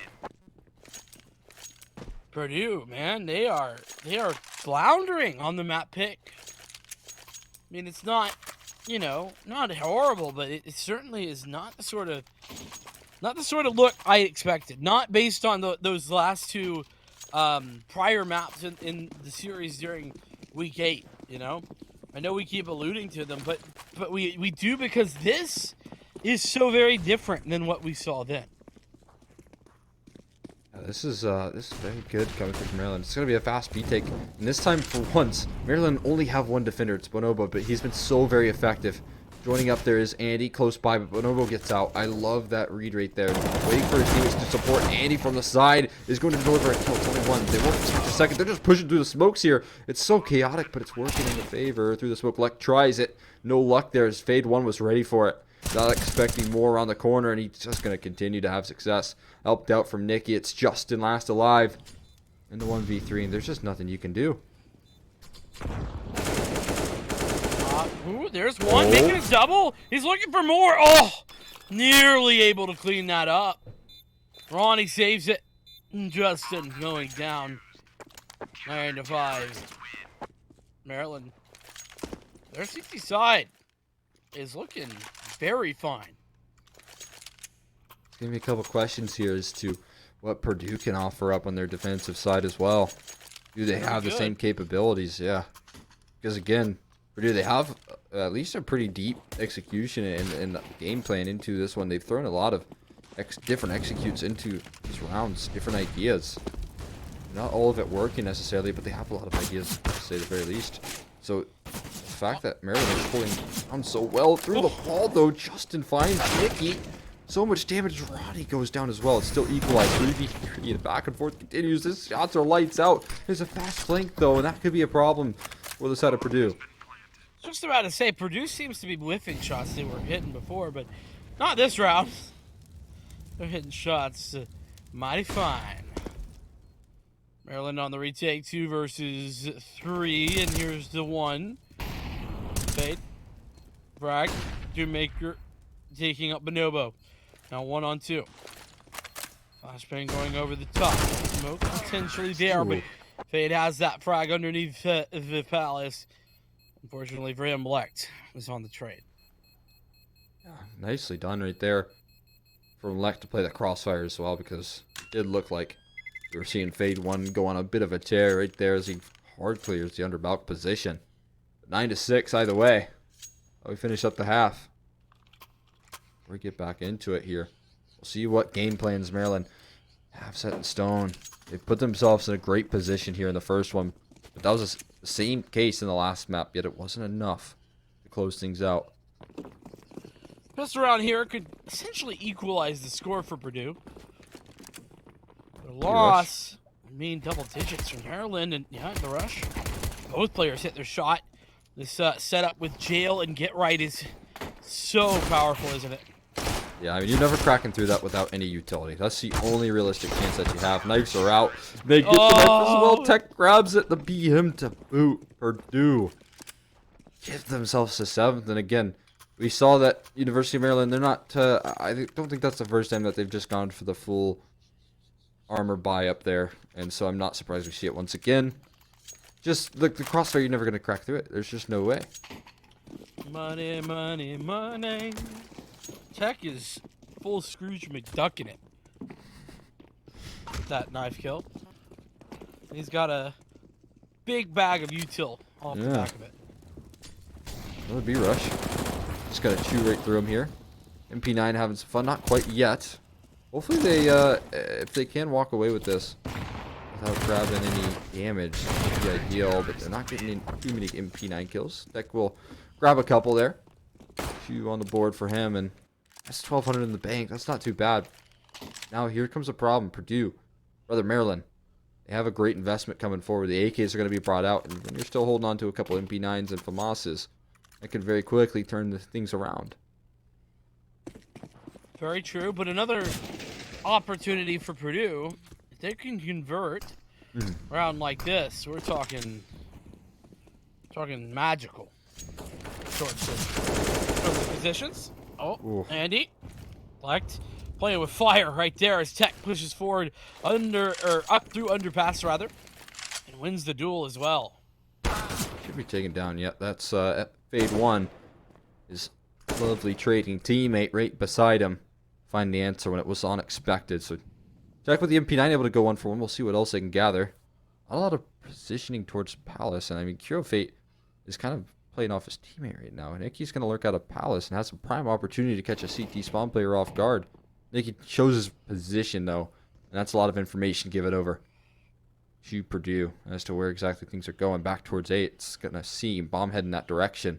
They've left one lurk as well, and you can see Purdue are reacting to this by stacking over a third player closer to that A site. Yes, they are indeed. Quick and easy. 4v4. This is going to be a push out here. Perfect. What a big win. Is there any util to bring him out? No, none at all. They've got a cross, and Lect has the eyes. Curl fate, no need to peek. He goes down. Bit of a mistake there, but it's all good. Purdue still win the round, and on the bonus nonetheless, Cole. That is exactly what Purdue needed. They've tied the game. Yes, right there. Lect closes that one down, but a great setup, great read on what exactly was going on through the heads of Maryland in their rotations right there. Read perfect from Purdue. Gives them that bonus round victory by the way they were able to stack that A bomb site in the 4v4. When you have 3 players that you have to crack open and you're already a man down, you just don't have the firepower, you don't have the trading potential to get that site cracked open. Curo Fate is just looking for some aggression though towards the A ramp. Gotta be careful. But Obo already snuck past the gap. Good jitter peeking though there by Curo Fate. Ronnie wants it. Curo Fate down below. Good for the one. Oh. Ooh, what an adjustment. And he has help. Doommaker with 2 of his own. Full house of frags. Curo Fate at 4 HP. Doommaker at 1. Yeah, Curo Fate just barely jiggling around that corner. I thought Bonobo was going to find him right there with the Deagle if he pushed any further. But no luck for Maryland. And Elite goes back into Purdue's favor here. Elite for the first time since we saw that 0-2 start. It's been a long while since then. Purdue on that CT side, they've looked very good in their reads and their setups as well. Molly towards the connector side of things. This is a good mid default being shown out from Maryland. Like burning the Molly. You got to get that smoke out, but he doesn't commit to it. That's going to reveal the position. It's going to be hard to cross out of this situation. Especially with 14 health now. He did commit, and he pays for it. So finally, it looks of it able to make an adjustment.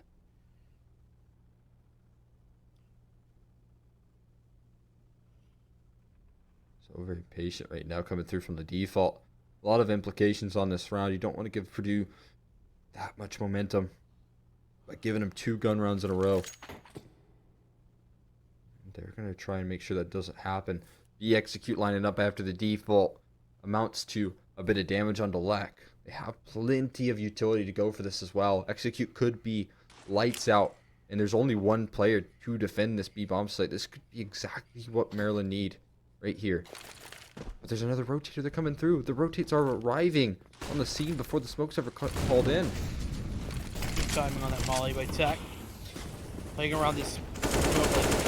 Oh, the timing is perfect. And he has the help that he needs. Courtesy of Justin Tech and Justin, the dynamic duo, holding down and holding up that B site. It's just, they had a game plan. They had a protocol set in stone right there. They were going to make sure that they got that smoke down, they got that Molly off. So while I was worried that Tech was isolated on that B bomb site, it was still a game plan set in stone for Purdue. And that's a good sign. This is the exact sort of strat books that I was wondering if Purdue could kind of reach into, pull out to try and go with a comeback on that pick here. Andy loves Mango straight out of A. They're going for the brazen attack here, and they're going to get this crossfire through the Molly to the smoke. Those likes of Doommaker. He grabs 2, but it's not too bad just yet for Maryland. They have a couple of kills in response. 3v2, meh, just kidding, 3v1. And Ronnie can't do much more. Tech has been so crucial this second half. I think the same can be said for pretty much everyone except, you know, with the, I mean, maybe the exception of Curo Fate, but he's been there when necessary as well. It has been such a good adjustment here towards the second half for Purdue. Sort of feels similar to that final adjustment that they made in map number 1, Purdue. towards mid. It's 2 quick kills. Fade 1. Ronnie both going down. Ronnie's unbelievably high right now. Nobo, though, able to take down Justin. Grab himself an AK. You don't want to make this one expensive, and he can't get anything else. Look at this. We have one player almost on max money right now in Lect. He's $100 shy. 14K for Justin.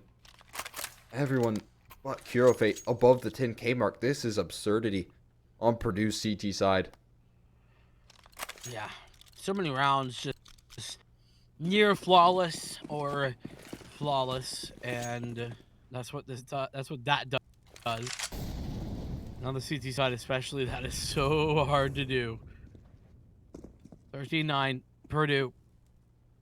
Guns back in the hands of Maryland, and comes the push up through underpass.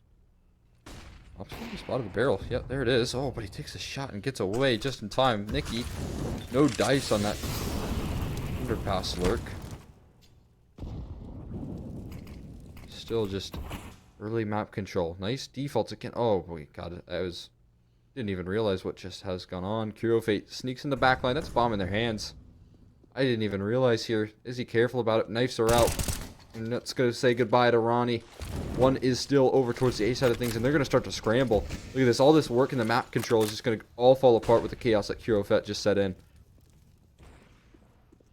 There's that shot from Lect. Kurofate stands tall. Oh, wow. Everything going the direction of Purdue. 14-9. And so very close to sending towards match point. So 1 round away. It is incredible that Purdue have turned things around as they have. You know, considering how close this first half was. Yeah, it has been a lights up performance here in the second half, though. And I mean, even that last round is a round that's so frustrating that you don't even know how to come back in from this those turn of events. There you go. That's a nice start. You get him on the second go around. Nikki able to hold for the push of Kurofate this time. And so no luck pushing into the back lines. No luck finding that bomb and spawn. Instead, all you've given yourself is a 4v5 left up to your teammates to get the job done. So they're pushed towards top mid as well. They know this is an A-side hit. A-side hit coming through. I got dicey. Lect and Dewmaker go down.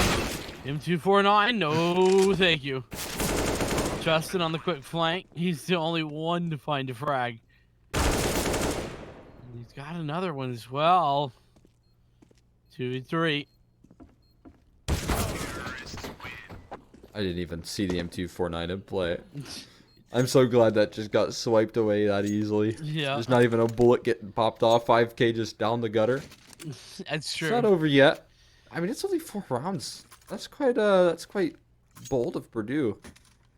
4 rounds to close the distance right there. You've just given them a round as well. Given them an opportunity to know that they're capable of gathering those T-side rounds. They can barrel off some momentum right there. And a funny joke could quickly turn sour. If that's the case. Uh-oh. Another loss. Down again.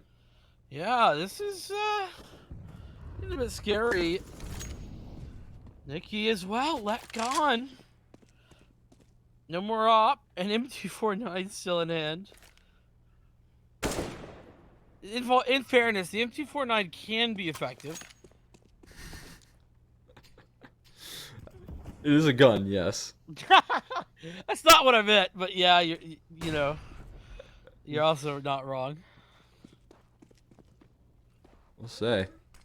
Got some mid lurks hanging about. Justin, just missed it, but the shot's not connecting onto him, so he's going to walk away just fine. They've stacked over most of their players towards that A side of things. That's where they're going to commit at the moment. In towards the A side of things here. So far, only one defender left to meet them. It's not going to be an easy hold here for Dewmaker. 2 and get away. That's the best case scenario here for Dewmaker. 2 and die. Well, I'll take it. 1 on the board. Getting away with his life. M2 coming through. And, wow. What an adjustment there by Bonneville to find not only the guy on the left, but the guy on the right. Not too bad. Not too bad at all. Purdue's money's still looking good, but no longer are they going to be buying those M249s. They've learned their lesson. Maryland forcing some respect on their name right now. Seemed like it was a bit premature to be memeing anyway, seeing as how close this game's been. Yeah, it's not that far. 3 rounds now. And look at the money. Yeah, we were talking 14K for about 3 or 4 players. Look at how it swiftly dwindled down to 6K for only 2. Others aren't going to be so lucky. This is a really important round. This could be the round right here. Certainly could define a tied game. As you can see, Purdue down. Justin is again losing out to Nikki. That's in the mid area. Question of A or B rather. Sorry, is a good one, and right now you see 2 players committed over towards A. I think that's where they're probably gonna head. Maker's rotation kind of being hurt a little bit. Seems like a fake as he heads right back in through the door. Hero Fate. Position revealed by the smoke. Trajectory maybe. Commitment towards A. This is going to be a nice multi-pronged approach from Connector, Palace, and A ramp. This is exactly the sort of A executes you want to throw at him. Maker, all these noise being made. They're going to push right through the smoke and catch him off guard. Back turn. Hero Fate on an island right here. Firebox is not a position you want to be in when they're all closing the distance. 2 headshots delivered and equalized. Now from him. He's looking to close it out, but he gets headshot at clothesline. Lect in the 1v3. Spotted out. Catches the legs on Nikki. Crossing in, but the bomb already being planted at the moment. No worries there. They've already crossed him towards site, so Lect can't cut him off. And AK now retrieved from his hands. And trying to play the smoke here is Andy. Around it, there's a slight gap, but he's not going to use it just yet. Instead, he's watching more tuned in towards the position. Right call from Andy as well. Going to push through it, not expecting it surely. Lect going to go down there. 12 on the board right now for the side of Maryland. Man, they're clawing this back little by little. Honestly, if we see a map 3, it's going to be all Purdue's fault. I mean, they got a little bit, you know, a little bit funny. A little bit cute. No kidding. Ain't no time to be cute. This is play-ins. Doesn't get any more important than this. They called it a bit early, I think, and they still have to find their way out of this situation that they put themselves in. That's a great start. Nikki down, sidelined, and delivered from Lek as well. Makes things a bit scary here. Oh, no. This is a very false sense of security. Yeah, there you go. 4v4 now. And, I'll take that with me, just so you can't have it, says Andy. You're put in such a prime position, I will say. Not a bad trade of Hero Fate for Nikki. Dropping the op for the dualies, I would say is worth, all things considered, if we make the transaction. True. But again, you can't afford any mistakes right now. And Ronnie catching someone off guard. Dewmaker totally unaware of the position here. Ronnie trying to push up the catwalk. Needs to watch this ladder position, and he does. That is huge. And look at this, only towards B. 1 mag 7, and he goes down. 4v5 quickly gone wrong. And this is going to be 13 locked in. And last you can see, Lect and Dewmaker pull something out of the hat. Not interested either. Unbelievable. Purdue once again turning an opening pig into a lost round. They're kind of back to tap Purdue. Is that you know? I think they're back to, I can't believe I just bought 2 M249s Purdue and spent 10K, and now we're on an eco Purdue. That's I know also that was a good point. long-winded statement, but man, that was a disastrous decision right there. I'd be feeling a long-winded if I was them. As in, well, we screwed up. Yeah, that's the only way to put it right there. Not even, they can definitely buy here. Plenty of money to go around the block. 2 ops. Buys all back and forth, double op, you're exactly right. But tied scorelines is the result of a round victory for Maryland, and the money won't be looking pretty. They got max loss bonus, they got a bit in reserve for Dewmaker, but my god, is this coming down to a close game. Yeah, and a loss here for them isn't going to deny their money either. Yes, it's going to be poor for Nicky and Bonneville, but everyone else is good. But Purdue, they've stepped up when they needed to every other time. Is this any different? Well, Tech says no. Nice opening frag right there. That's a lot of information as well. Not only is it a nice 4v5, but Tech continues to hold down the apartment side of things, can allow for some more heavy presence towards other sides of the map. That's where they're going to head. You got one player inching his way up catwalk, making sure he's careful about it, but trying to get that control to help out his teammates towards connector. Passive setup towards A as well. A minute left to maneuver. Pumping the front of Apps, but that's not really an option. So you can see Andy going to back over towards the A side of things. Group up with his teammates here for the commitment of A bomb site where there's 3 players hanging about. It's going to have to be good. Maker going to deny the prong of mid from this attack. Now a 2-pronged approach. Palace and the ramp. Palace being locked down by Lect. Bait. Not enough to win the shot. Fade. Not sure what's done that damage. Nonetheless, let's find its success. Shot Tech as well. Tech with 3. Well done, Purdue, at the necessary rounds to send us to match point. Yeah, I mean, they've at least they can breathe a sigh of relief knowing that they've gathered 15. But it's still not over. Again, investments coming through. Money strong. Money not even a factor anymore for Maryland. All they got to do is win 2 rounds in a row now to take it into overtime. And I think they'd be happy to go into overtime knowing how Purdue was in such a winning position at 9-14. Indeed, here we go. 15-13. Purdue. I mean, the loss here would be pretty devastating, but not entirely. But Dewmaker. Aggression is the name of his game, and Tech is the same. 1 for him, 1 for Dewmaker, and Dewmaker continues fragging. This is 2 versus 5. I'm feeling like it's over. Ronnie and Vade, they're split, and they do it all alone.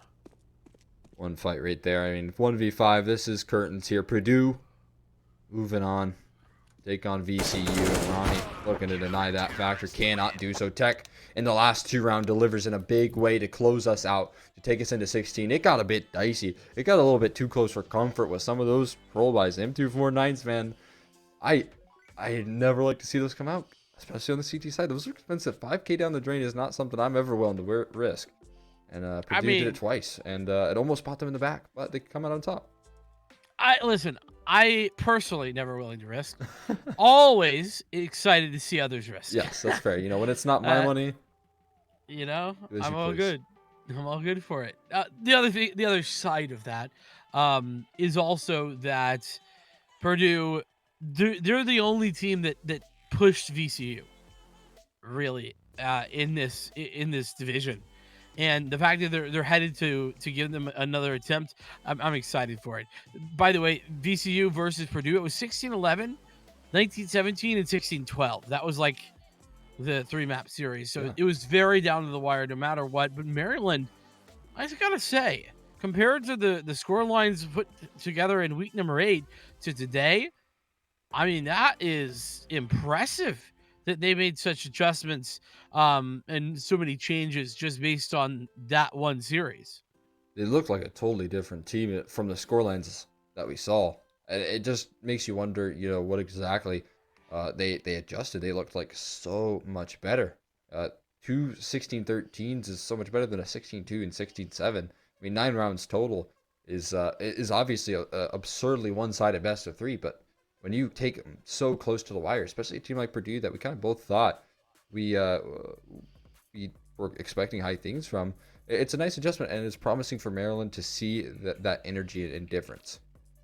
Yeah, no, 150%. The other kind of thing to note about Purdue as well is that, you know, they're able to convert that 8-1 position, you know, into the potential finals, or I should say conference championship. It's playoffs. That's the more accurate terminology, and I love to see that. Purdue, they weren't really uh they weren't really a big fish last season, and being able to see the change year over year, season over season, it's really impressive, and I really enjoy it. Yeah, no, that's probably one of my favorite things about the collegiate scene is you can see teams skyrocket from, a team that's decent enough to a team that, only needs a couple months to get adjusted to new setups and, maybe teach give experience from like say a highly experienced player from advanced or premier to a main player, IM player along those lines. So that's my favorite part of collegiate is the transfer of knowledge from better to a learning player. So very exciting stuff. I think Maryland, vast improvement is promising, especially heading into the next season. That we say goodbye to them now, but excited to see what they can pull forward in the future, taking Purdue this close. Yeah, and that's the other cool thing, right? With the adjustment to the season being, just the fall semester, and then did another Yeah. season in the spring semester.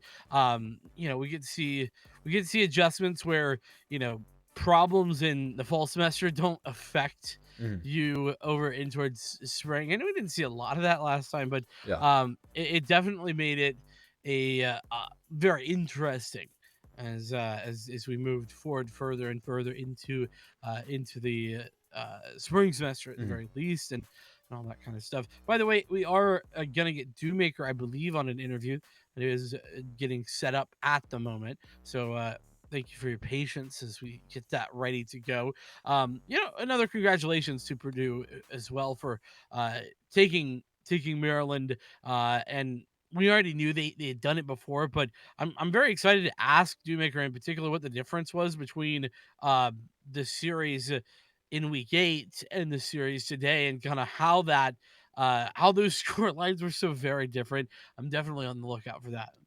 I'm right there with you. I'm wondering what exactly the adjustments being made. Why was there the sudden struggle in this 2-0 as opposed to the dominance that we saw in the previous 2-0? Because right now I'm looking at the roster and I believe there was Rabbit that played the matchup at the time for UMD, but Mhm. only one player being adjusted in there. It's not the biggest of difference. So it's interesting to see the difference in how they were able to convincingly win a best of three versus Maryland putting up an excellent fight.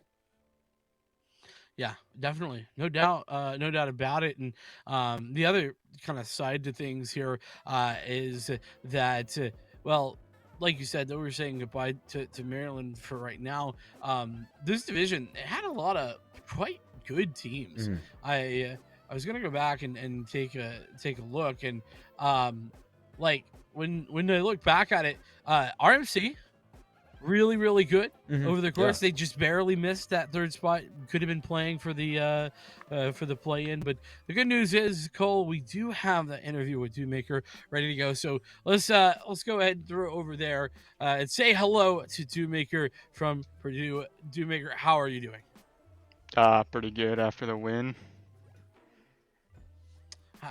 Indeed, excellent victory that you guys were able to pull out. It was a little bit close, this one, especially compared to how dominant things looked in week 8. What was the difference between this Maryland that you guys played tonight and the ones that you guys played in the regular season? I think on overpass, that's like we just didn't get out to a strong start. So once we got it rolling, we took the map pretty handedly. But I think we started down 0-7, and after Yeah. we played on Vertigo, they banned it, and that's probably our strongest map right now. That and Inferno. We're just not that. I mean, Mirage isn't really a map we play, so we Mhm. started off slow on that one too.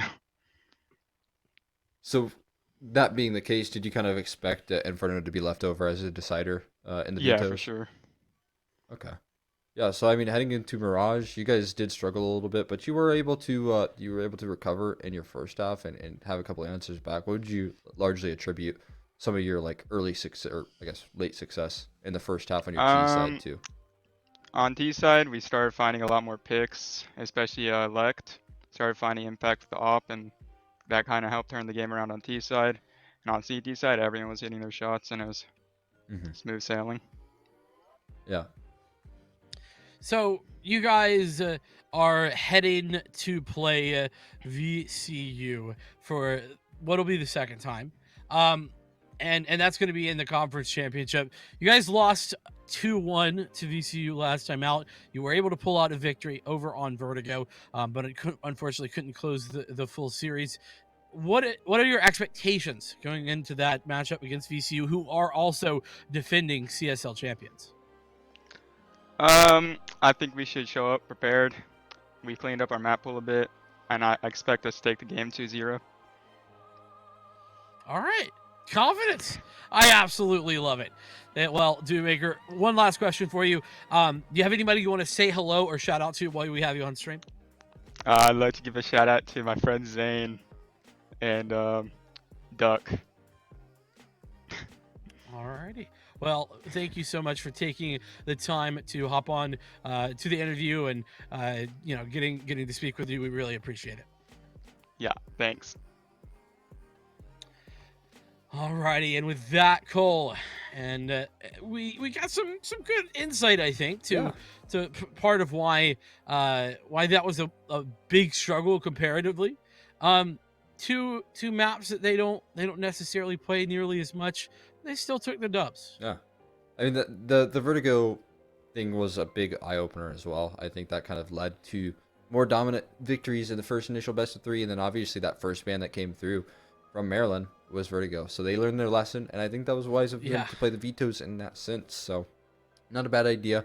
I like the recovery that they were able to make and the difference they were able to show. But yeah, great game overall from Purdue, and I'm excited with that confidence heading into the final of the East Conference.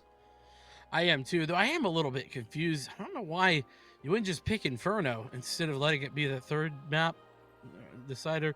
Anyway, nonetheless, a question for another day, another time. And yeah, VCU definitely on the lookout for those seasons. But I like how confident we were seeing Dewmaker be there on the back end there. I think I don't know if we have the graphic to take a look at on about our schedule here at the Starleague. But if we do, let's pull that up.